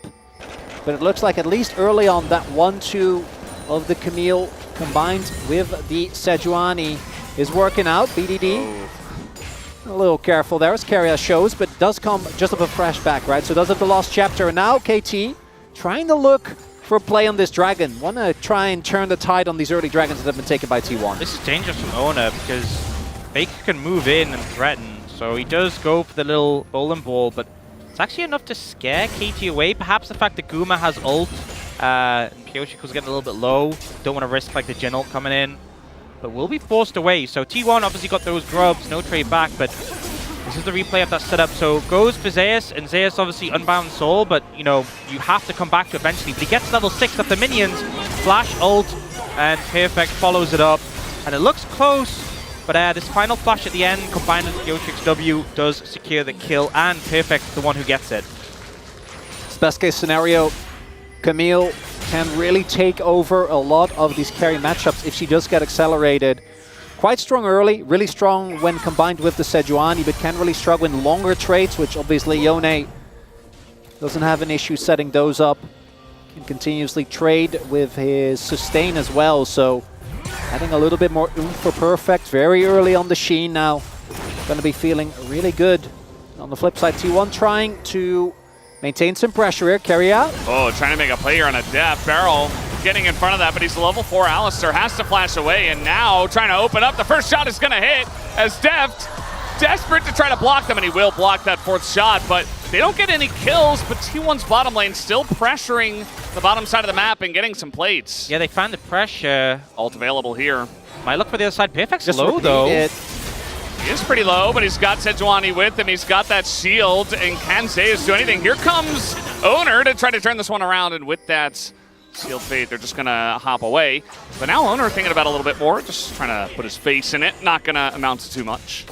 If Perfect doesn't sidestep that, could definitely have been a really big turn for T1. Opportunity to get some gold onto their Yone. Because despite everything, especially with that play not working out, we do see again the CS lead for Zeus building. And Yone is one of those champions where even if you do fall behind in lane, that alone, not enough to really dissuade you from having an impact later on. Oh man, everybody is here. They knew. Great bait from Zeus there. Perfect also missing the cannon when he looked at that hook shot. So even though there was that early kill, even though the gang setup is good, the 1v1 pressure is there for Zeus, the confidence he has on this pick. And we see in the mid lane some heavy trades as well. BDD, he goes in, will get like a chain, but then the phosphorus bomb comes out in return. It's like, well, you know, if I stay here, then I just lose the trade. So he has to play it a bit more defensively. Both teams kind of prodding and poking. I'd say the significant thing is we're about to get the second spawn of Grubs. It's 10 minutes and there still hasn't been a dragon. We've seen really quick dragons in this series, but the fact that T1 pushed KT off it earlier means it is going to be quite late in this game. Yeah, definitely could be a big factor in this one, especially depending on the soul. We've seen a lot of clouds in this one, and we're going to start off with the Cloud Drake. And at this point in time, I mean, it feels like both of these teams very evenly matched. The Grubs did go over to T1, but the First Blood went over to KT, so feels like each side got a little piece of something, as now KT gonna try to go for the second set of Grubs, although T1 on the map are moving over to try to challenge. That's one Grub taken and immediate abandonment of that pit. Barrow has level 6 available, as does Keria. Again, the burst is the big thing here for KT. They want to try and isolate a member and take them down immediately. Rotations. Rotate back into the pit. Deft is running, but Guma does have a lot of range with his R. Both the AD carries still here. It really just comes down to the smite, and it goes over to Owner, and now Barrel's going to go in looking for something extra. That's two people that are going to be slept up, but BDD finds Faker, trying to bait Zeus in as well, and that's a massive bullet time, but in goes Zeus, finds BDD. The first one to go down will be Owner, and now we've got Zeus caught in the pit amongst four of them. It's going to dash away as Guma finally makes his way over. Keria going to be caught by BDD as well, and KT rolls to pick up 2 more kills. Very hectic fight, but a lot of T1's tools been up front. They couldn't finish off BDD, and in the re-engage, KT come out strong. We'll see the replay now, and it is a missmite here from Yoshik, but Beryl looks for the engage, and we see the sleep burned by Oni here, but no follow-up to come through. You can see Beryl even considering holding his ult. BDD though gets caught by the roots, but his clone blocks the Jin shot, able to dash away, and then all your tools are being burned, and KT are there to pick up the pieces. Additionally, Beryl denying Zeus access to BDD. That could have been a really big kill for the Yone. And then the ultimate from Deft actually completely closing off that quadrant. No one for T1 could make it through. And we know that the gold, it's about 400 or 500, right? Very minor at this point in the game. Even though getting kills onto your Camille, onto your LeBlanc obviously is going to feel great. But again, being a player, everything on the line in this final best of one. Make like 3 bet plays back to back, and that's it. Your year is over. There's no going the Worlds, no continuation, no chance in case of T1 of extending their title. And for KT, obviously, another dance would be something that, when you say it in hindsight, would make sense. But if you said it right after they lost to... Actually, you know what? No, right after they lost to Bro probably is when you most likely I think some of us were saying we'll see KT at Worlds, right? Like, okay, but how much of that was a Wait. joke, Feldes? Actually, Atlas, it's never a doubted joke Barrel. with Atlas. Now we got Zeus, very similar spot. This time it's in the bottom lane. He gets the ult off. And it's really good timing right when the Permafrost comes in as well, so the damage not quite there. Meanwhile, a Jhin ult in the top side. Yeah, good flash coming out from Zeus there to avoid the Sejuani ult. You can see the setup there, but they're doing a decent job of navigating that. Carrier now here to threaten. They will know. Yeah, not subtle with that one. And looks like BDD took a bad trade there into Faker.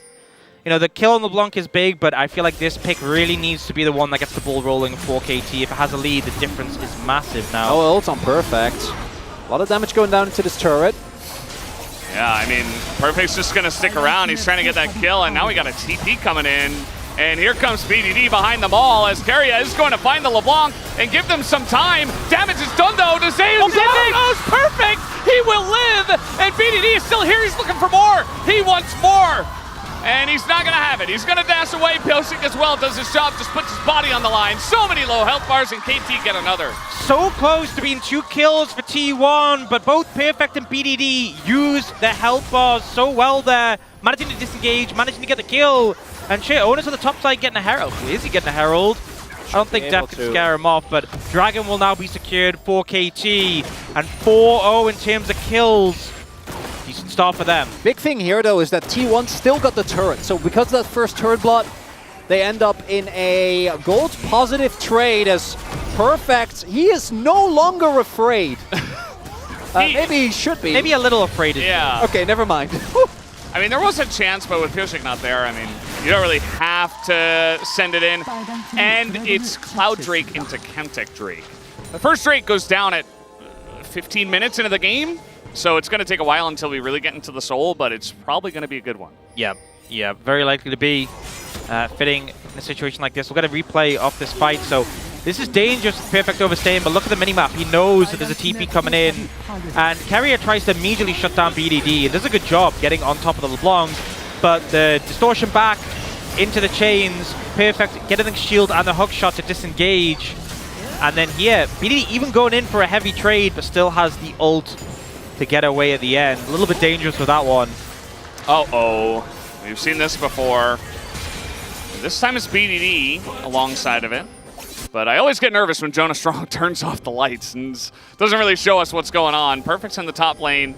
And actually he's alone right now. Could try to do some damage to that turret, but he's just going to back off. His owner's up there. This is very telling that Zeus is still ahead in gold, despite everything that happened. And again, the kill score in favor of KT, but we don't really know which way this game is going to go until we actually see a big fight. Because again, I think for KT, they're the ones that are going to have to pull the trigger, right? They're the ones that are going to have to actually make the action happen. They can't just sit back. I think T1 can just sit there, poke with Jhin, poke with Corki, throw Lilia, orbs, throw those bowling balls as many times as you'd like to try and whittle down KT's front line. Mercs here, obviously mega high value into the opponents. Leona is always very sad when you buy Mercs. You see T1 trying to make an aggressive play here, but there's a lot of KT members in return. Barrel just trying to throw himself into it and bait them into this fight as Ingo's perfect. Keeps Zeus around, but he dodges. That Sejuani ultimate lines up too. He's still alive, but down he goes. Trade of top laners as now BDD is coming up. Trying to punish Keria here, and it looks like T1 are just going to let it go. That's another kill over to BDD's LeBlanc. He is now 3-0. Running! A lot of running and skipping and hopping, and it's Deft who gets away. Meanwhile, Faker's just taking a turret. Yeah, I mean, it's 2-for-1 in favor of KT, but if Faker gets this entire tier 2 bot tower, then they'll take that trade any day of the week. BDD going to try and pressure here, but... Is he okay? I mean, the chains are going to land, and now he's barely going to stay alive. He's fine. He's got, like, 80 health spare. Yeah. It's called using your health bar, right? Health is a resource, Valdez. Get it together. Sorry, I forgot. It's okay. This series has really had it all. I don't think we're quite done. Again, kill score, don't be fooled by it. We aren't done. There's a whole... This game is the last one. Yeah, the Nexus didn't explode yet, so we're not done. Let's take a look at the replay here. Yeah, so we see Perfect going in onto Zeus, but he's very early, leading the charge, so the follow-up isn't quite there. Zeus with a good dodge off the Sejuani ult that does eventually go down. But at this point, they know BDD's coming, they know Deft is coming. Sacrifice is carrier. But they just have Faker pushing in a side lane, so they're pretty fine with that trade. The KDAs suffer, but in terms of gold, they're still ahead. Biggest thing for me with KT, though, is that BDD is the one getting the most kills. BDD is the one getting monstrously fed. And it makes itemization on the T1 side a lot harder, right? We have had a lot of full AD compositions, but a LeBlanc that just gets to basically do whatever she wants and deal effective true damage to everyone that is within her range is a really big deal. And the other person who's also getting the gold. Well, we're ulting the wave as in he goes, trying to clear it out and make sure that he's safe on the dive. There's the Q3, trying to dodge it, flashes away from Pyoshik. Pyoshik taking a huge amount of damage, but in comes Deft to try to trade it back, and they will get the kill, but man, Zeus made it pretty difficult as, once again, Faker's just taking a turret amongst all the action. Yeah, about again. 15 tower hits tank there, feels like, by Pyoshik, but T1 are just playing for the objectives, and it's working. All right, well, this is a Lilia. Can they actually get him down? Nice catch by Barrel Owner in a lot of trouble. Just going to accept his fate and just try to hit the turret, I suppose. Does a little bit of damage, but Deft will be fed over a kill. Working somewhat, we'll say. Still getting towers, getting structures. The mid tower now low, easy to threaten that one. It's a 3-tower-to-0 lead. So T1 are ahead in gold still, but it does mean that if KT get a bigger edge, a bigger team fight win, there's a lot of standing gold for them to take.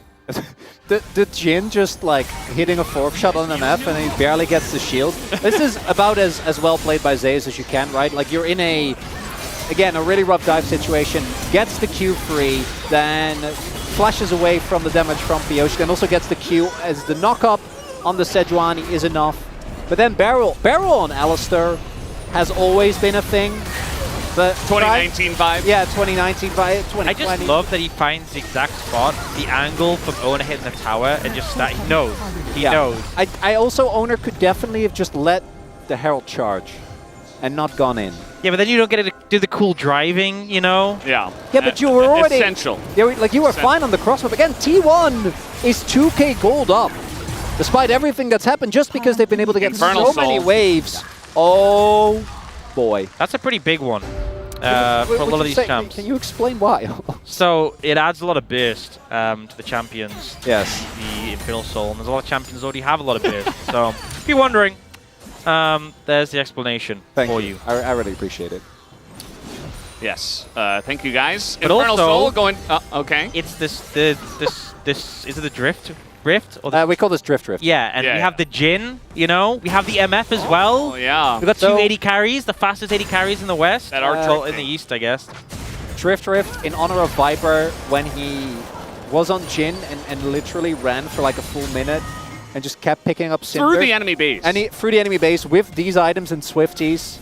And then the next patch, I think, I don't know which one of the two it was, but the movement speed on those items was nerfed. And I'd like to think that it was because of that escape. Because they hate fun. The Cinders are still in the game.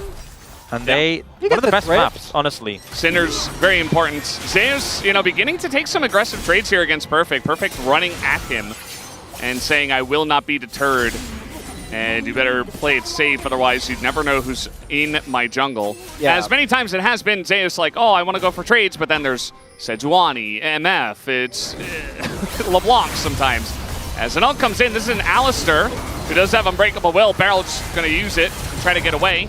Creative ult says, once again, Faker's hitting a turret. That was really nice, like Pyoshik and Barrel to interrupt carry. Oh my, that's a lot of damage. He's going to get away for now, and he has Flash. Can he get out is really the question. They'd have to go very deep to try to get Faker at this point. And yeah, KT just not going to get him. Also, Pyoshik throwing the ult over the wall. It was kind of the angle where it's like, it might hit me if I don't flash, but Faker flashes in the direction that doesn't connect onto him, but could have been a bit close. BDD's damage, definitely scary. Those 2 items in pocket, adding a lot of burst, as we've seen from Ziggs gameplay. So, a lot of threat there. And even though T1 have that gold lead, it does not feel like this game is at all stable for them right now. So you have Zeus, who definitely is winning in the side lane. Actually going for Stride Breaker this time around, so very different from the Yones that we've seen. It's the counter the drift rift, you know? Yeah. It actually will have a ankle ton of breaker. value, right? Giving you even more sticking power. Also do note that this time around, Keria outside of Zeus is their only form of engage. So having the Yone be a bit beefier definitely going to help. I mean, BDD was able to provide all the engage that KT needed by murdering them in Game 4. Yeah, just be BDD. That's true. It's that easy. Yeah, just Q3, find the perfect target, and then ult follow up, and your teammates will follow. It's very obvious, the engage. I think it's a bit harder into the composition that KT have. A lot of mobile targets and then deft. But he does walk fast. And we all know walking is the best skill in League of Legends. Top strategy. It's very important. He's not just walking fast, but he also has access to drift rift. And he has one Cloud Drake.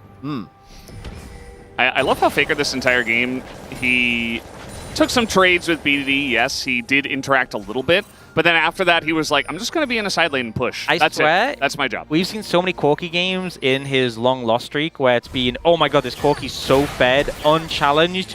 What's he going to do? And then they just lose. Well, like, how does he actually do damage in a fight when BDD is around, though? Because BDD does the same amount of burst, but in a very short time frame. We're ulting a Sejuani in the jungle, and now TPs are coming in. They're trying to keep him around for a very long period, at least. Turn? But yeah, Zeus going to have to unbound out of that one. And KT thinking about it, thinking about the engage. Barely going to go in. The big MF ultimate is just going to get the flash. And it's not too committal just yet. Owner only going to hit the front line. There's the sleep. It goes in onto the one. Oh! The ultimate catches 3, but immediately goes back. Perfect. He followed. And that might be the end of him as KT are in a lot of trouble. In goes Owner, looking for a bit more. Beryl is caught out. Down will go BDD. T1. They find the angle in the fight, and Def gets roped into it as well. And Pioshik, the only one to get out here. As it turns out, it was just needing the Yone to be an engaged tool. As you see the hesitation from KT, and it turns out that hesitation was well founded as Zeus, off of the sleep of Owner, gets the multi-man engaged. That's Nash. That's another inner, unless, oh, Pioshik. I mean, there is vision. Smite. Yeah, he doesn't have smite. There's no way. Well, they're going to send him away anyway, just in case. That's the Baron over to T1. And it was very close up until this very moment. Yeah, Keria trying to body block Pioshik so he can't Q over the wall, force the flash here. And then we see Zeus comes out, immediately unbound souls. He has the ult ready, but saves it. When he snaps back, Beryl goes in, he flashes out, but they don't get anyone with the ult. Keria's the only one, and he disengages. Ona gets the passive on a perfect, goes for the sleep, and when Beryl and Pioshik play bodyguard, it sets up for the triple ult. Doesn't stay in there because he's on top of 2 tanks, but he drags perfect back. The root on a BDD, the cleanup is clean, and T1 are looking on form. And the rest of it is just cleanup.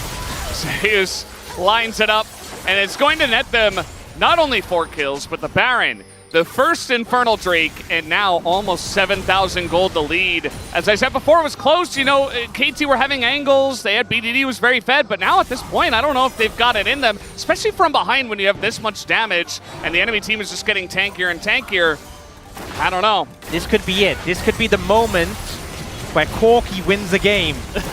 Unprecedented. Well, it's a big one to win, and maybe he was just waiting for this moment. Has not happened in a long time. T1, our defending world champions, want to make it back so desperately. And look at the vision control here as well, not opening themselves up.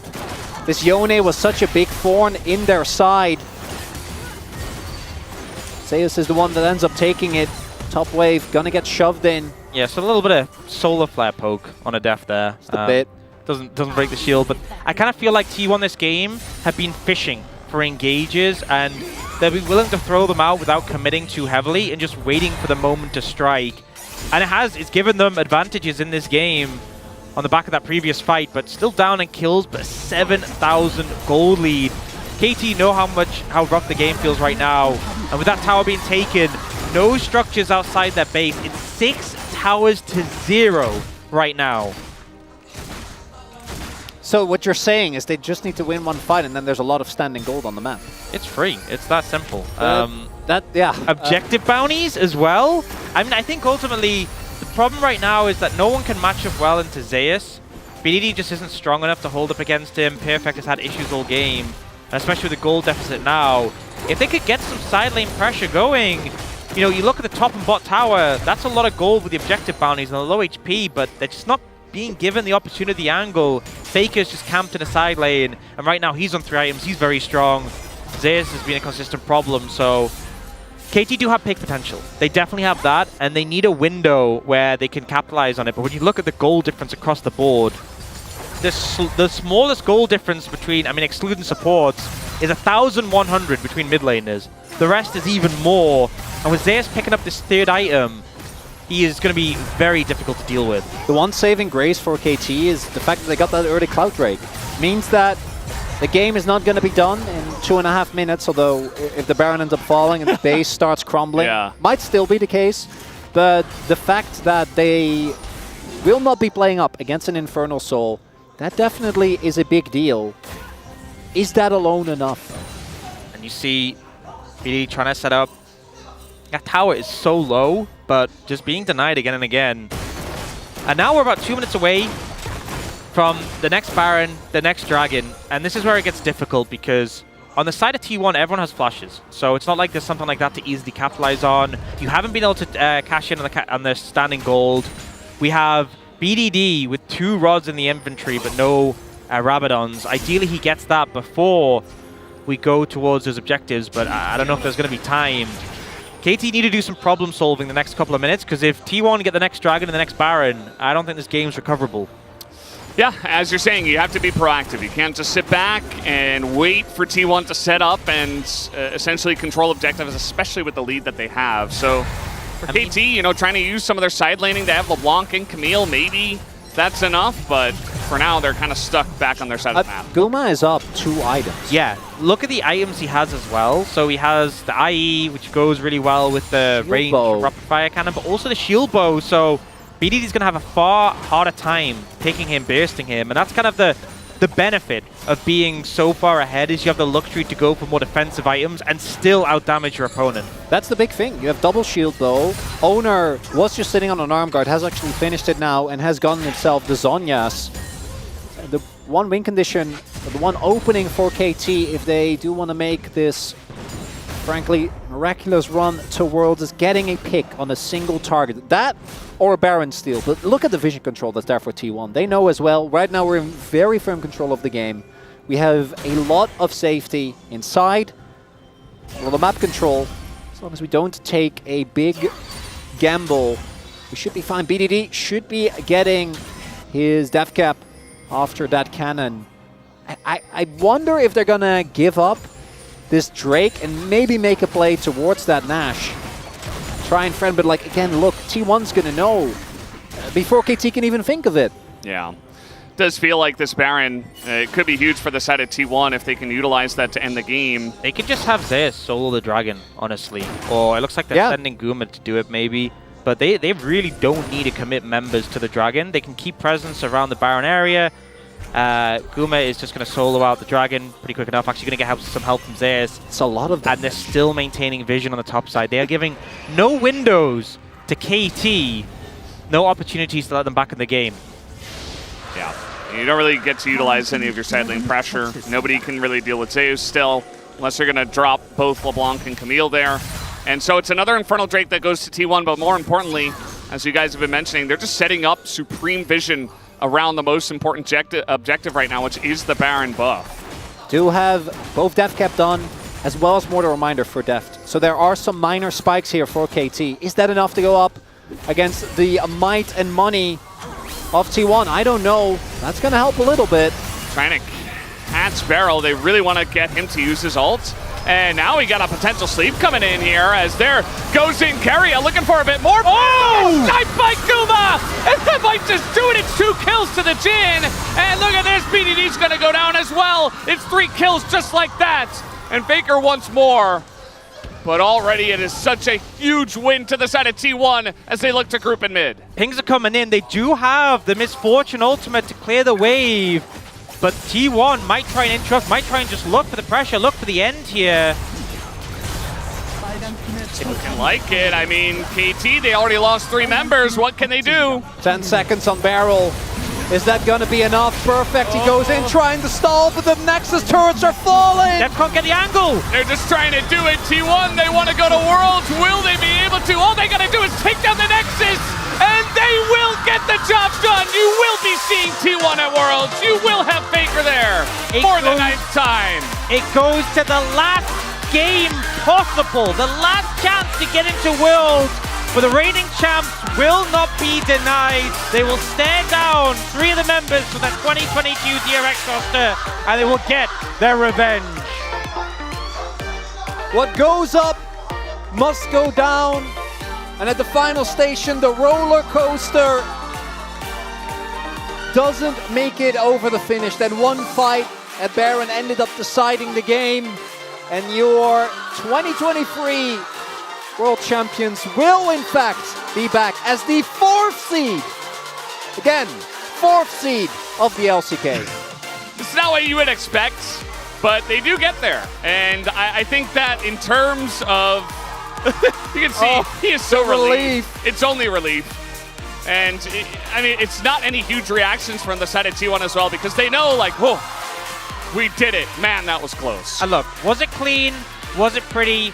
No, it was a struggle, but they got here, and we are seeing big meta shifts. The death of lane swaps.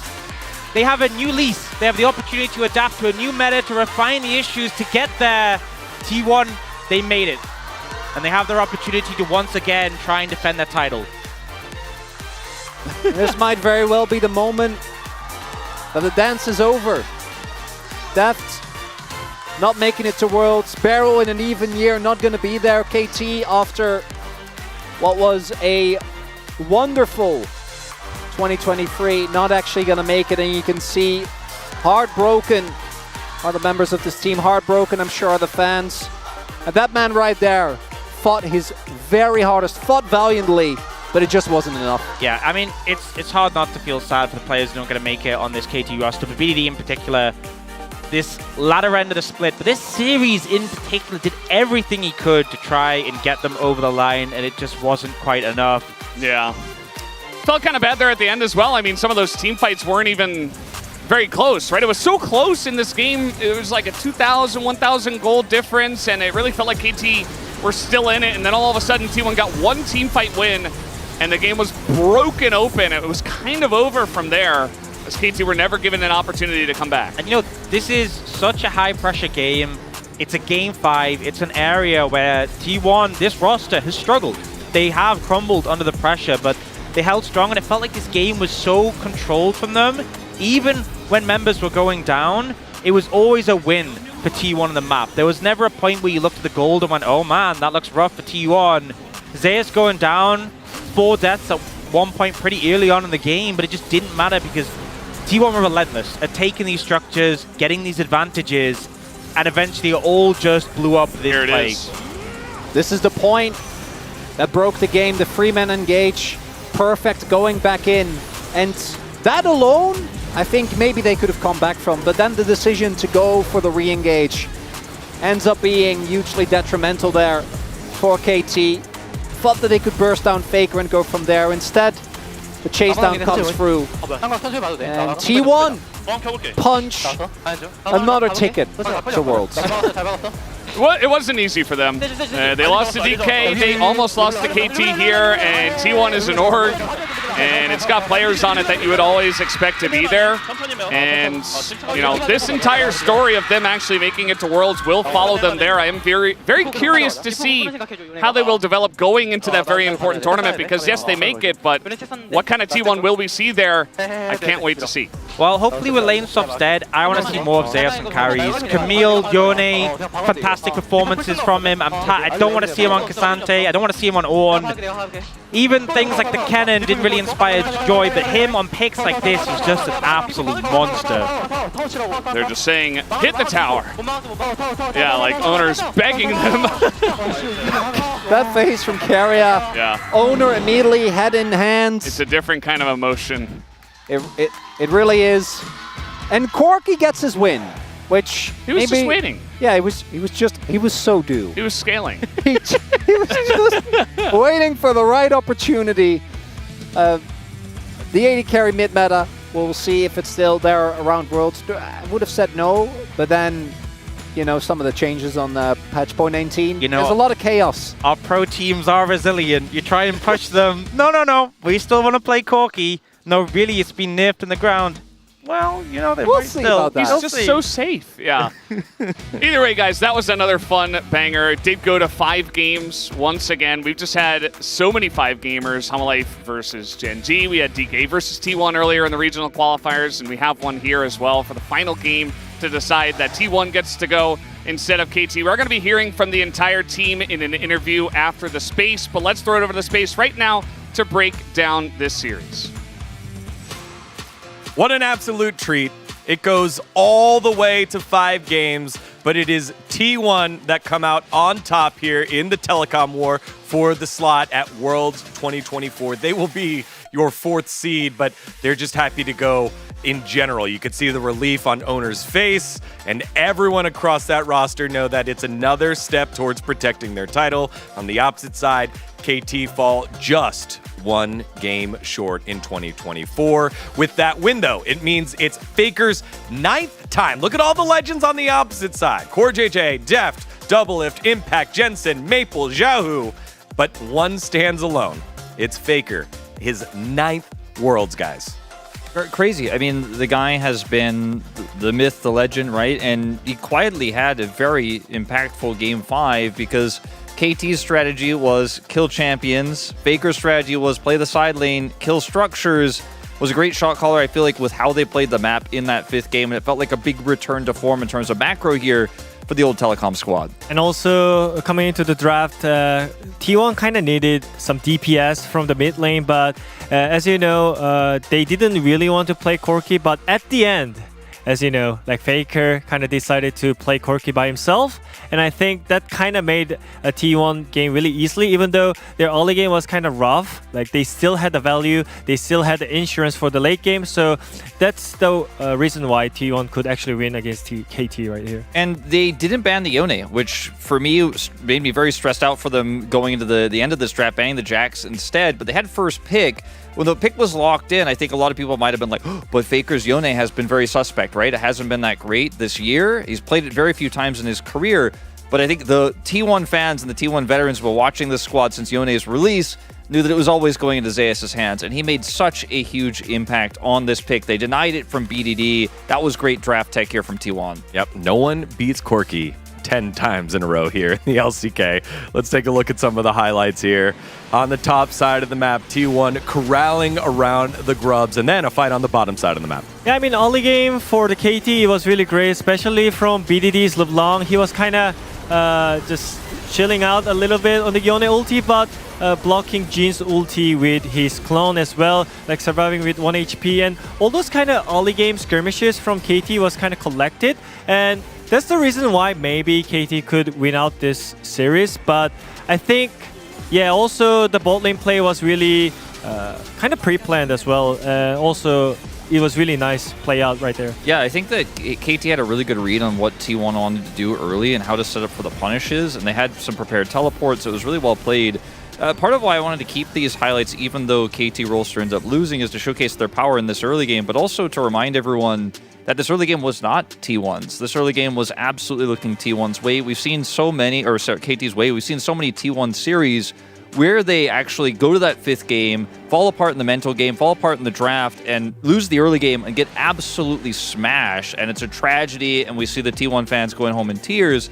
But they were able to stick together, be resilient in this game, play the map, not get discouraged. And that's a good look for a team that you're sending to a world championship. Absolutely. Again, the early game was KT's way in terms of team fights, but they still had the gold lead, did T1, through playing through macro. It was 4 towers to 0, and so that gold lead led into this fight here at Baron.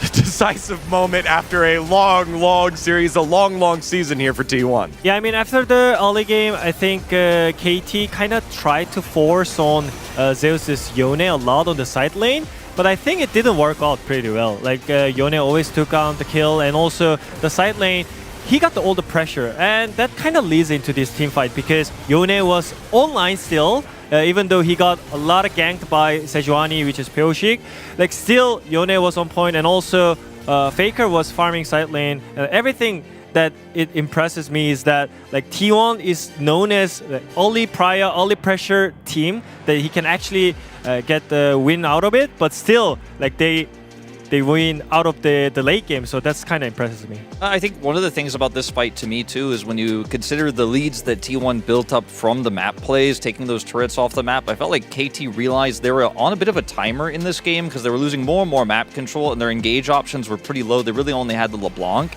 And so in this fight, even though it looked like it could have been salvageable for KT, they doubled down on trying to win it because they knew if we end up giving this Baron here, we're probably never getting a window back into this game. So, but if a choke from KT, I think how they played out the fight.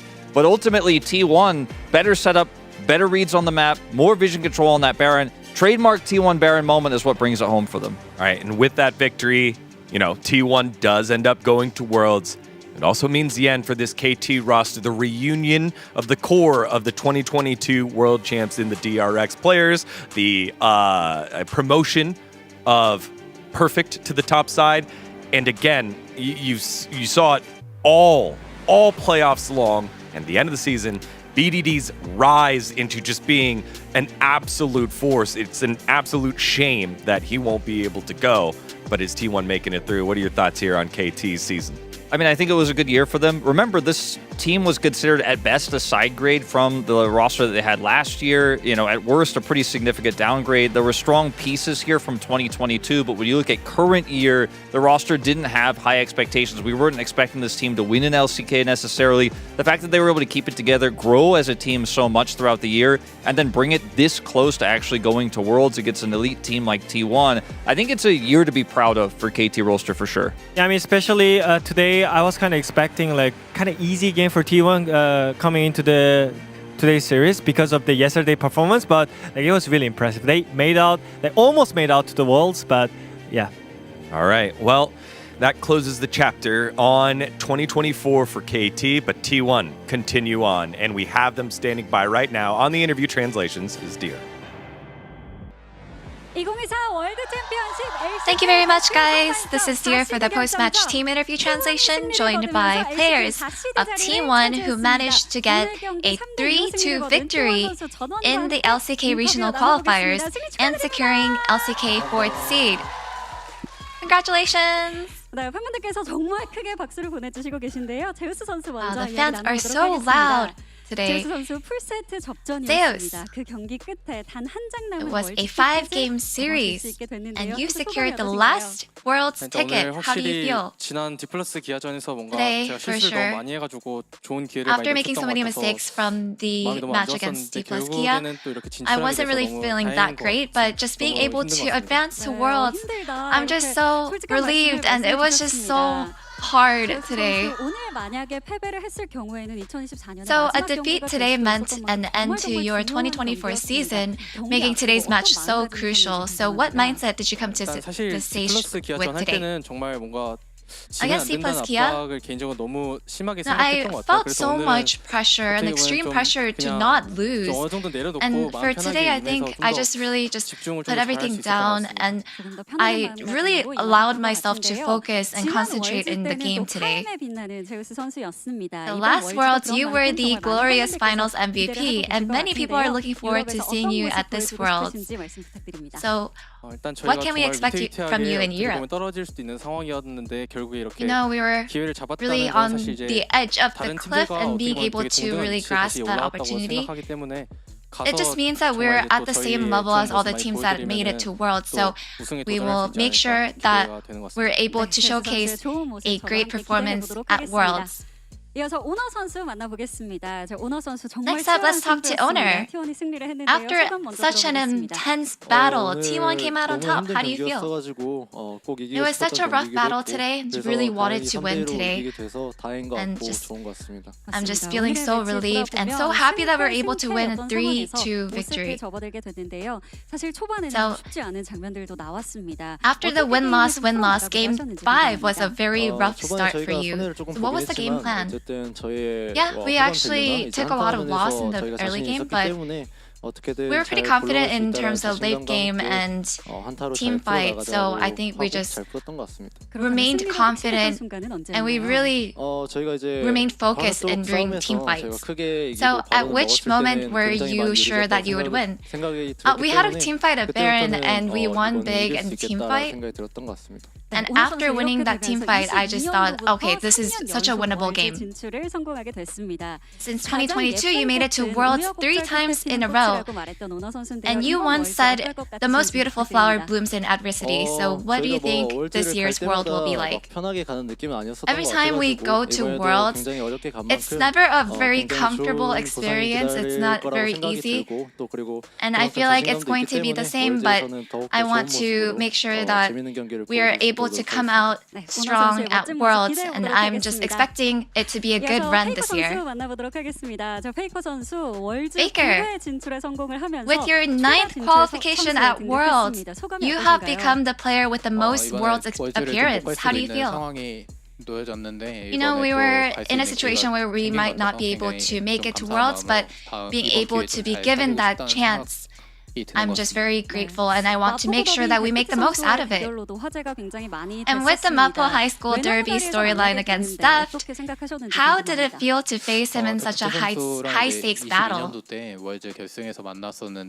know, I met him at the World's Finals in 2022, and just being against him at the very last regional qualifiers and the finals, again, it just left me with such mixed emotions. And being able to face him and, you know, even though I won against him and he was defeated, I feel like I'm not exactly feeling too happy for him, but I feel a little bad, but I think this is just what competition is about. And you're the only one with 9 appearances and 4 titles at Worlds. So what are your goals at this year's Worlds? You know, we're going to try to make the most out of this year's Worlds, and I think last year's Worlds, I'm sure a lot of fans are expecting us and looking forward to a similar run from last year, and I want to make sure that we really repay everyone's support. And Gumayushi, you secured the last ticket to Worlds. How do you feel? You know, I had no idea that we would be able to make it to Worlds after such a rough run. And I'm just also feeling very relieved that we did make it at the same time. And you were against Steph, who had always shown consistent performance at qualifiers. So what was the main point of the bot matchup?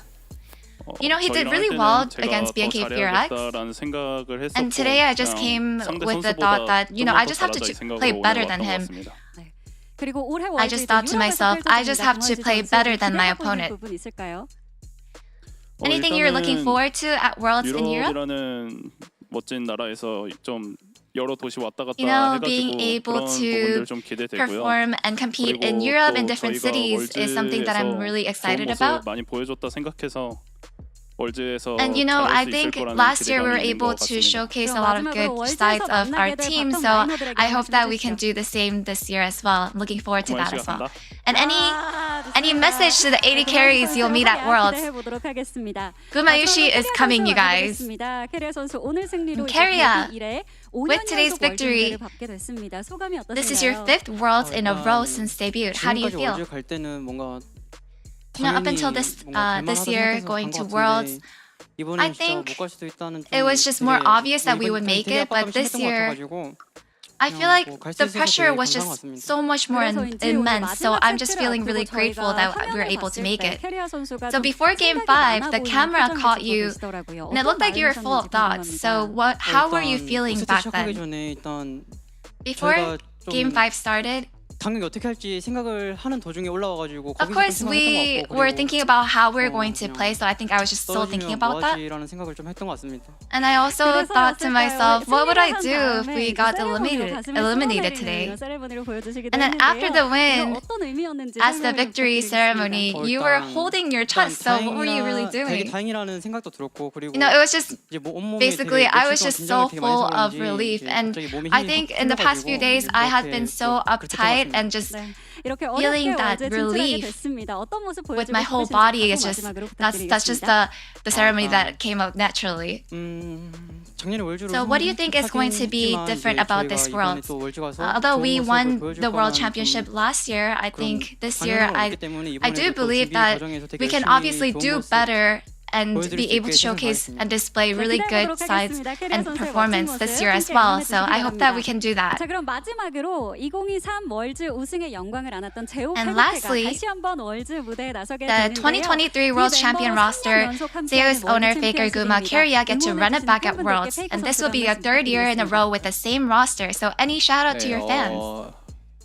네, 이번 월즈가 되게 도전자 입장으로 또 사시드로 가게 됐는데 So as a 이런 competitor 경우는 저도 in 이제 Worlds, 굉장히 좀 좋은 경험, 굉장히 I 처음이라서 feel like 네, 좋은 경험일 거고 it's 좋은 just 경험일 거라고 been such 생각하고요. a 팬분들도 rough 많이 journey, but I 네, believe 월즈 that it's 때 going to be a really good 많이 experience for 응원해주시고 us. And for all the fans that have been supporting us up until this point, and all the fans that will be supporting our Worlds run, thank you so much. 응원하겠습니다. 여러분 큰 박수 부탁드립니다. Let's give it up for T1, and that's the end of the interview from T1 and back to the space. Thank you. There you have it. It is a 3-2 victory for T1 over KT. They secure the final spot at Worlds, the 4th seed here in the LCK with a all-blue side victory series here. T1 finish up the final regular season match in the 2024 calendar. And here are your 4 representatives from the LCK. Hanwha Life Esports, the summer split champ, your number 1 seed. Gen G, your number 2 seed, D plus Kia. And it is the world champs T1 with the opportunity to defend their crown. Thoughts here, Wolf? I mean, it's a great lineup of teams. I'm really proud of the representatives that we are sending to this roster. Of course, Worlds will be starting on the 25th. We're doing play-ins first, so it'll be, Mad Lions versus Vikings, PSG versus Pain Gaming. And we got the whole crew here because it's the end of our year of LCK, and I'm really kind of bittersweet about it. Also, it is birthday for Mr. Brendan Valdez. It's a Brendo birthday, everyone. Happy birthday! Y'all, it has been just an amazing, amazing year of LCK, and we are just so grateful that all of you have spent time with us. On behalf of myself, the casters, the entire live broadcast crew, thank you so much for watching. We'll see you guys at Worlds, and we'll see you next year for more LCK.